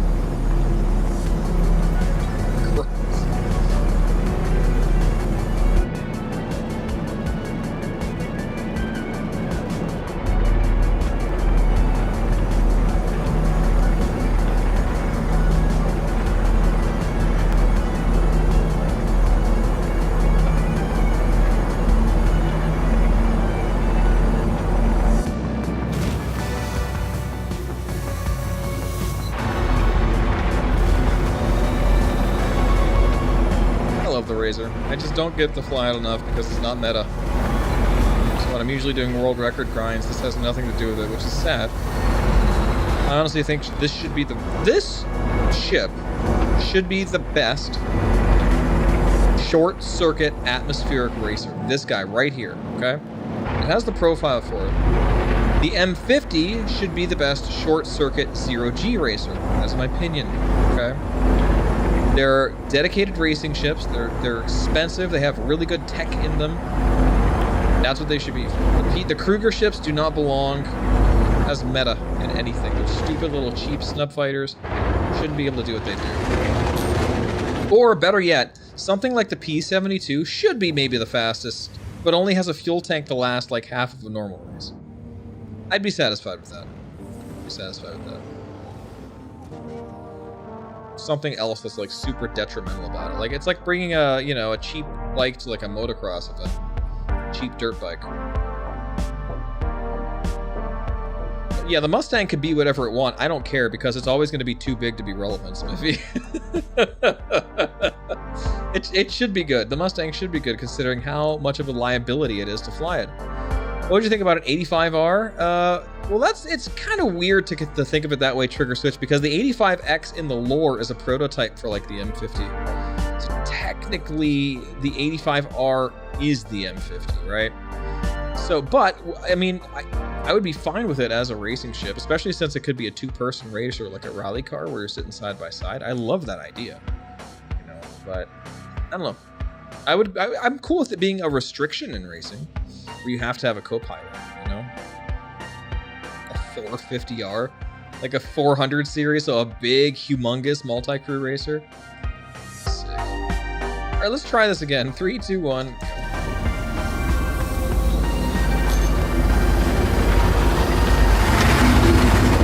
Missed that turn. We're not going to think about it. Here we go. We're just trying to warm up and get the hang of this, because this is going to be tricky for a little bit as I learn the turns and get used to this race.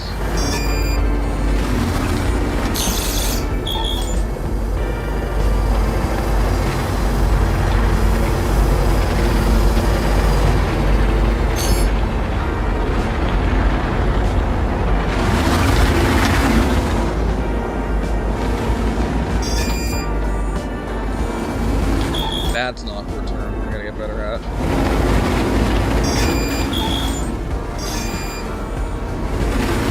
Woo!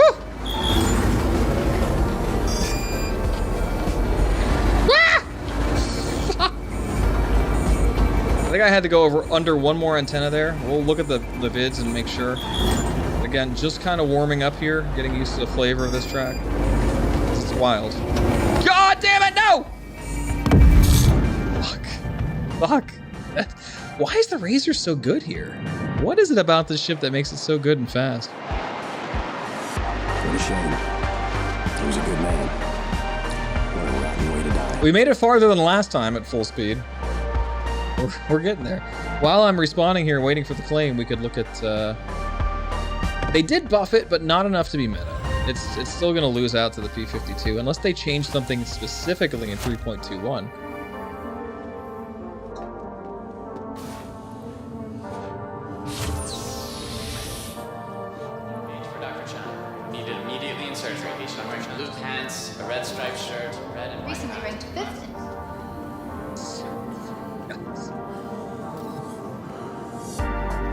In case you guys didn't notice, if you put when, alpha, or feature complete in the chat, Jared gets a little more opaque in the top left of the screen. Because I'm completely unhinged when it comes to programming. Right, Razor. Your insurance claim has been... Your vehicle has been... I love the Waldo reference, actually.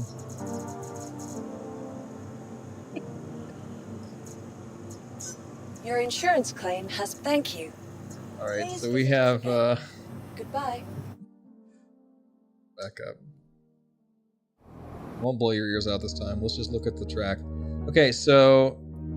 I lied, I did. Okay, so we want to come around it this way. Nice and tight. I think it doesn't really matter where it is. There is a good track guide for this we could look at as well, just to make sure, but... This is not invalidated. So yeah, I did this part right. Turn in there. I turned the wrong way there, just for funsies.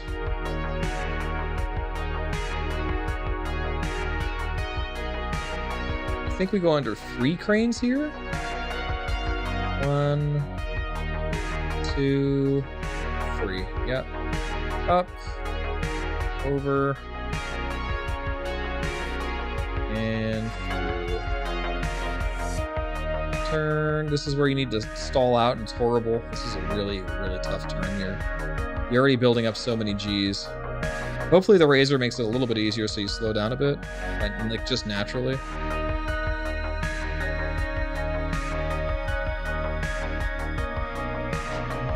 Okay, I was right. I knew what I was doing. Just missing things because I was missing. The ASOP vehicle retrieval system. What track is this? This is the oil rig, Smithy. This is what the race on December 2nd is. And we're just starting to get our feet wet here. Yeah, you have to slow hard. You should have some boost. You should be tricording a bit, probably. It's a difficult turn.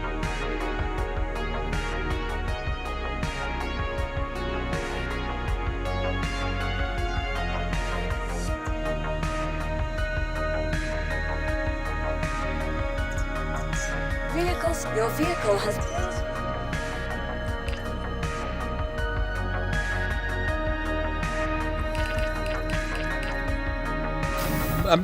Tint, maybe you'll know the answer. Are we allowed to bring anything other than the base razor to this?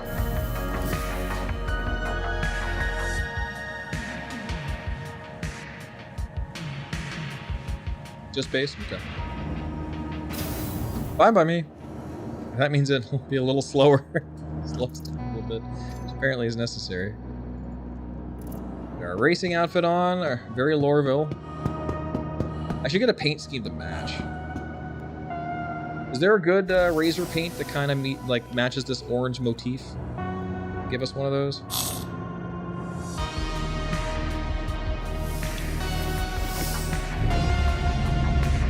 You are clear to launch. I don't think so. All right. Is there a sandstone paint for the razor? I think. I still have the thing up.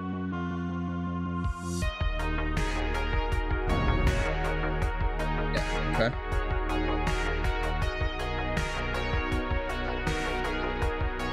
Oh, here we go. Look at that.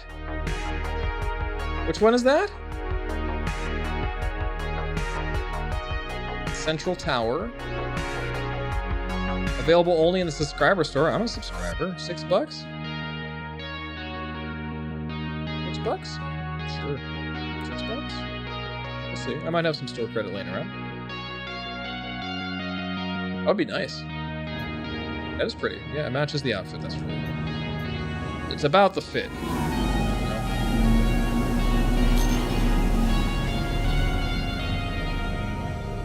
Thing is zippy. Zippy as hell. I'm impressed. I think it lacks the turning power of the P72. It definitely does. But it's zippy. It's got some good forward accels.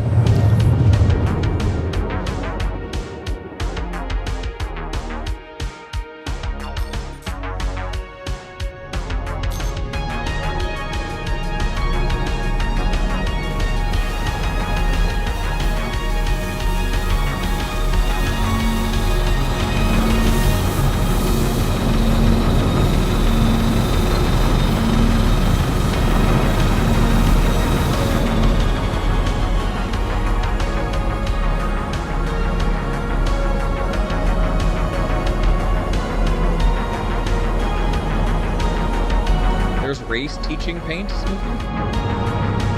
What?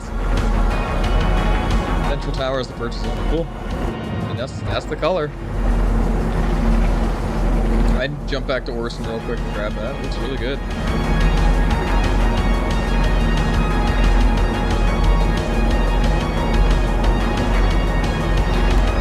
Yeah, I'm gonna be spending a lot of time here if I want to participate in that race, so. Gotcha, yeah, the Foundation Festival, yeah. You went underwater and died? I can't imagine why, Canadian Maverick. I can't imagine how that would hurt your ship. Going 600 meters per second and suddenly hitting water.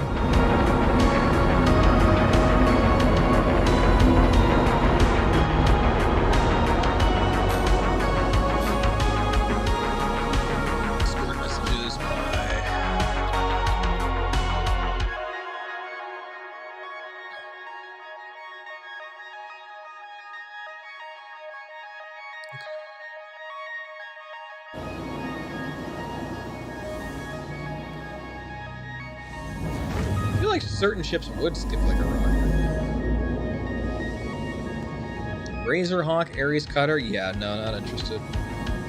No ship that's relevant to me at all is a Razor. I'll just get the $6 version. Even though it's a price save. student driver paint would just be yellow and black, right? Anything Argo colored should be student driver. Oh, dude, don't get me started about, like, bumper shields. 3, 2, 1, go.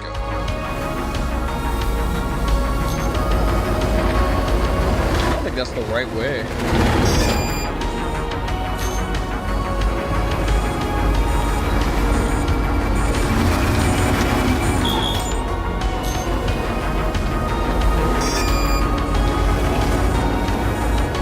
Sloppy as hell. It's really scary going under these like this. You want to be here. That's real scary, man. Wow, that is a close place to be. Very, very scary.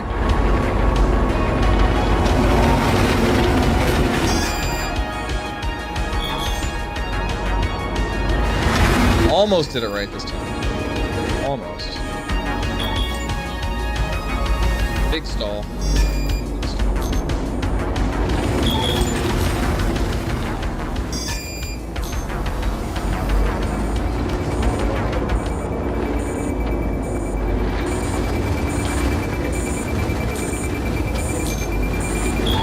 That is a turn. That's a turn and a half. I'm not to die here this time. Woo!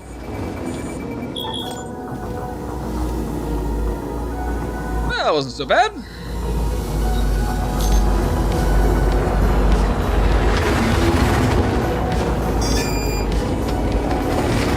I think I did that correctly. Lap 2.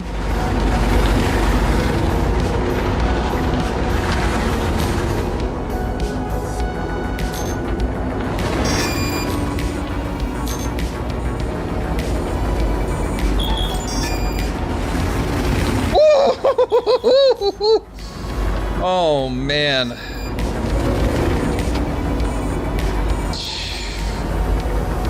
That is something else.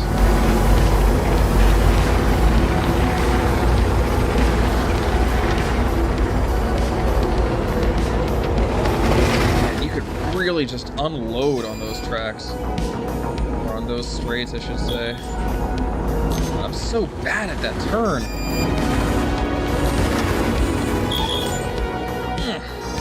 Yuck. My lines are shit. It's gonna take some whittling down. No time spent here.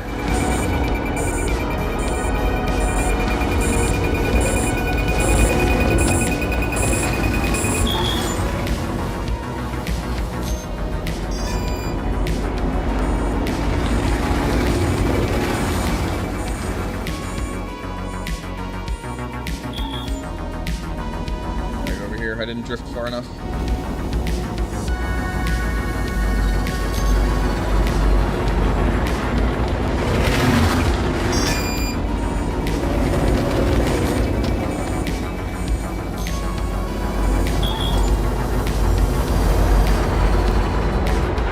Taking it wider can be incredibly smooth, but not sure the ultra close cuts at water level are that big gains in the Razor. I think it would depend. I think the last turn I'm not going to do a close cut on tint, especially since we have to take that big turn at the end.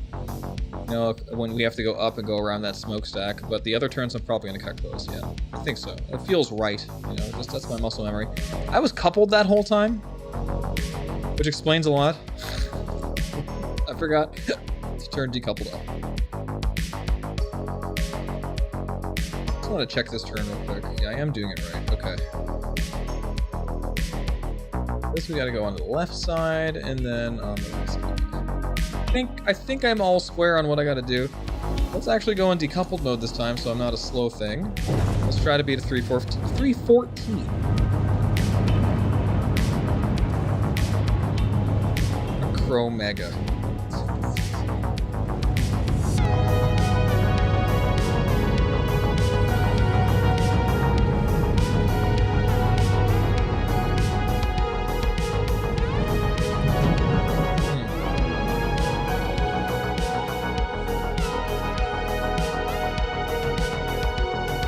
All right, here it goes.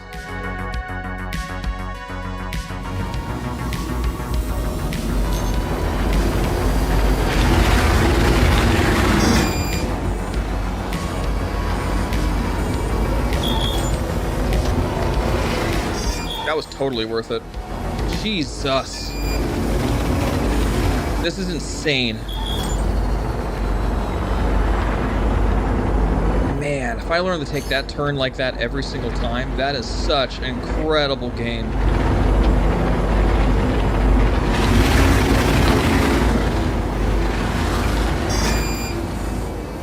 That's fucking ridiculous.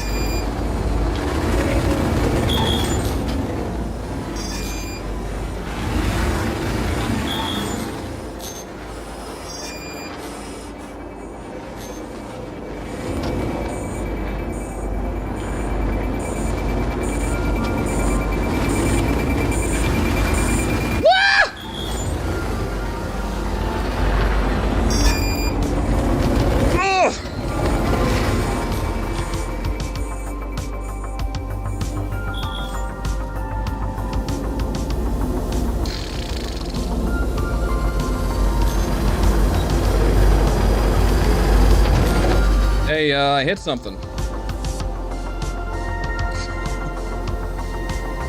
Opium overdose, doing this water physics. Yeah, we were talking about that. Definitely overdose. Not going to happen before the race, but... Oh, look, it's Canadian Maverick.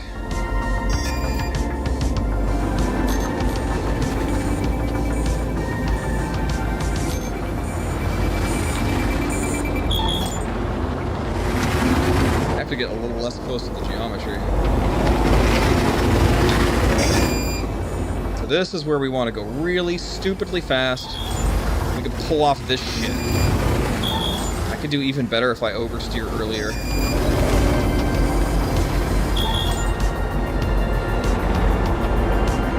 God damn, this is dangerous.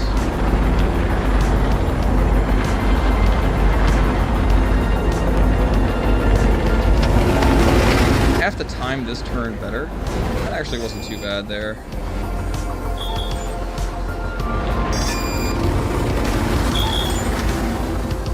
I needed the brake for that, and I didn't.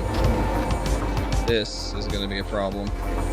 It's the second time I've almost blacked out there. I don't really know what to do about it yet. Maybe if I brake for the other turn, my speed will be slow enough that it won't be so bad. Oh no! Oh, I'm going to get impounded! Whew! Oh, this is scary. Alright, restart this time. I'm not taking any damage, thankfully. Nowhere where it matters.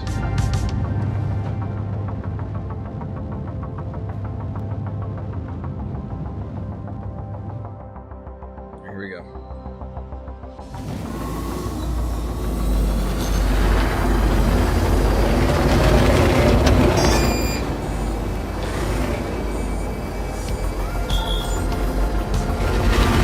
Oh, too much. What a shame. He was a good man. What a rotten way to die. Gonna be a lot of learning the turn timings for this that are just absolutely wild. You know? That's just gonna come with practice and time.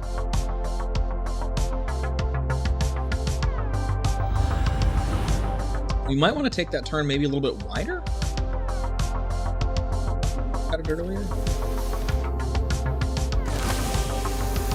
Oh, thanks, Funky. Hey, my vehicle's being impounded. In order for me to fly that, though, I have to be in your party. Appreciate the help. Let me go get the other one claimed.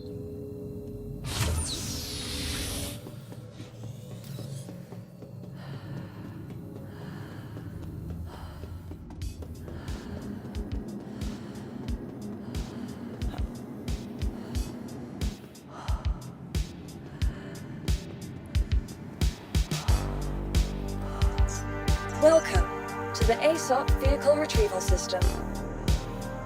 Fly through what exactly? The wall? I don't think so. Your insurance claim has been sent. Please.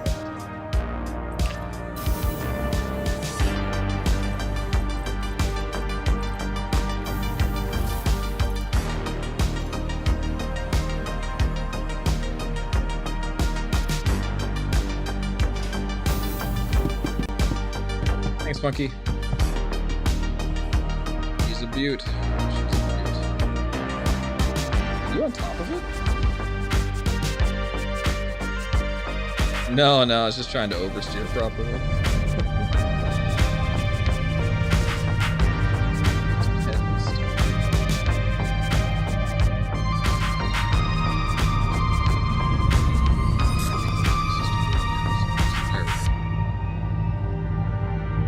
Alright, here we go. Alright, well, thanks to Funky, we're back. The stream going. Really appreciate that. It's downtime while I learn how to not die.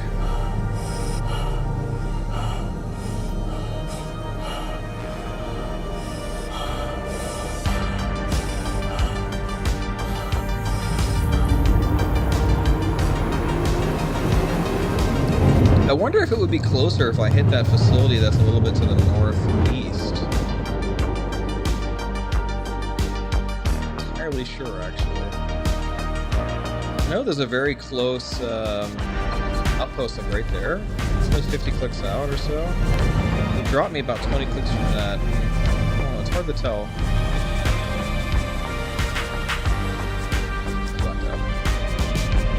Rest in peace, Smithy. What are you gonna do in prison without your merits?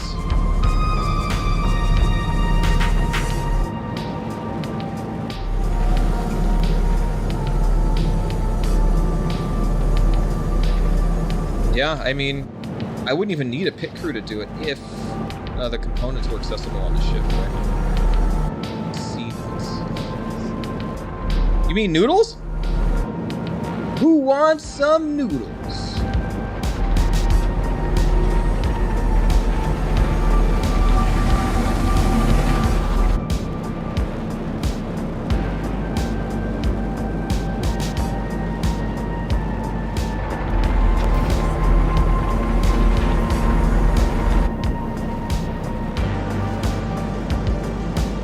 Yeah, once we have exposed components and component, I guess, gold standard, they call it, on all of these ships.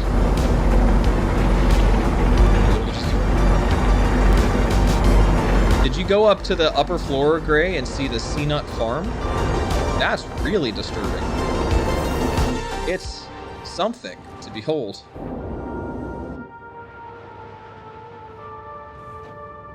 Oh yeah, it's good.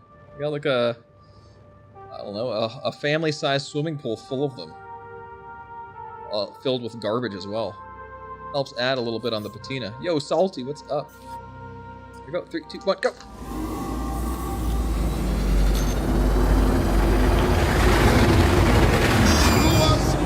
Who wants some noodles?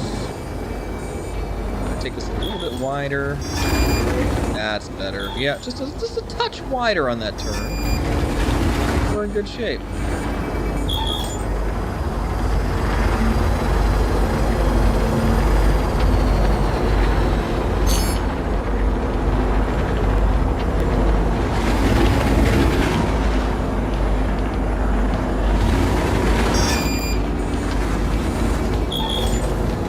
That's better.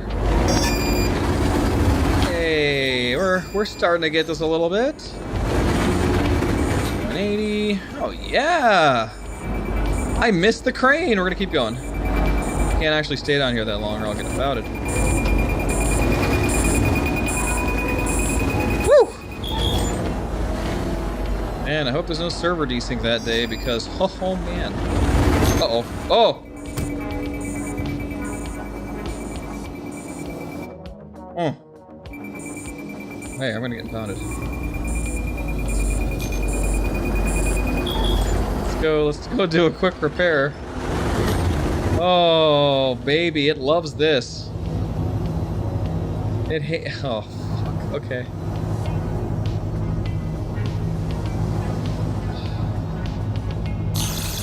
Orville proper. Exit atmosphere. Fuck.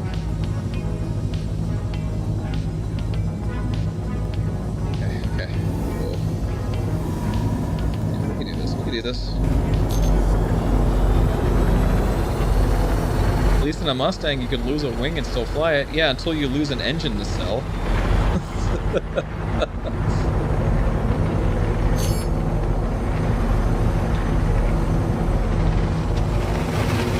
All good, Funky. I think I should be okay if I go repair, but yeah, I might need it at this point. We'll see. Space break I can turn okay.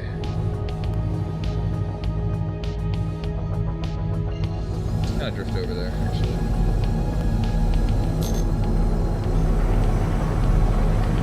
In matched pairs, yeah. This is what happens when you don't. This is what happens when you miss one wing, right? Yeah, this is bad.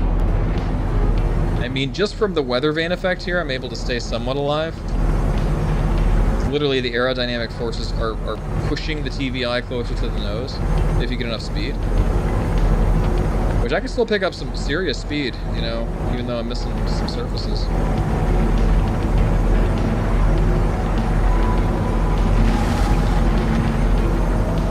If I just let go of the right stick, we're fine. We're close enough to the TVI that I can get from A to B.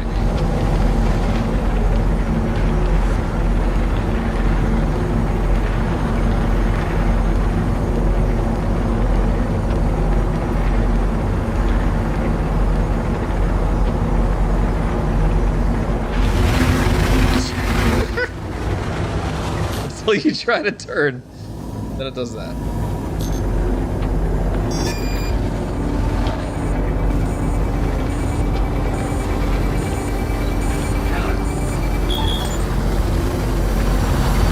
Boost helps. Boost helps a lot. Please proceed to side landing bay. Oh, my frames! Give me back my frames!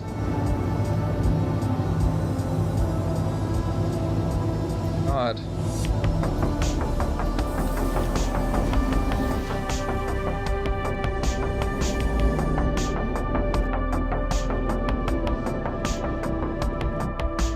So this might be an amazing race, guys. I'm excited for this.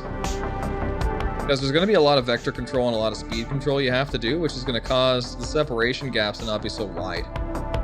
Like, once you get, like, separation in a track like Lorville Outskirts, where all the turns are pretty easy and you can just go full speed the whole time, you never get that back. But in a track like this, where people have to brake different amounts and stuff, I mean, this is going to be a track like Yadar Valley where you have to put in a lot of practice to get good at it. There's still going to be ways to make up that separation. You're right. Yes. I do need an SRV. That would have got me back here no problem. Tow me away. It's a gameplay. It's... Oh my god. This is the exact reason I want eject to work and for more soft deaths to happen, because that's emergent gameplay. It's emergent gameplay, guys. It works. The system works. This repair is not working. Will not repair my car.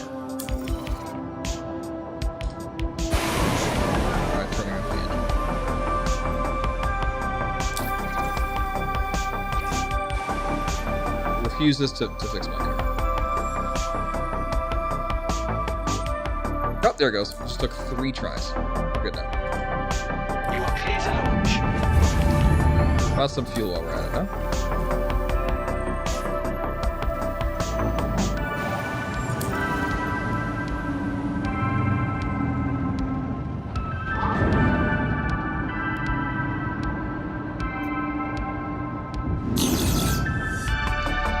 Not fueling me up. That's okay. We'll take what we got. Is that a raft? Why? Must be testing out the cargo or something. I don't know.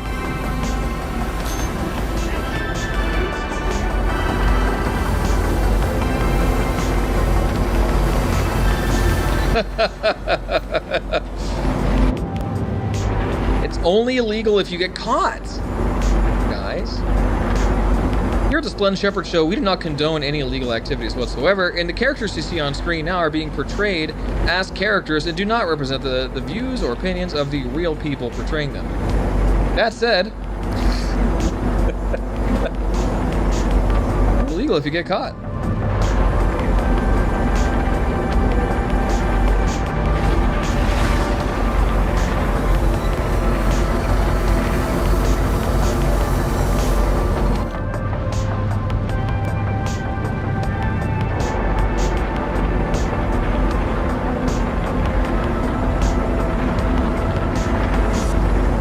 The oil rigs came about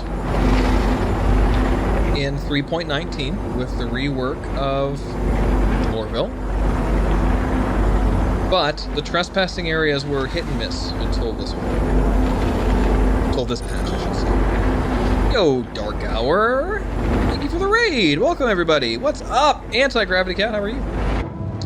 We're doing some racing here at the oil rig in preparation for a race coming up on December 2nd. While we're sitting here being all comfortable and getting ready to race again, welcome, everyone. Let me blow your mind with a quick trailer. Find it real quick. Check this out. This is what we're practicing for.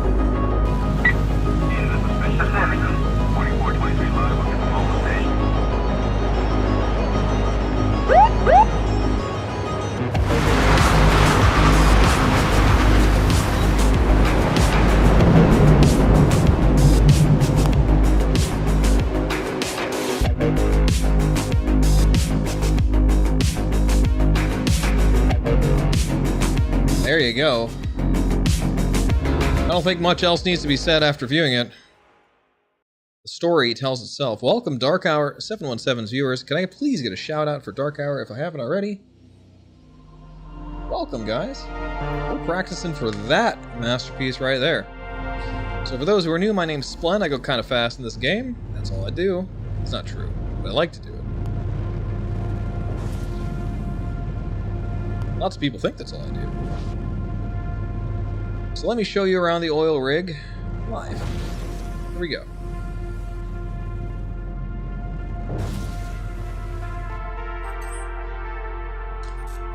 In 3, 2, 1, go. Legitimate Salvage is a great name for that shit.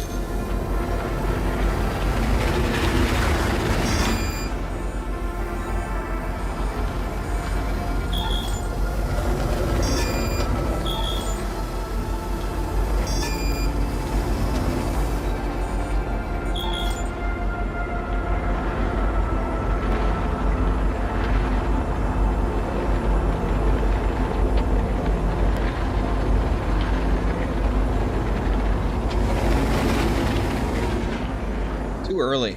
Again.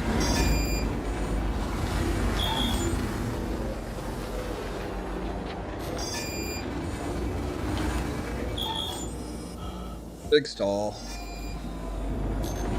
We gotta plan for stuff like that happens during the race. We have to make up for it, compensate where we can here.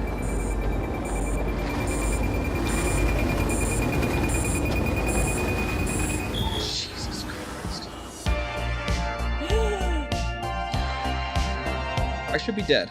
Oh, okay. Alright, let's recoup here. Group and recoup and see what happens. So, too much speed obviously coming through that last turn, and we almost blacked out trying to survive. Like, we need to plan to really be recouping boost this whole time here. So we could properly, like, kind of tricord into this and make this work. Crazy as this turn is. Oh. Case in point. What a shame. He was a good man. What a rotten way to die.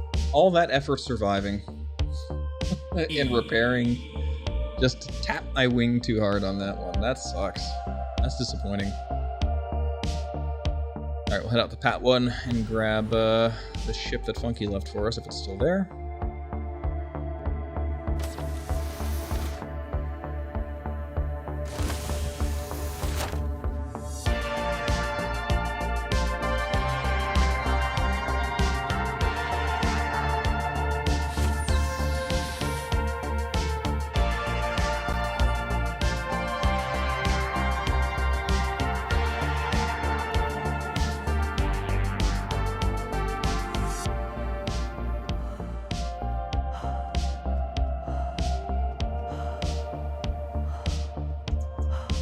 Welcome to the ASOP Vehicle Retrieval System.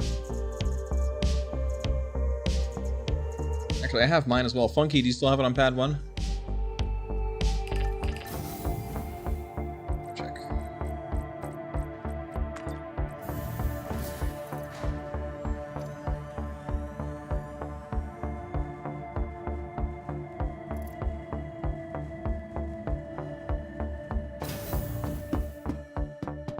It is beautiful, sexy.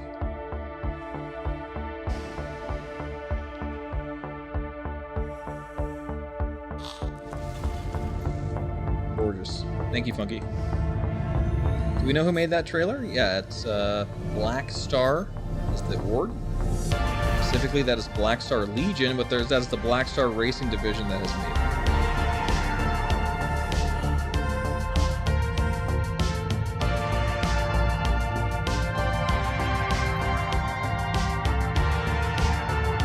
Which is the org that Billboy is from. Billboy, who pretty good racer, has a lot of world records. Billboy recently won the M50 race yesterday, the one I had to miss. Won the M50s at Kaplan Stadium. Billboy took first in that.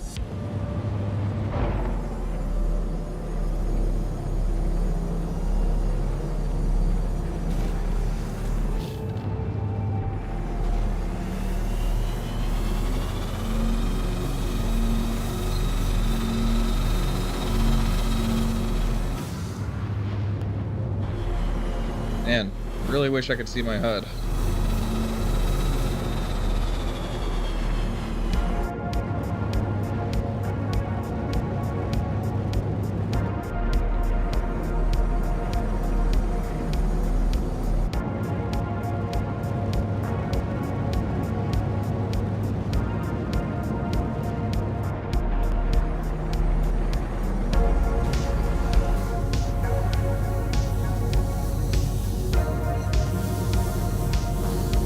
Anything at all at Lorville, for that matter. It's just a big smoggy haze out here.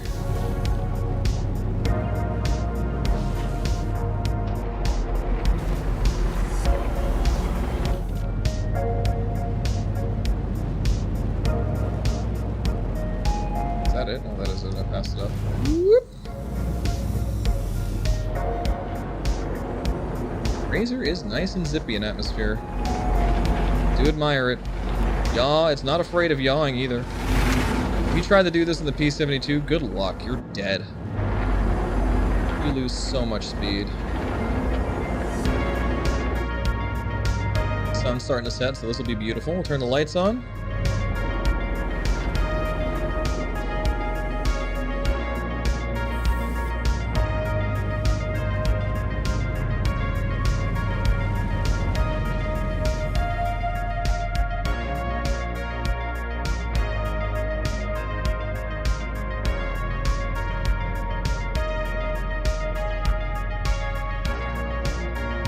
Here we go.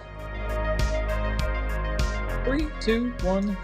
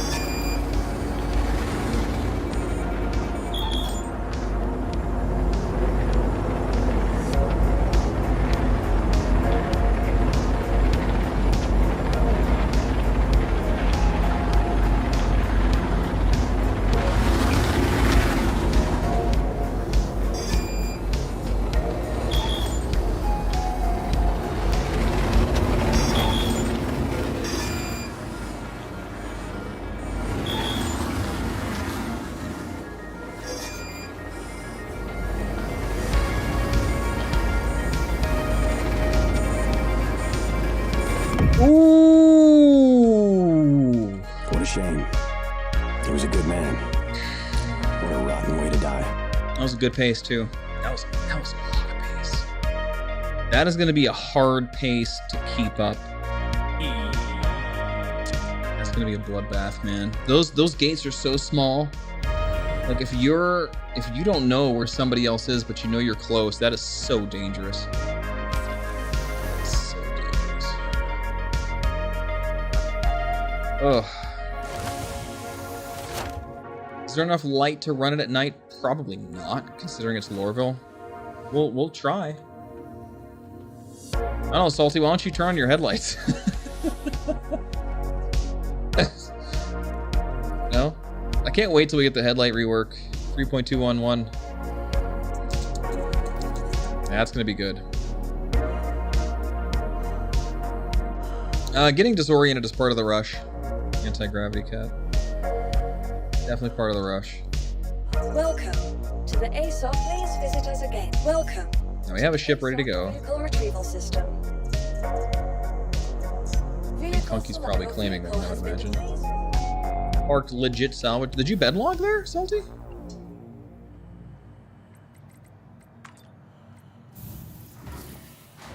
that reliable nowadays?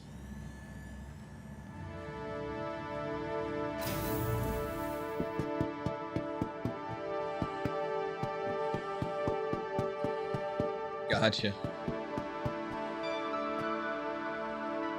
All good, Funky. I think I have about one more race in me before it's too dark to race anyway.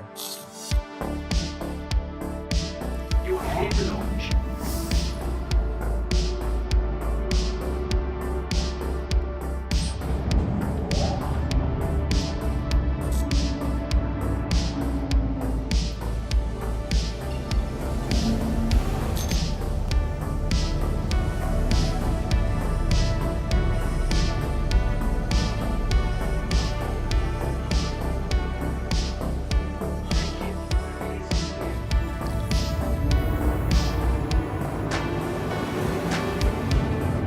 Way brighter from up here, but I guess we're farther away from Lorville than it looks. You know? It's enough to make a pretty big difference with where the sun is at. Also gives you a sense of understanding that the scale of these planets is certainly not the scale of what a real, like, Earth-like planet would be. These are small, very small. It's easy to cover, you know, different sun latitudes. These smaller pseudo-planets.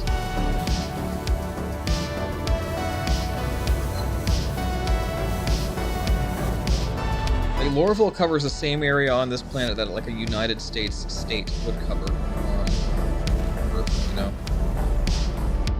So it's like a 1/10 scale or something? I know it's not very big. We could look up those exact numbers. Not very big. The rays are so pretty.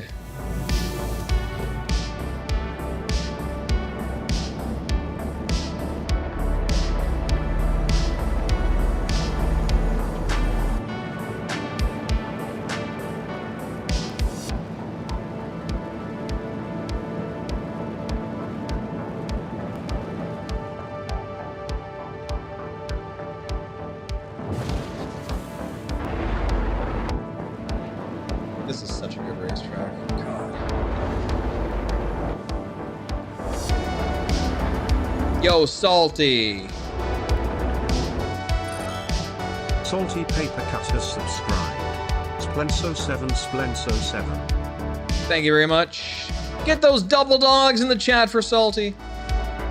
Sub hype. Welcome back to the pit crew. Thank you very much.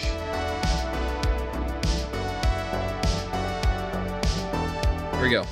3, 2, 1, go.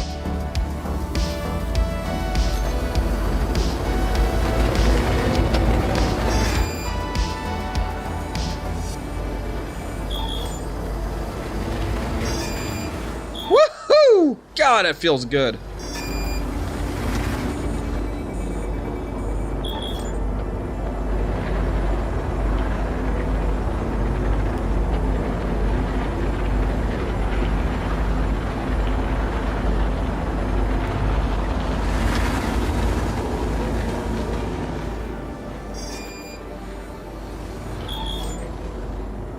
got this right, man. Oh, it's good. It's so good. Gotta cut it right, though. You gotta use boost in the right places here. This is scary.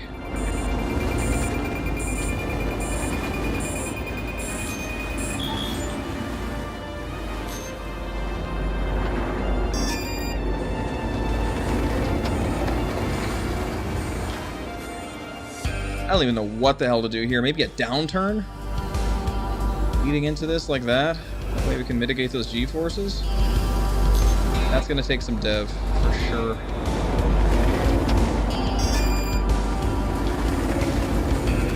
Can't take that turn too quick. It's a wider wall than it looks.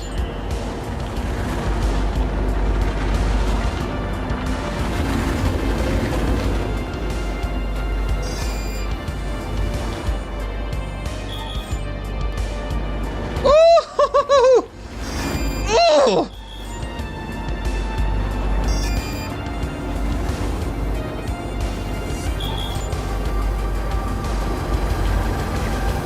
Oh, it's beautiful.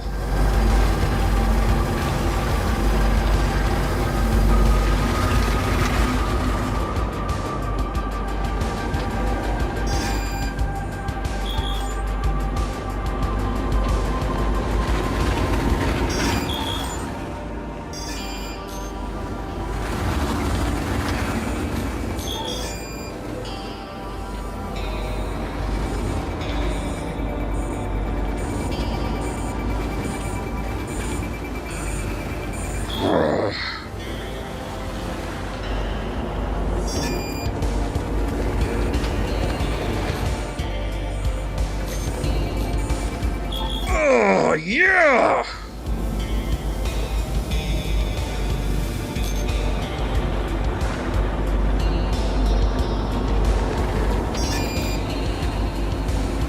Let's go. Well, I beat the pants off our last PB of a 314. Woo! That is not a sustainable line. Not by any stretch of the imagination is that sustainable. But it was fun. We're actually going to write that down. Why not submit it as a Razor time trial? So this is a 2:57:55, and this is stream time 4:28:00, and this is for Razor at the oil rig in the beautiful, looted First and Sunset. Looks great here at Sunset Sika. We could squeeze in one more before it gets too dark. We may have to ditch the shades. Okay.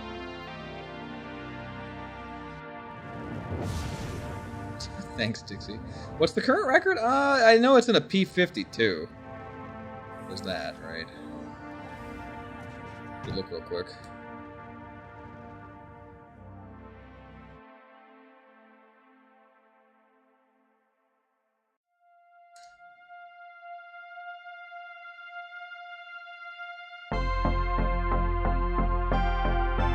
Billboy, I know Billboy has an Razor LX with a 246. Now that's an LX, so that's a Razor that's a bit faster than this one. So, you know, there's quite a differential there.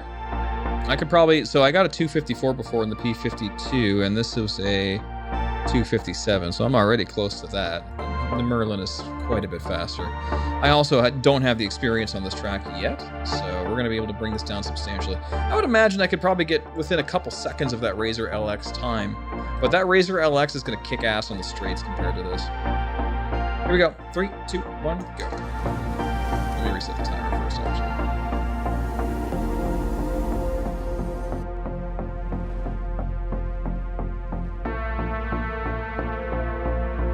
Six more hours.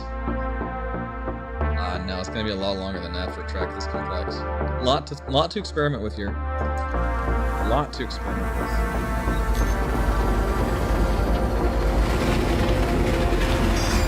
Much to do, much to do.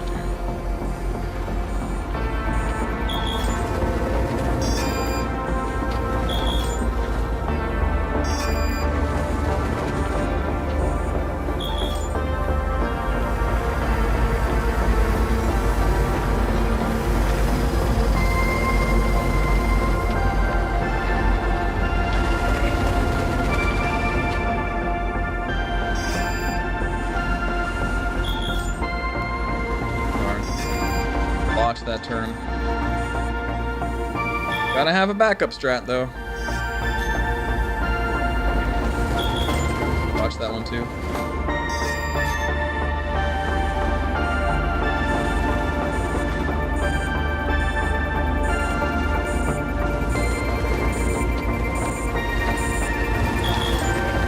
This track isn't that bad. Looks like we got a pretty decent amount of lighting here for an evening run.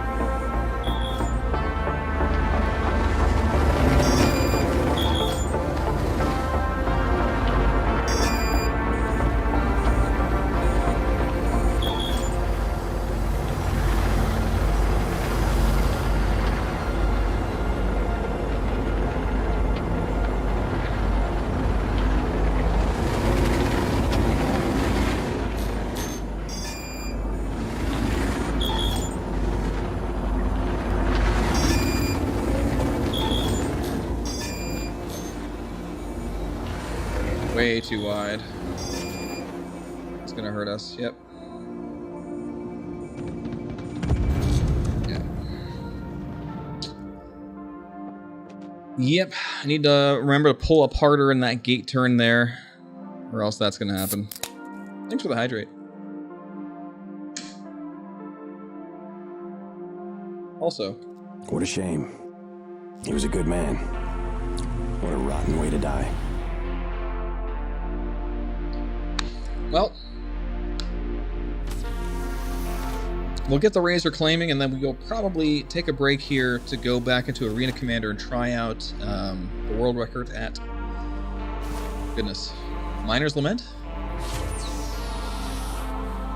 Yeah, Salty, you know, that just goes to speak for how good their prefabs are, right? Because a lot of those are just prefabs repurposed and replaced. They have a lot of really good prefabs they reuse for that. There, you'll see a lot of those same structures around Loreville proper, but they just look really good there. So, welcome. A lot of detail in their prefabs. There's some LODs that can be ironed out here and there. We find out all too often, but so far so good. So far so good. Looks great. Your insurance claim has been sent. Please visit us again. Goodbye. Let's head over to Arena Commander for a bit. Got about 40 minutes of nighttime anyway, so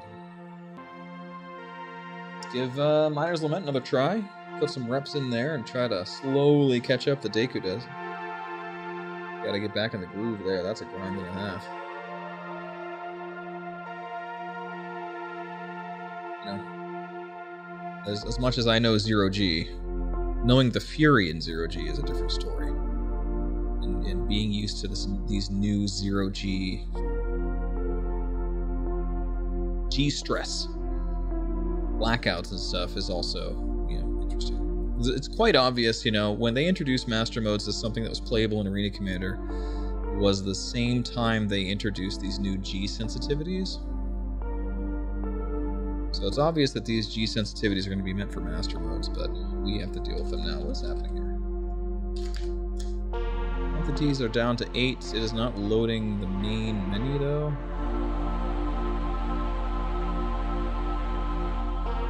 Okay. Okay, you gotta tell me twice.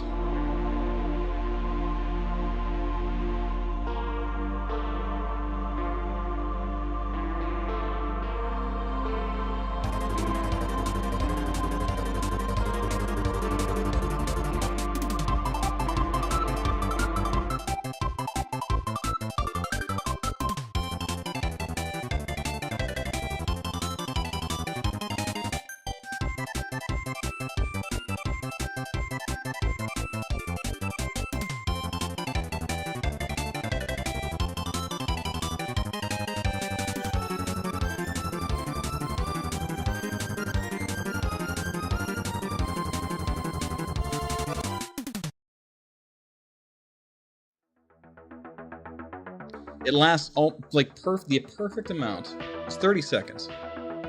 Happens to line up really well with how long it takes Star Citizen to load. Which is pathetic. But it's a big game, I guess.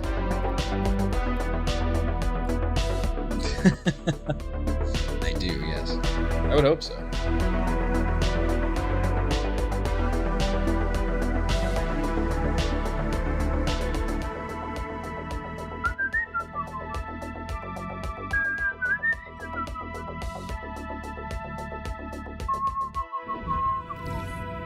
Deformed. Yeah. Yeah.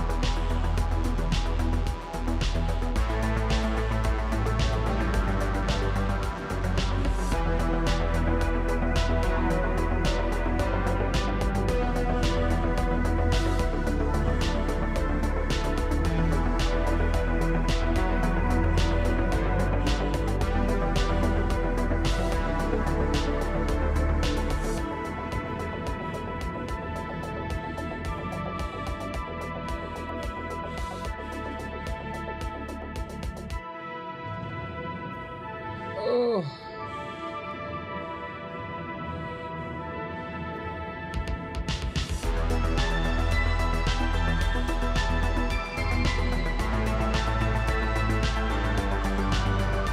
All right, warm-up lap complete. Let's set up here. Quit showing that deck. Listen, I don't have 2 monitors for that. I need to get my laptop hooked back up so I can use it there. So, 'cause I can remote connect with it.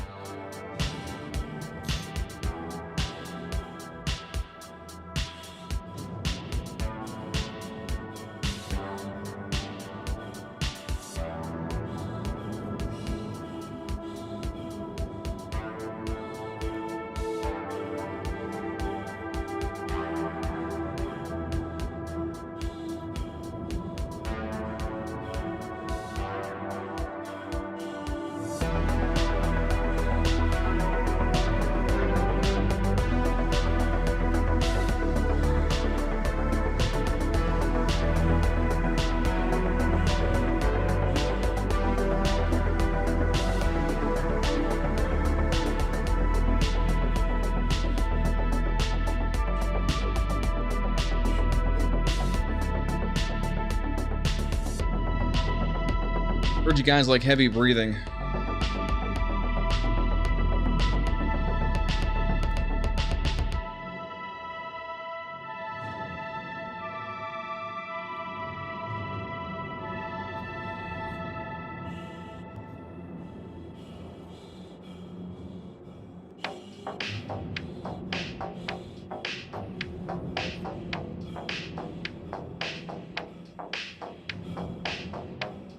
Why does everyone want to see my deck?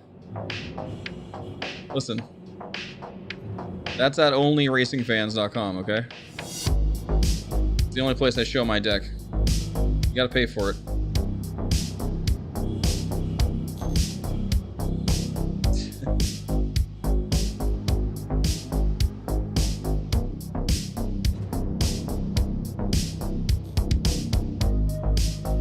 Yo, nice.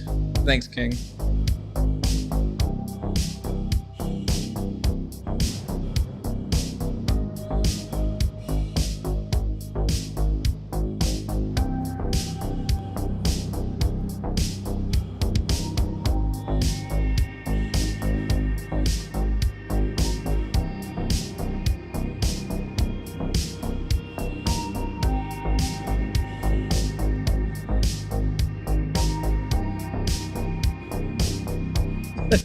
Good night. Teenage Mutant Ninja Turtles. Teenage Mutant Ninja Turtles. Heroes in a crack house.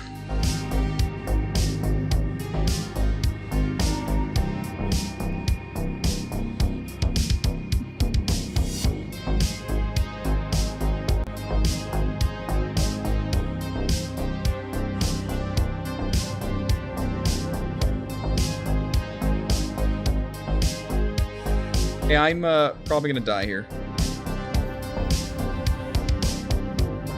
Hey, Gator, if you're there, can you copy what Protostar just put in the chat and do that as !deck, please? Thank you. Shamelessly stealing it. I'll give you credit if anyone asks, though, Protostar.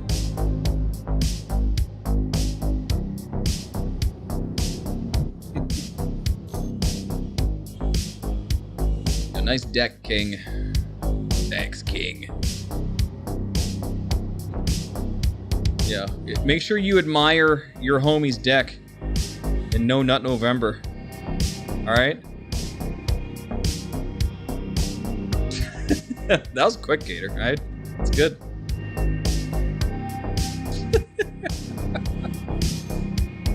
Let's go. It probably has a cooldown, Dixie.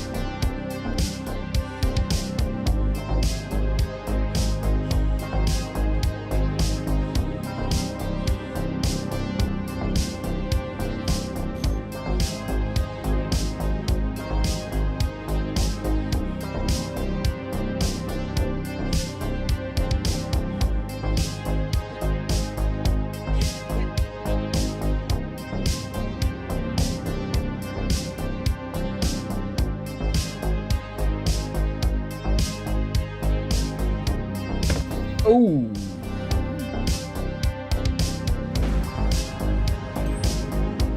Ooh. Wow. Nice deck, King.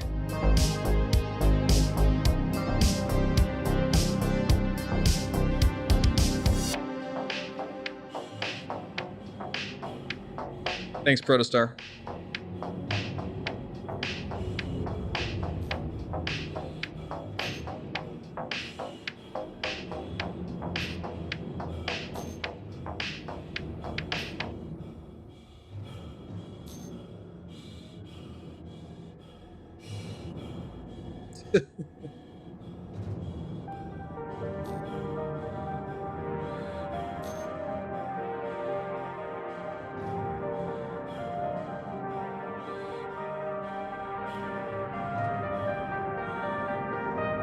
What do you mean? Surely that wasn't the point of me making that, Gator. That could be twisted. I would never do such a thing.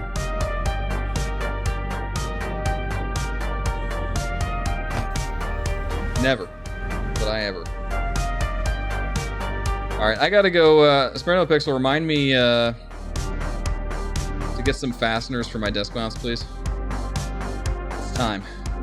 It's time I go get that properly fastened. Little trip to the hardware store, right?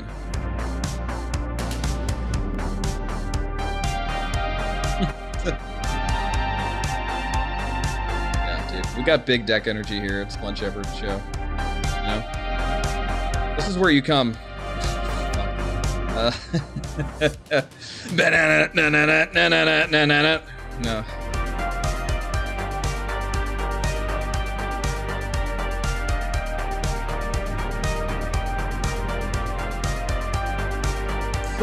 Tell me to Alt F4. It's toxic.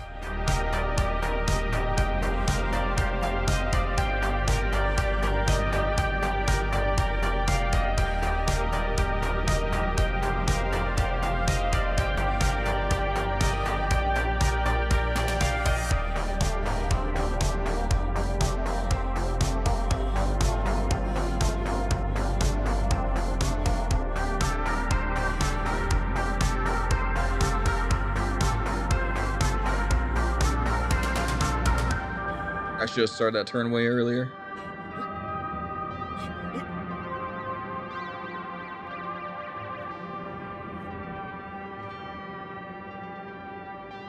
Really? And that's where I black out? I'm not a tame guy, okay? I'm not your average human. Man's been through a lot, okay? I gotta lighten the mood a bit.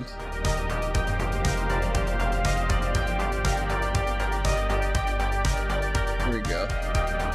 What's average? Fucking who knows, man? I don't know. Nobody's average, I guess, you know? We're all kings in our own ways.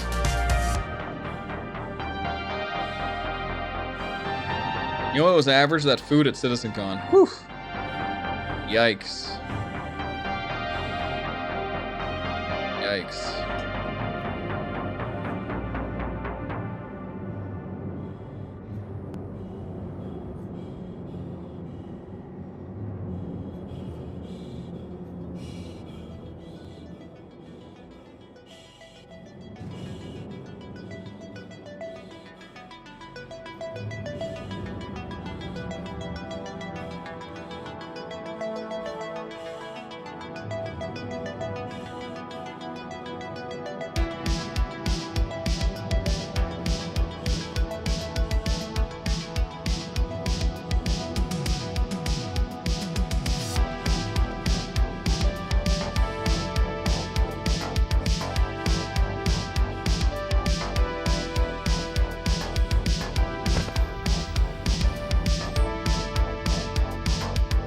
It should be up, yeah.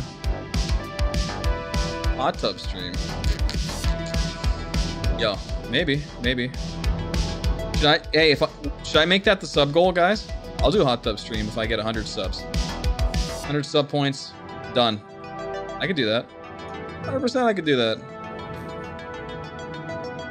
Easy. Dollar store easy. You'll be invited.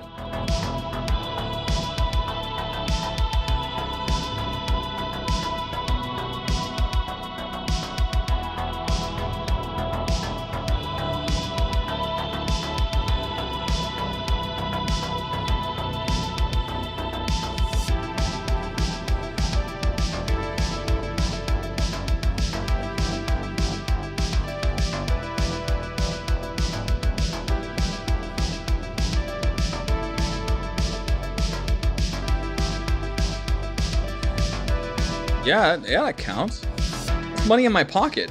That's the idea. You could just gift subs and it would work, honestly.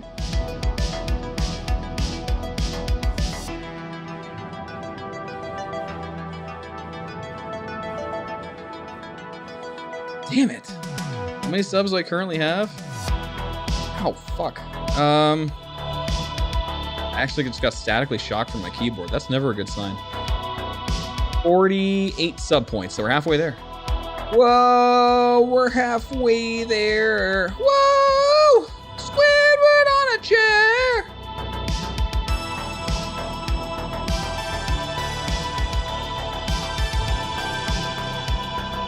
Take my hand. I can change it. I'll change it right now, alright? I'm gonna manage the goal. Here we go.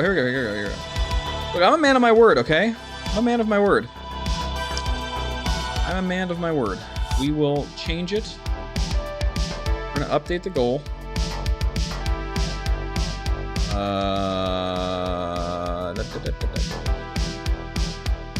Customize progress mode? Just let me change the text.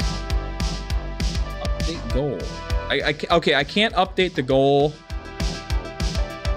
while I am streaming. I'll have to do it before I stream next time. It's still gonna be 100 subs. Yeah, hot tub stream. We'll do a hot tub stream. We'll find a hot tub.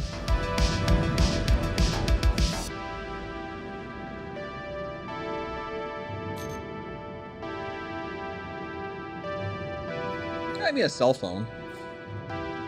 We'll get a camera crew.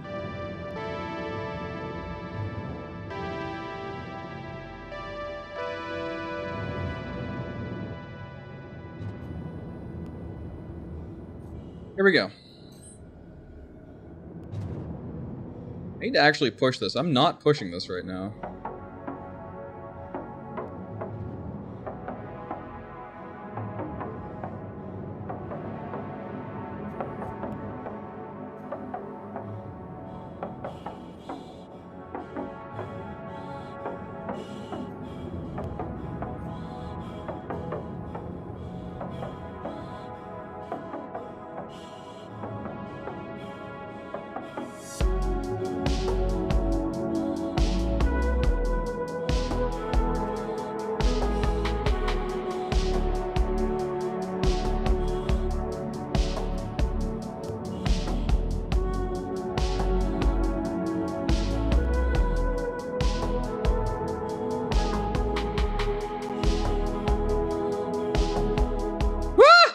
No! Why do I keep blacking out here?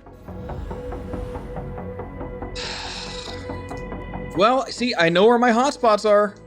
It's right. It's always those 2 turns every single time. Every time. At least I know where I need to improve. I need to just back off a little bit there. I have room to breathe. I'm not using it. God, that was a good one too. Okay. Try again.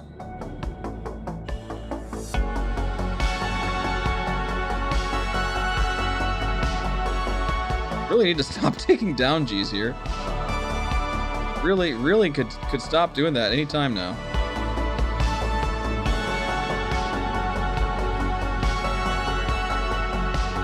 Man, I really should have lined that up a little better before I just went for it. Damn.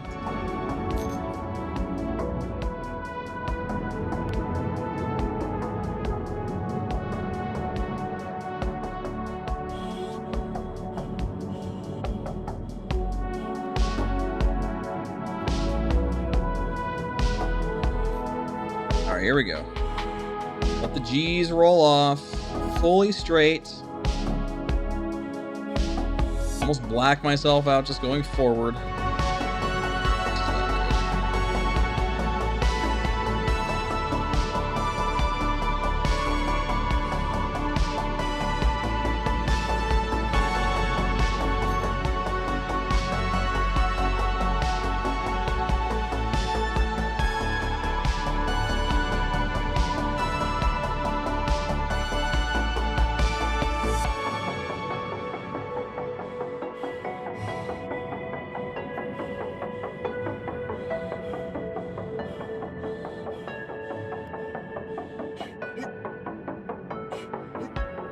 Did I actually miss that? God! I needed to flip and burn a little bit better on the prior turn in order to line myself up straighter. Like, we need to make those turns sharp and engaging very quickly rather than stretching them out because, you know, in Star Citizen, we want to take sharp, quick Gs more so than we want to take extended Gs. We don't want to prolong how long we're taking G-stress.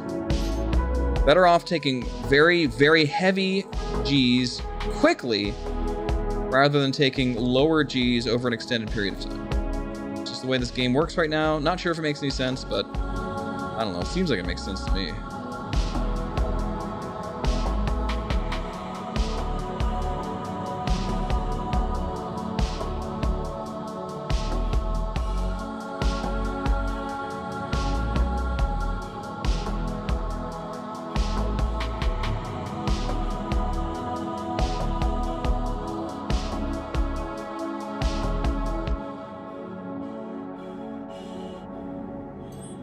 And I didn't have full power to thrusters.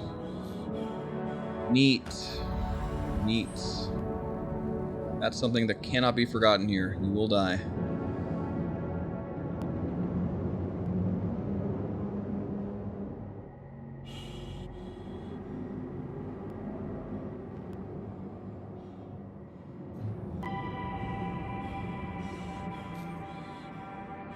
There we go.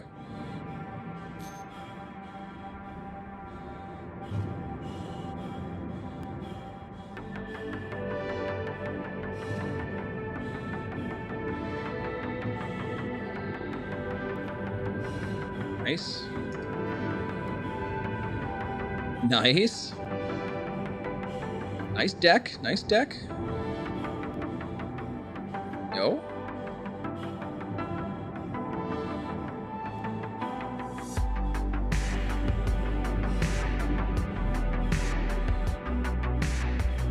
Okay.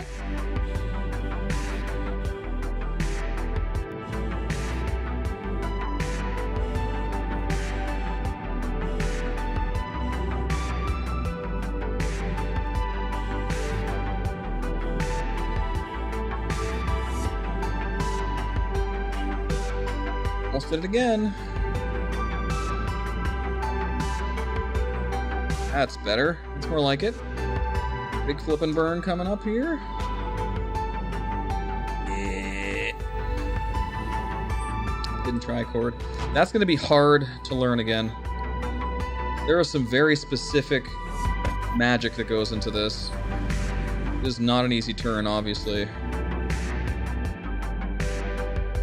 We're just kind of... I don't think we're going to get it tonight as much as I'm just kind of exercising a bit. Because, like, this track has a lot of very strange nuance to it. Especially with the way the G-forces are nowadays, so... It's kind of obnoxious, actually. Party has been disbanded. 30k. 30k on a single-player server.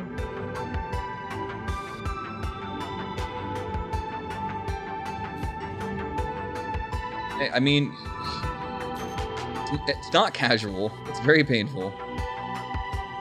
It's just an obnoxious track. In this ship. I love the track, actually. I loved it back in 3.19. We had, you know, the P-72 being somewhat reasonable. This ship is unreasonable. Fury is completely unreasonable. It's unhinged, really. That was good. It's a really good turn.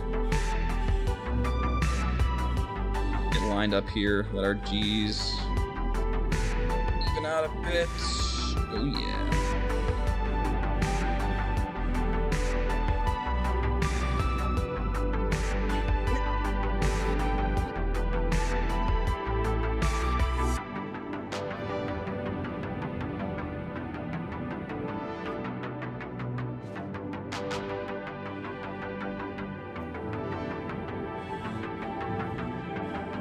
Slowed down a bit too much there. Good times so far, though.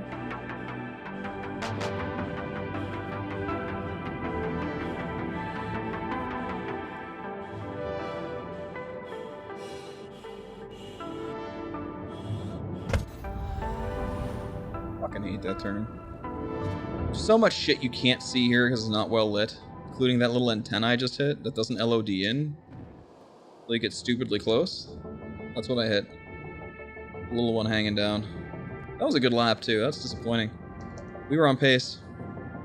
Like, you want to go through that tiny little tunnel turn that caught me last time, sub 1 minute. You're in good shape if you do that. We went through there at 58 seconds. That's good. That's really good.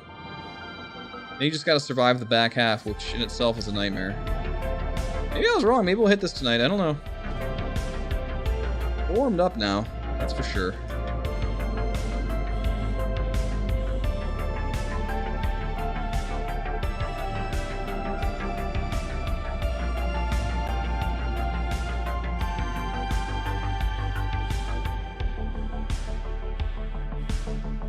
This might work. Sometimes you could wake up in the middle of that stretch and be okay. But, no. I've done that a few times. That's a tough one.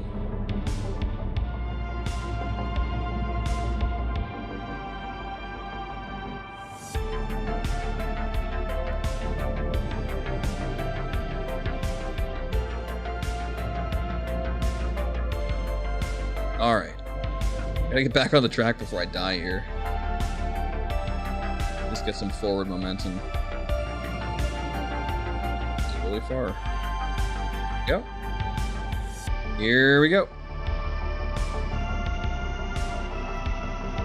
Nice. Good trajectory. It's all about. Oh yeah. That's what I like to see.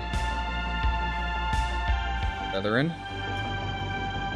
Feather it out. That was a bit rough.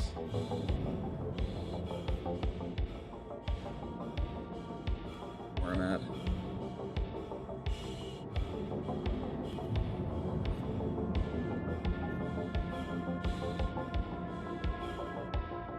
Fuck.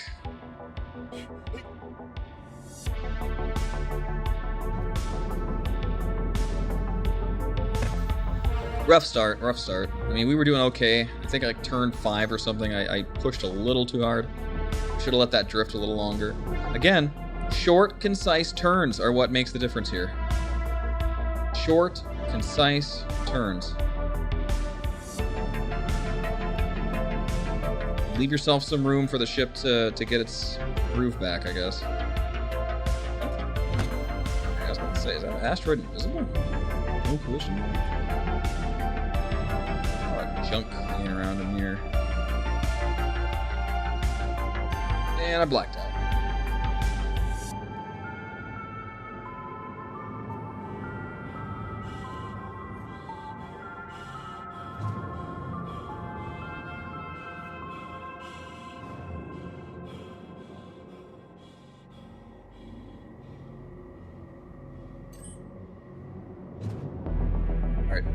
Try this without the glasses. I think I need a little more visibility here. This is obviously not a bright track by any means.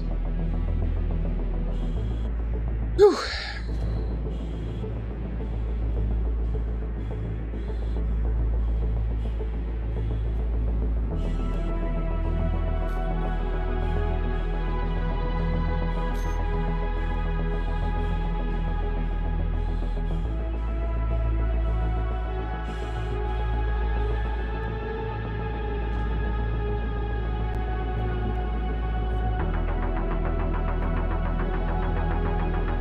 Start.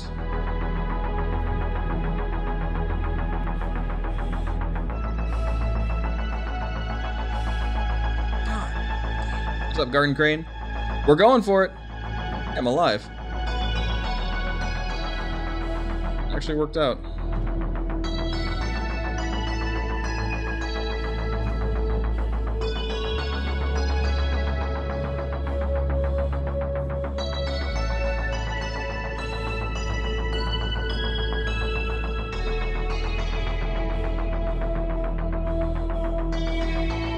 Good pace too.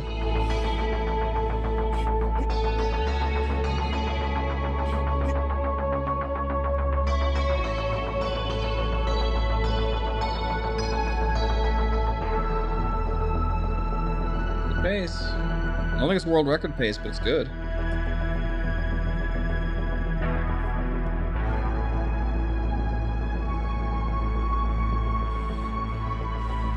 Can't get enough boost fuel back. Really the issue here.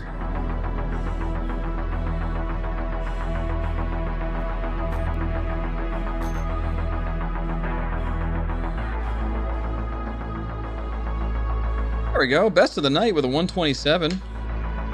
76. PB for the night. Not too shabby. Not too shabby. We're getting our groove back. Finally. This is a hard track, guys. Actually, no, we did that in 28 minutes. That's not that bad. It's not that bad. We're doing pretty good. It's a pretty good pace. We got this. No problem.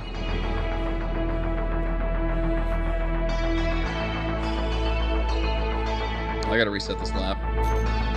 Yo, Protostar. Protostar_ has subscribed. Welcome to the pit crew. Get those double dogs in chat for Protostar. Newest member of the pit crew, much appreciated. Very much. Thank you.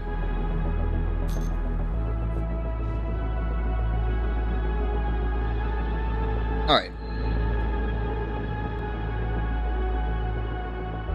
Yeah, and I blacked out. That's okay. Going in the right direction, I think.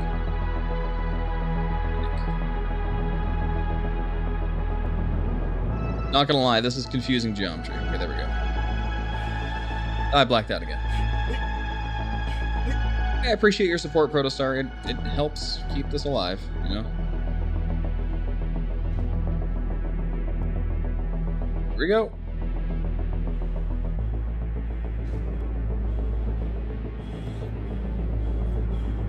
Also, you know, more importantly, we're one step closer to the hot tub stream now. So there's that, right? Yo, Garden Crane. Now we're 2 steps closer to hot tub stream. Garden Crane has subscribed. Thank you so much. Get those double dogs out. Whip them out, folks. Got 2 new pit crew members today. Thank you so much.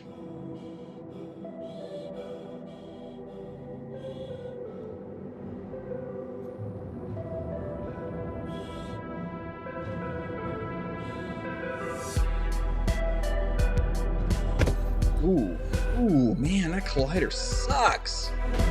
Alright, so we need to be aware that this collider is pretty far from where it's supposed to be. There's some... We gotta steer a little more clear of those. Or, you know.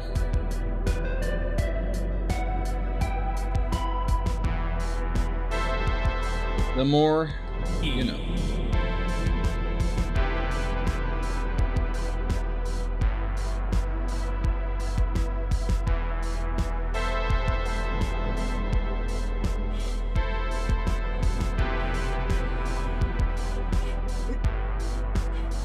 All right, here goes.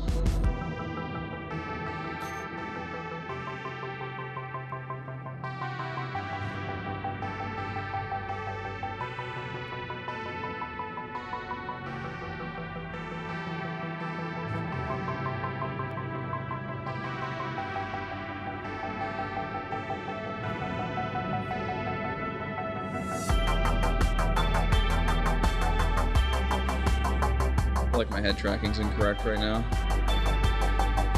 Ooh, it definitely is.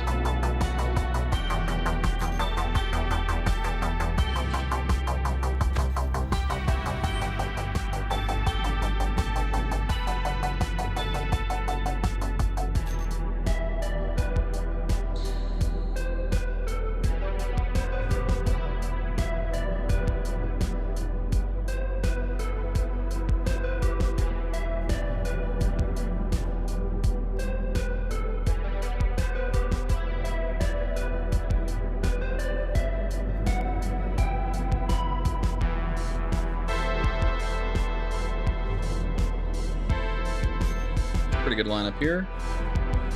Boost recharge a bit. Drift in. I'll go about 1,000 meters per second or so going through this. It's my strat. I know Deku does it way differently, but I like to get that top speed rolling. Keep that momentum going, you know?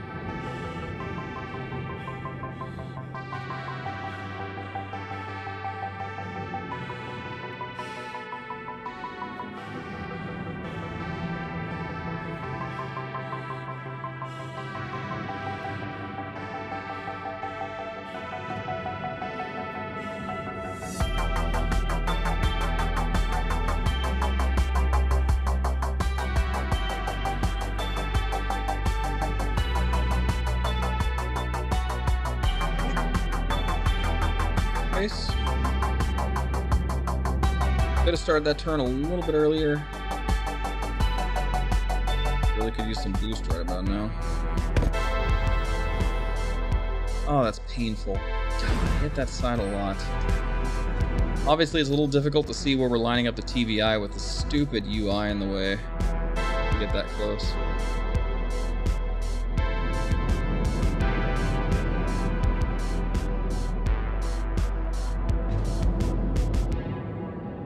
Good pace, good pace.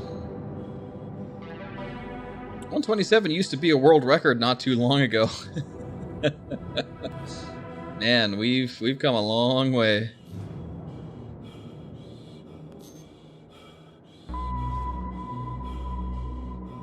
We gotta beat that by almost 2 seconds. Here we go.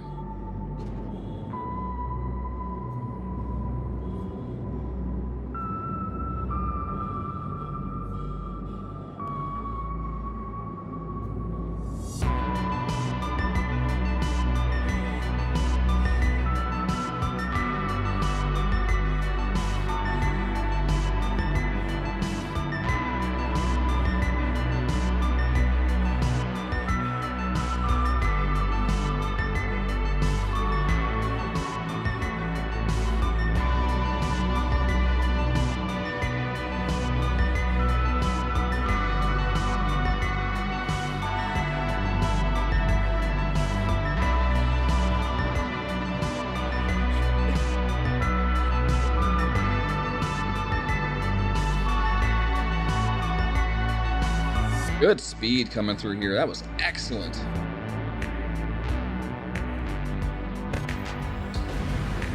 Fucking ruin it. Ah, it was a great turn.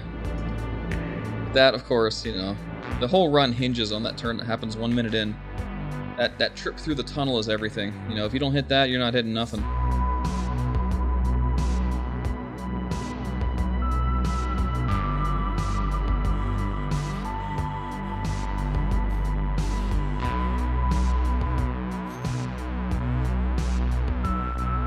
It was pretty good. Like, the pace we got through there was pretty immaculate. Couldn't get my G's under control there.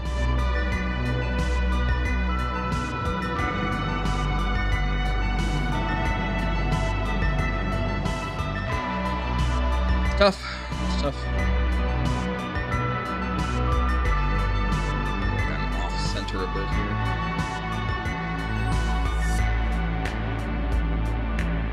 Alright, here we go.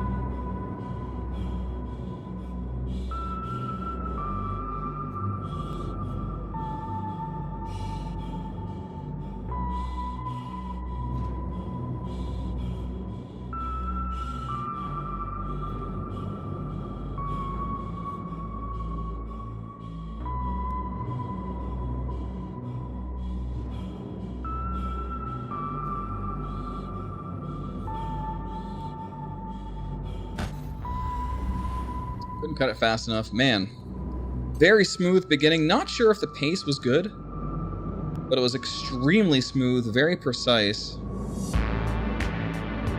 Like, excellent, like, well-rounded pace. Not sure if the sprints were good, though. Really hard to tell because I don't keep track of my splits right now. This race isn't that crazy. Like, if we're still hacking seconds off the world record time, there's no reason to do any splits.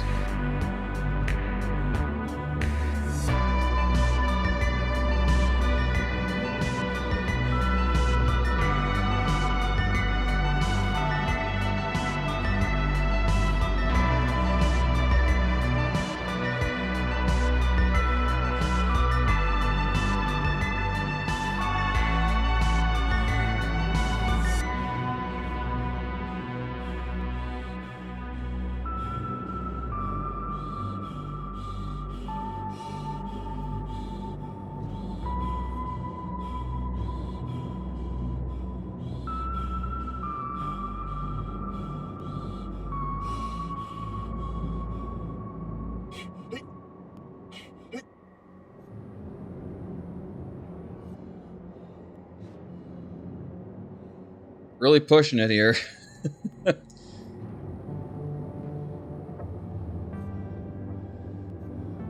Oh, you bitch.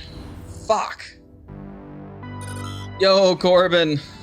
Thanks for the raid. Welcome, everyone. We are going for the Miner's Lament world record. Could I please get a shout out for Corbin? Thank you for dropping off here. You guys are having a lovely Sunday evening / Monday morning. Depending on where you're from. Good grief. We just started this grind out. We're down to a 127. We're about a second and change off of the world record. Enjoy the show.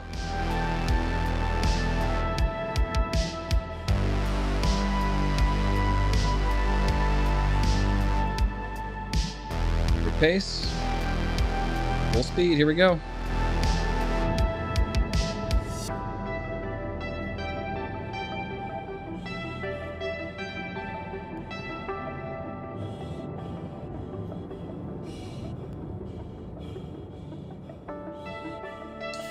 I might be okay here. No, just missed it. Damn. What's up into 4-0? Welcome. Grief.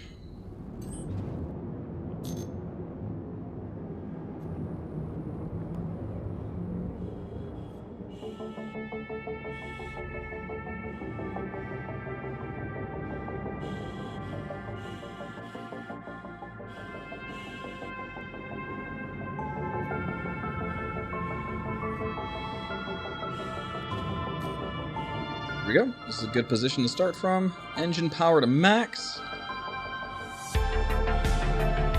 de-stress. Kind of beat around a little bit here. Okay, here we go.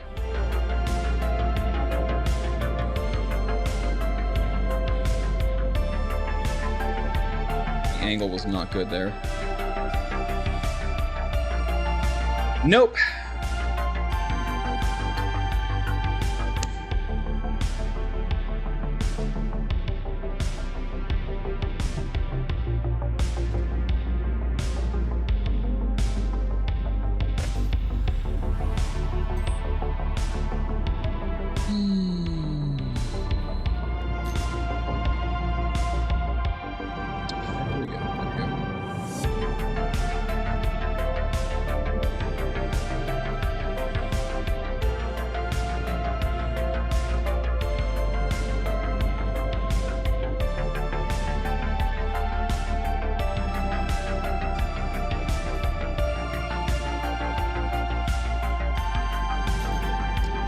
Another go. Good trajectory, good start. All right, good speed. Here we go.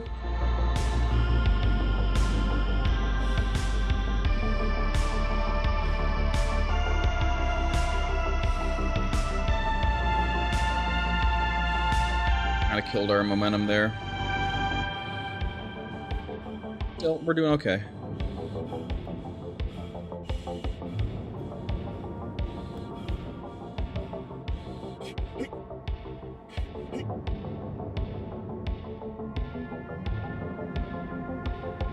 What turn did I miss? God. How did I miss this one? I think let's see. Oh yeah, okay, so that corner does not register. God, another one. If we go a little higher, it will, yeah. It's just the edge that does not register. That sucks. God, it sucks. Another thing we gotta remember, going into this track.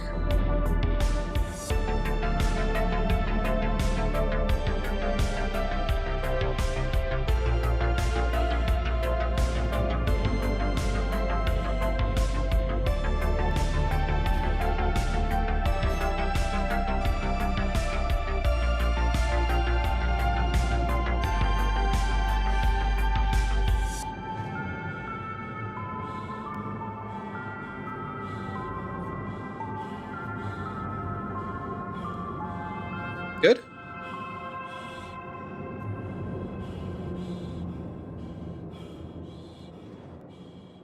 Good?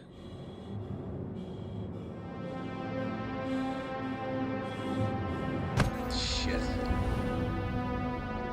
Oh, man. You know what's hard to do? Dodge something in the dark at 1,000 meters per second. That requires a certain set of skills. And by skills, I mean, you know, luck. A little luck there.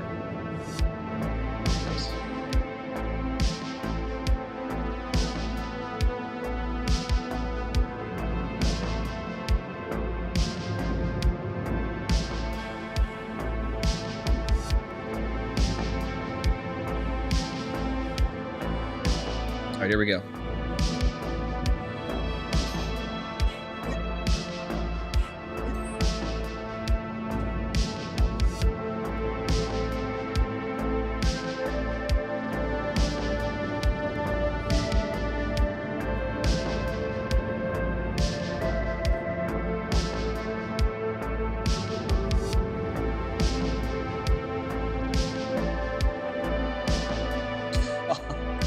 Maybe we'll wake up in time here. We'll see. I don't think I was... Oh, we did. Guess that counts. Keep it going. Keep it going.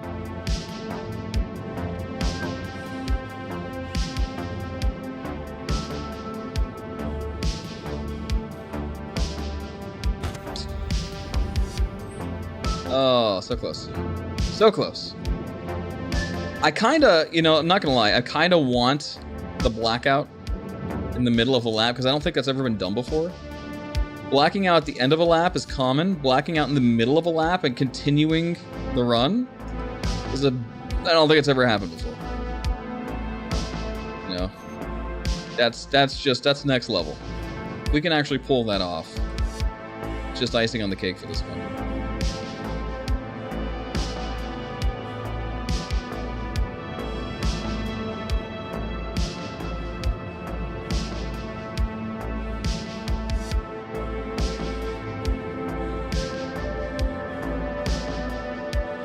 Nice and tight. No! Or maybe yes. Maybe yes.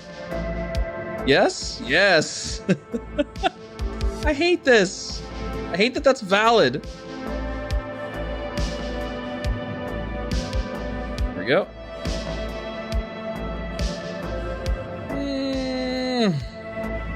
That was too hard. Should have let that drift a little bit more.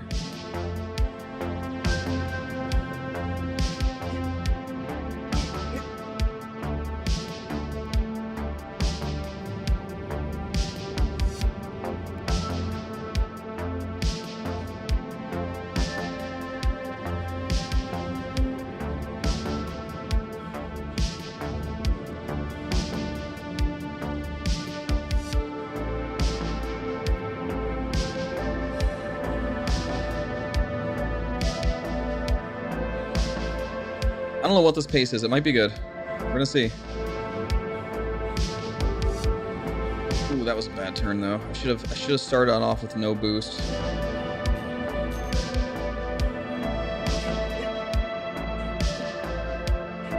128. Not too bad. PB again is a 127.76, so a 127 high. Would have lined up with my last world record-ish. It was a 127 low, I believe. No.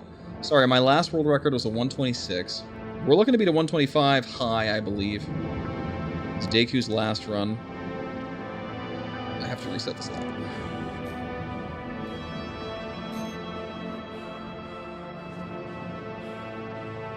But that was nice. That was nice.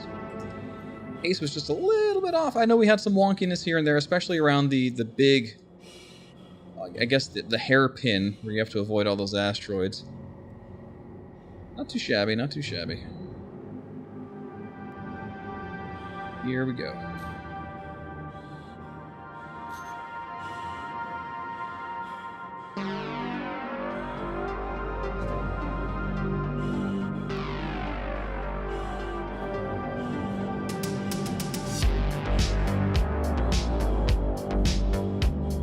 Nice and tight here, come on. Beautiful. Okay. I want to black out here. That's a bad place to black out.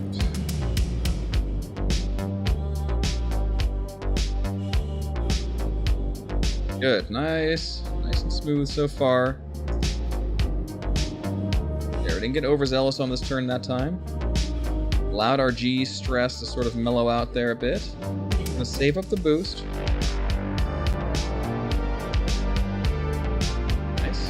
Need a lot of boost here. That's the why for that.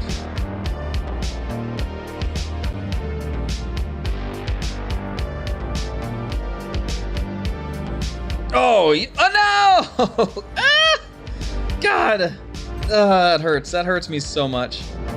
It hurts me because, you know, that makes or breaks your run a minute into it. It's a long time, guys. That was such a good one. Like 1 minute into your run and knowing that that tiny little tunnel is like your crux, that's your life or death. You gotta hit that bullseye, and it's really, really tough. Really tough after working so hard for a minute. That's what makes this run so hard, is it doesn't stack the hardest things up front, it stacks them in the back. Unlike Yadar Valley, you know?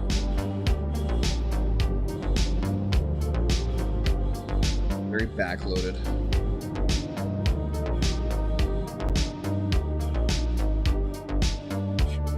You might be okay here. No.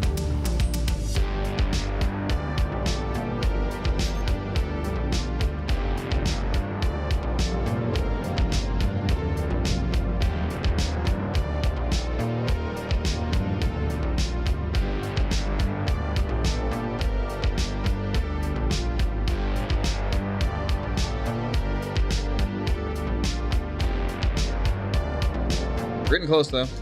Definitely about to hit it. At least get a 126 tonight. Improve my PB. Okay.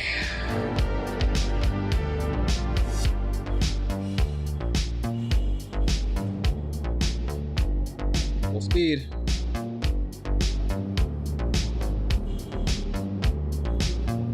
Gorgeous. Very nice vector control there. Good amount of boost.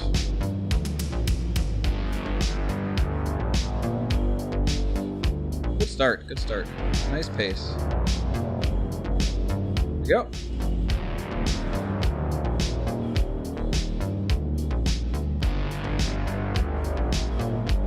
And let's let our G stress relax here. Push this way. Nice. Nice. Okay. Good so far. Nice tight corner here. Ready for our big turn. Good pace so far.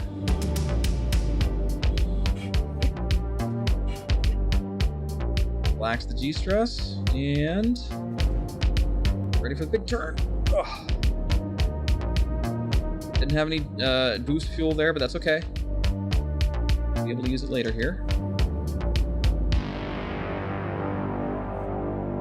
Good trajectory change. Here we go. This is where it all matters. I didn't take that tight enough. Maybe. No boost fuel. Suboptimal here.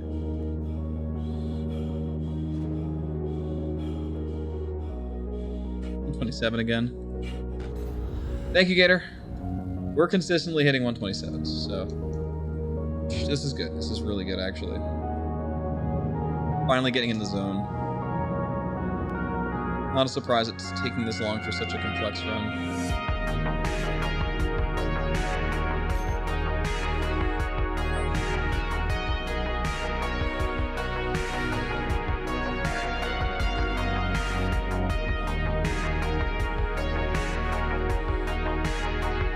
Here we go.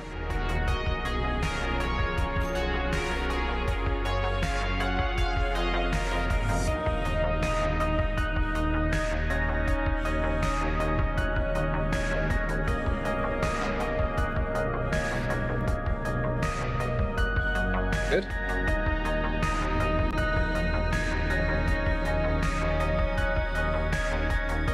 Very nice.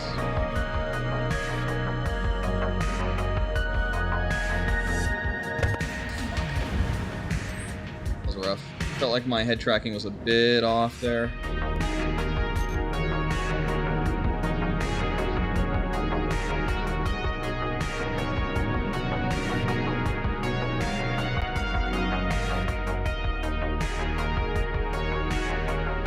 All right, here goes.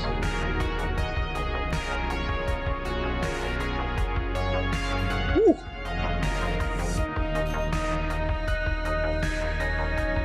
Get into it, get into it.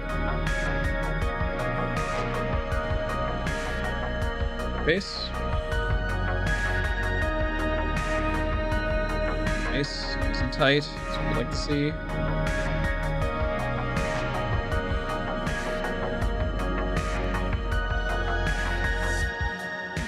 Good. Good speed. Let's keep it up. Get fast.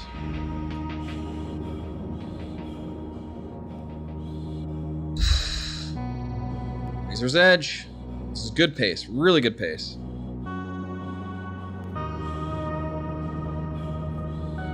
Excellent. Relax. Go. Relax. Go. Okay, here we go.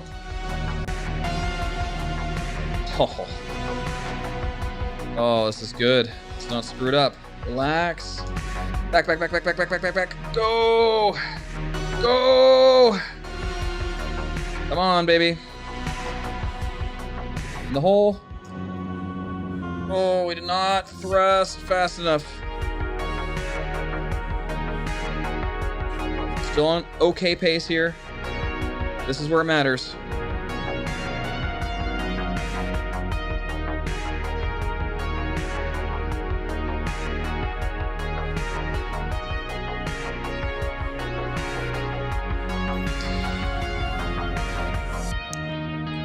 Oof.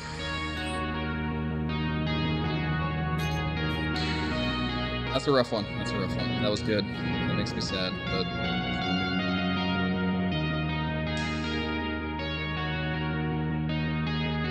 It was clean, yeah. It was clean. That beginning was immaculate. That's really what matters there. The beginning was pretty much immaculate.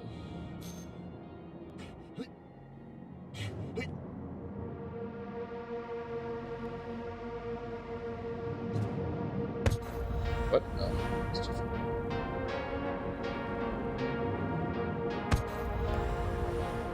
This ship is also made of nothing.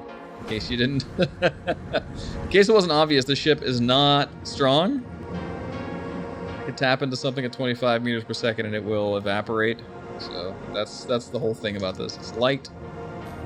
Very, very, very, very, very fast. No amenities here. Go fast. It's an engine with tiny wings.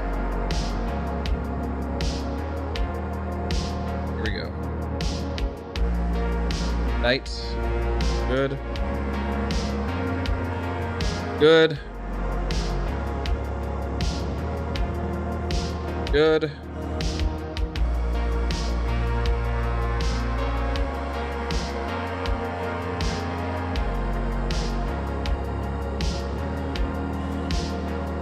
Very nice.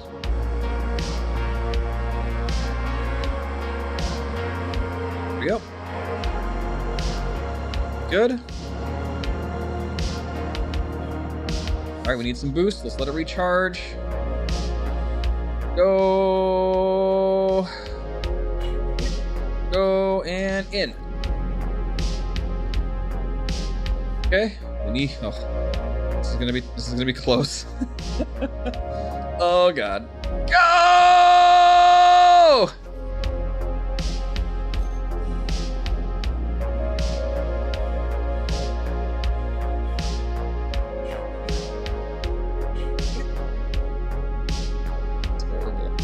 I was blacked out forever there. That was the worst timing to do that.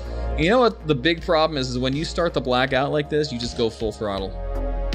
Like, you might be thrusting in some direction, you'll just keep thrusting in that direction. So, just it blacked me out for even longer. So that. We're hitting them though. We're hitting our targets really well here. As far as like, you know, speed targets. Timing targets, really looking good. Yeah, finding the start line, still a problem after this many hours on the track total. No idea where anything is, everything looks the same. I have Scarlet Apex syndrome here where I just, for the life of me, I cannot tell anything apart. This is a landmark I usually look for because it's kind of noticeable. That and the starting line itself at least is very different. It's a different color. Everything else looks the same. Yeah, isn't that weird, Protostar? You know? It'll bounce sometimes. It'll be fine. Or it'll die, you know, if I look at it funny. So,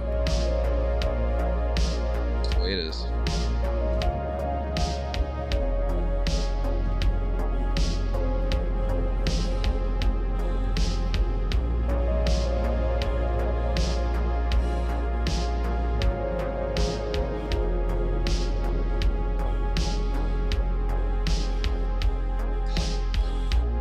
Might be okay here. Ah, just a little bit too late. Darn! I was through that gate in 14 seconds. But I paid for it. I paid for that kind of speed. That's a really good pace, though. It's so hard to keep up that pace.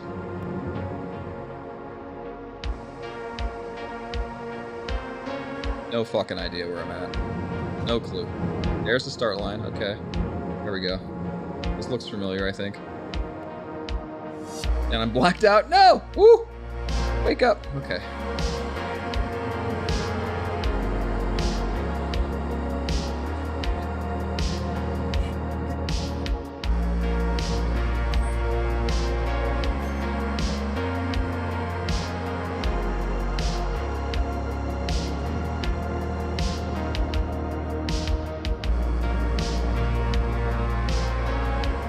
Goes.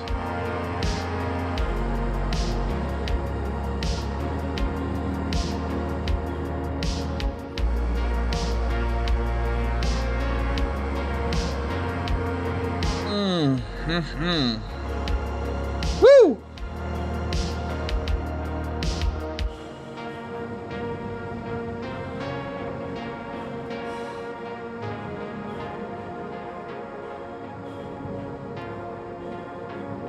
Okay. What a drift. Okay.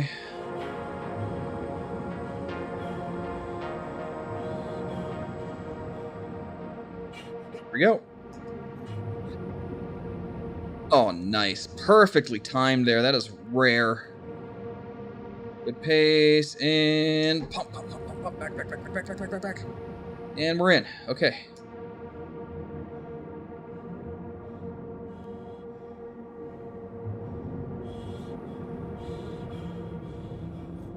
Beautiful.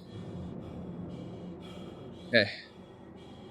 Rid of this G-stress. Let's start this turn early. Good.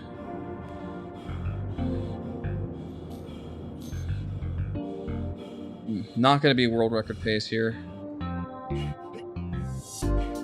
128 low.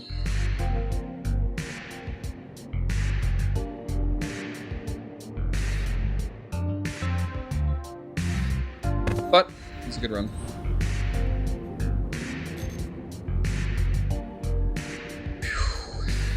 Yeah, it's tough. It's tough.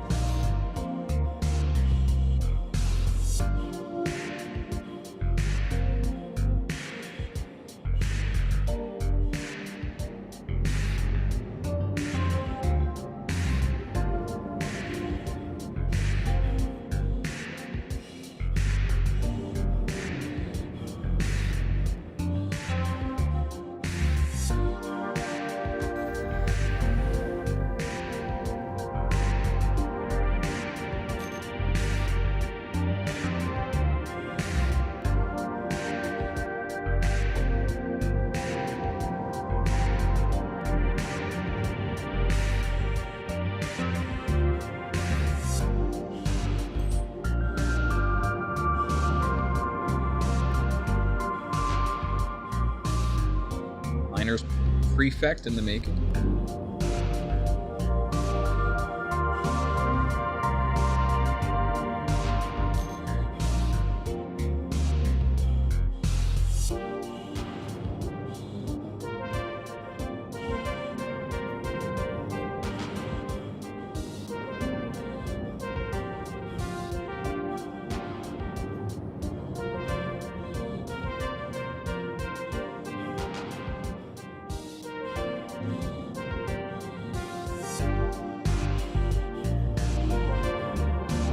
Seems smooth.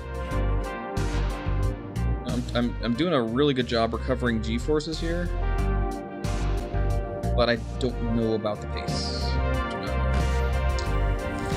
I didn't have the boost to really do anything there. That ended up being awkward. Definitely smooth run though.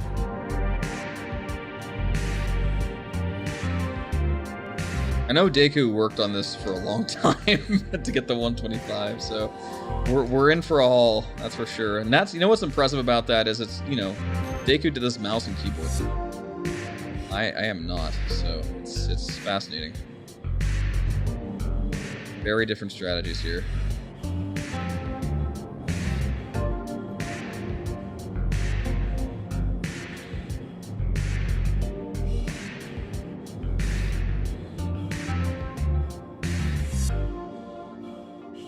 Pace.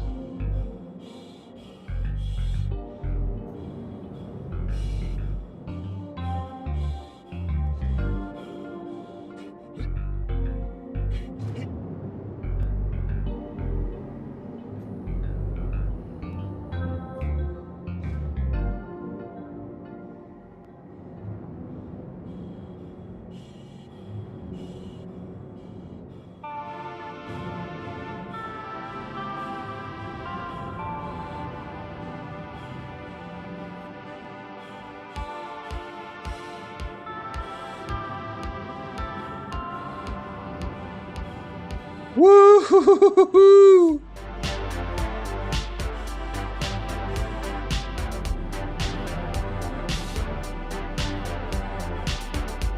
I feel like that could be smoother if I take that turn a bit wider.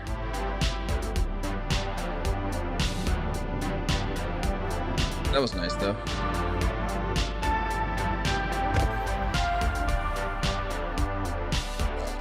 I wasn't gonna make it, but that was close. That back half is tough. I mean, again, this map stacks it to the back. 8R stacks a lot of the challenge to the front, easier to practice. This time trial stacks the difficulty in the back. Front is easy, back is very difficult. It gets harder as you go.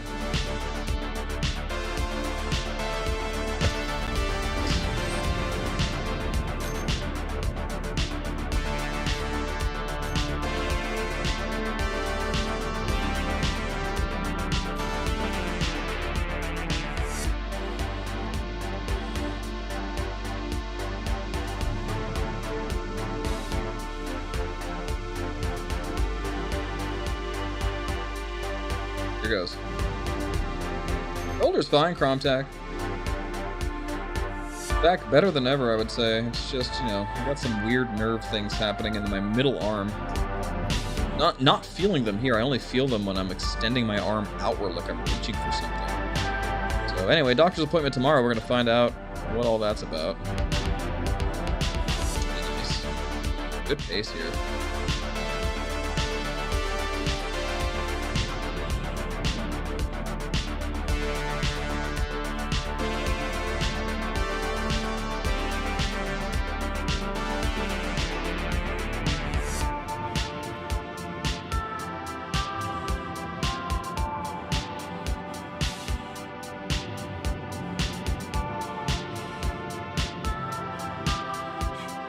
Great movement. Full boost here.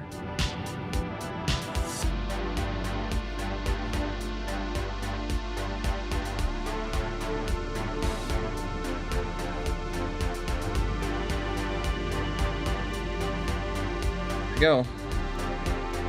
Comes the climb.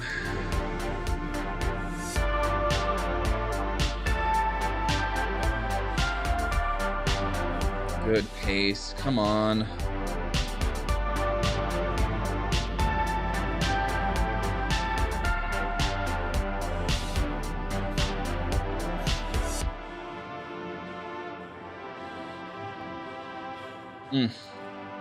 Low 27. Still didn't beat a 127.76? God, that sucks.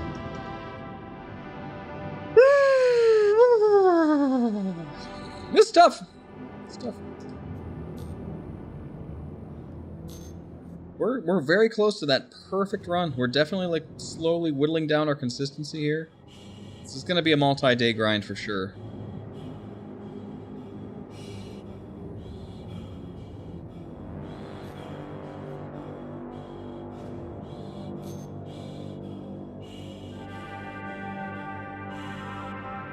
Here we go.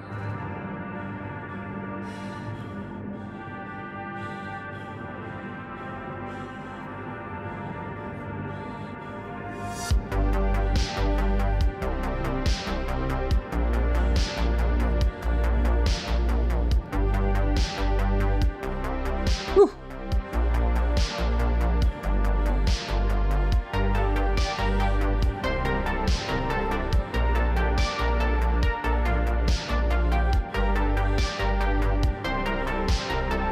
Almost got killed by the caterpillar there.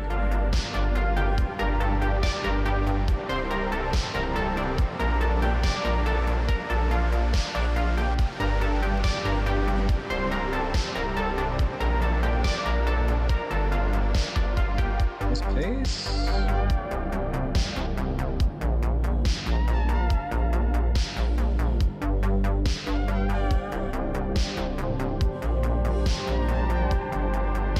Waited just a second too long there, but we're getting better at aiming that hole in a trichord, which is actually insane to think about. We're actually doing it. just gotta search for the start-finish line for 20 minutes, and we're good. Again, still absolutely zero, like, understanding of where I am on this gargantuan course. It's just impossible for me. No frame of reference.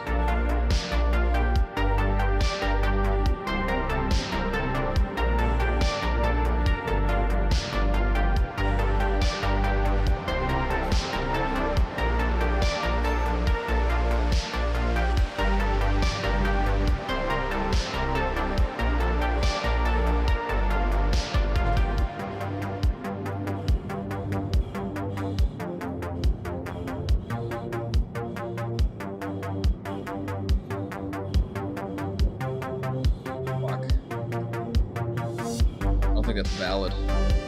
They went under that gate, but it still counted. Gotta restart that.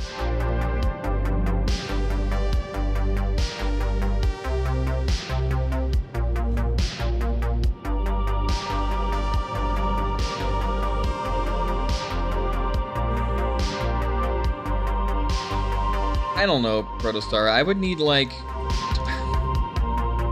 give me some UI that always points to the start finish, and I guess I'd be okay, honestly, you know? That's all I really need for a track like this. Just give me a frame of reference to where the start finish is, because that is my frame of reference in this course. It's the only thing that looks different. Fuck.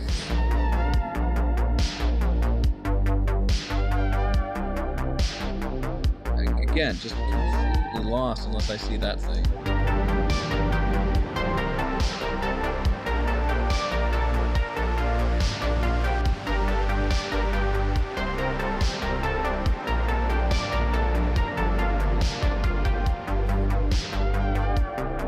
Here we go.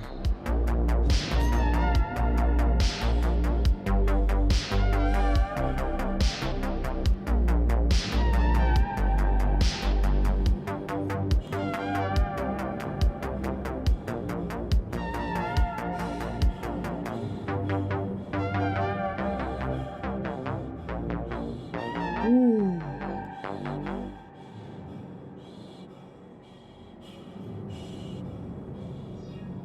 We are blazing.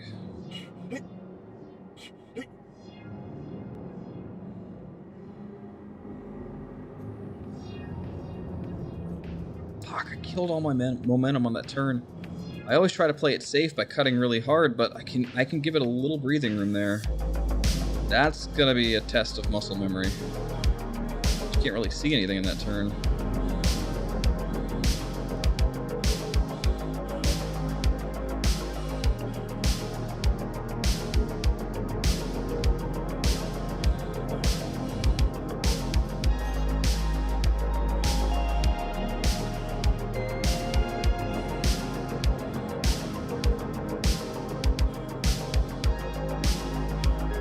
No!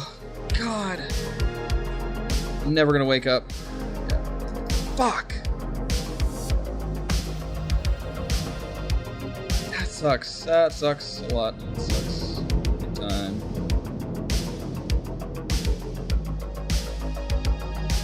Again, all the difficulty in this course stacked up at the end. It gets harder as you go.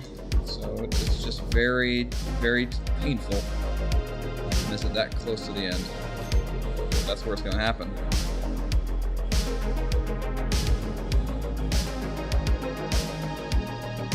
Here goes.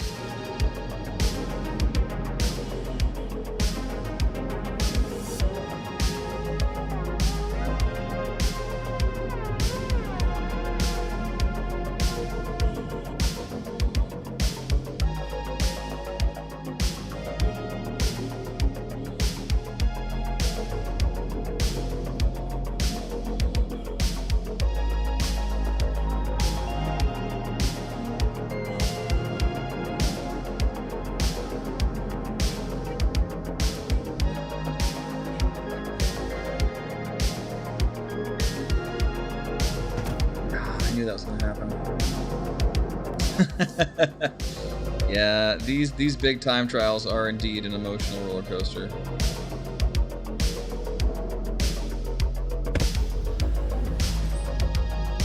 big grinds. And Yadar certainly was. That was exuberant at the end. Getting more competitive, which is really good. You know, the field is getting competitive. That's good news for racing. Even though it's just time trials, but it's good to know that, you know, people out there who are really trying.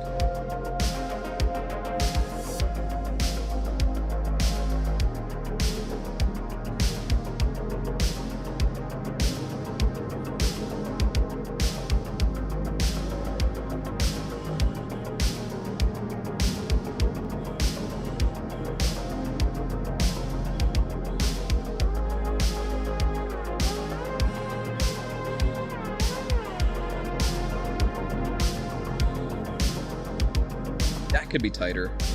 I'm taking that turn too shallow or something. I can't get the trajectory moved fast enough. Alright, I didn't kill my momentum this time, which is good.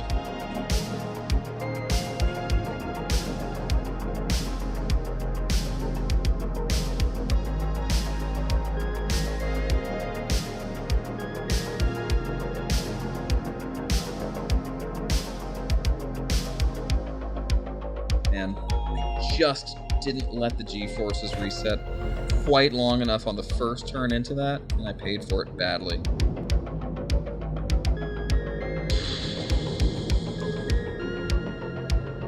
Rough.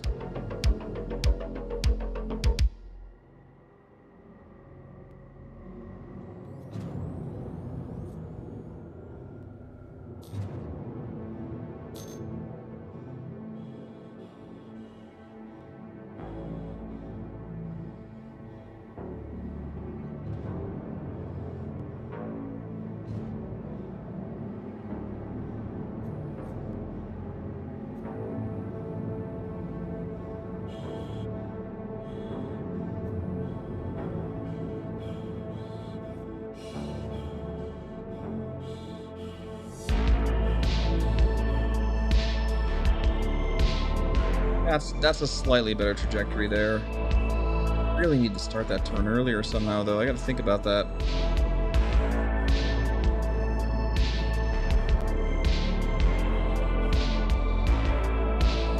That was almost a perfect turn there, though. That's refreshing. That said, I've got a lot of G buildup now. There we go. Better.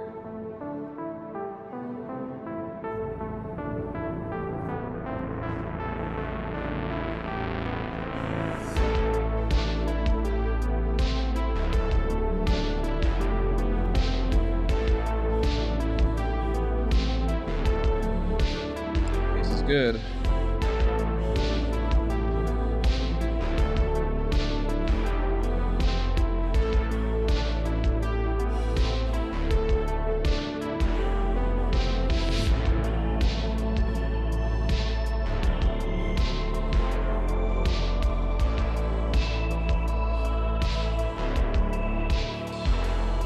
Not even close. Do I watch any racing sports? Not really, no. Probably should, right? I don't. I watched Star Citizen Racing. About it. I've always enjoyed racing in other games. Growing up. No, but I enjoy playing racing games. Not so much watching. You know, not a spectator sport for me per se, but I understand its value as one. Whew. Okay, here we go.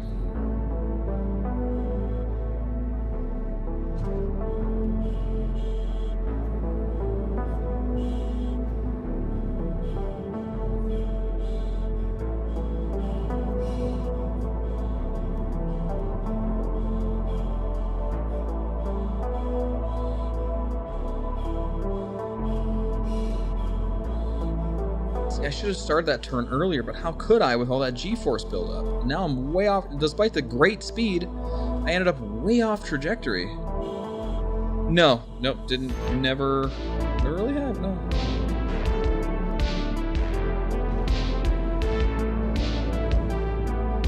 I don't know what it is. I'm just, I don't know. I don't really watch a lot of anything, frankly.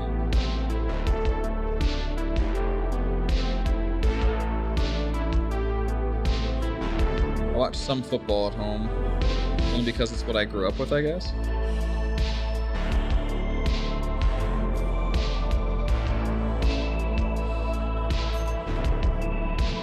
Here goes.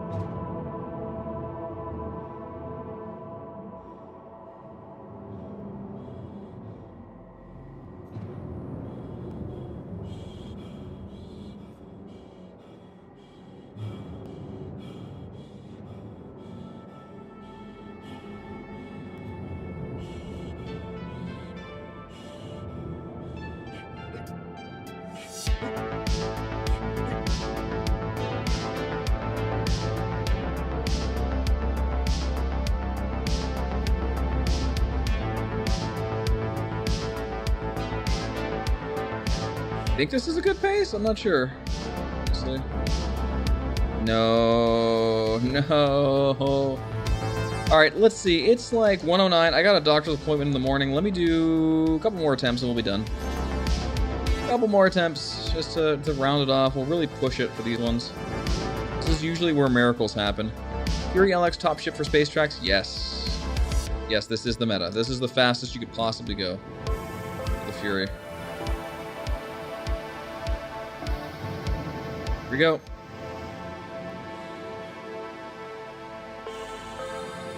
And it's annoying how fast it is.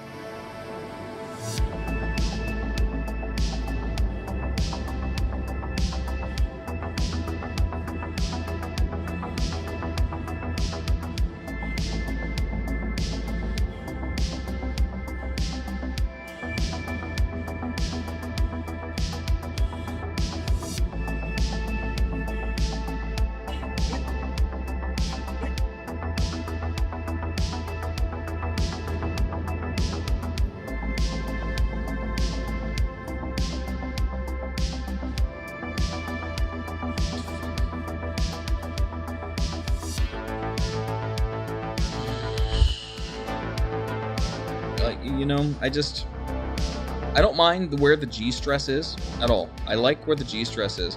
I don't like where the ship's speed is. It's too fast. It's too fast.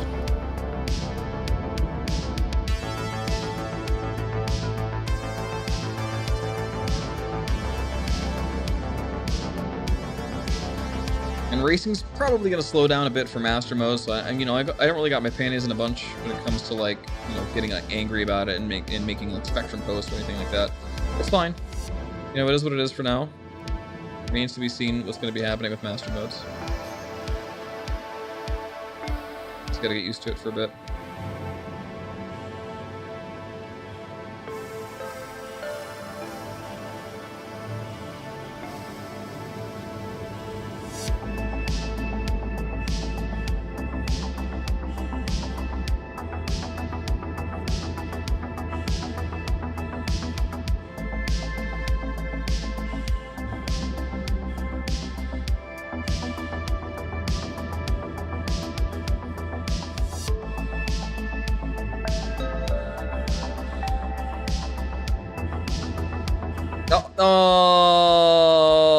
Oh, I'm glad this happened now and not earlier. Guess what? Did you guys hear that when it happened? Broke a spring.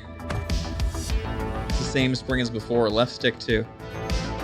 I have a spare though this time, so we're good. Broke the left Z roll spring. Not the stick, no. Just the one bad thing about the Virpal sticks is the torsion spring that holds together the Z-axis. Second time I've busted it, same stick. We'll end on that note then. Let's find a raid and be done. Jeez. Glad it was now and not earlier.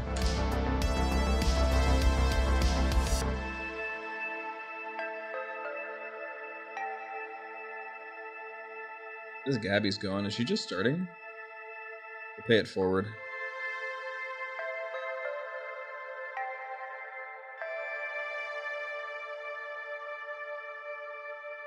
See what happens.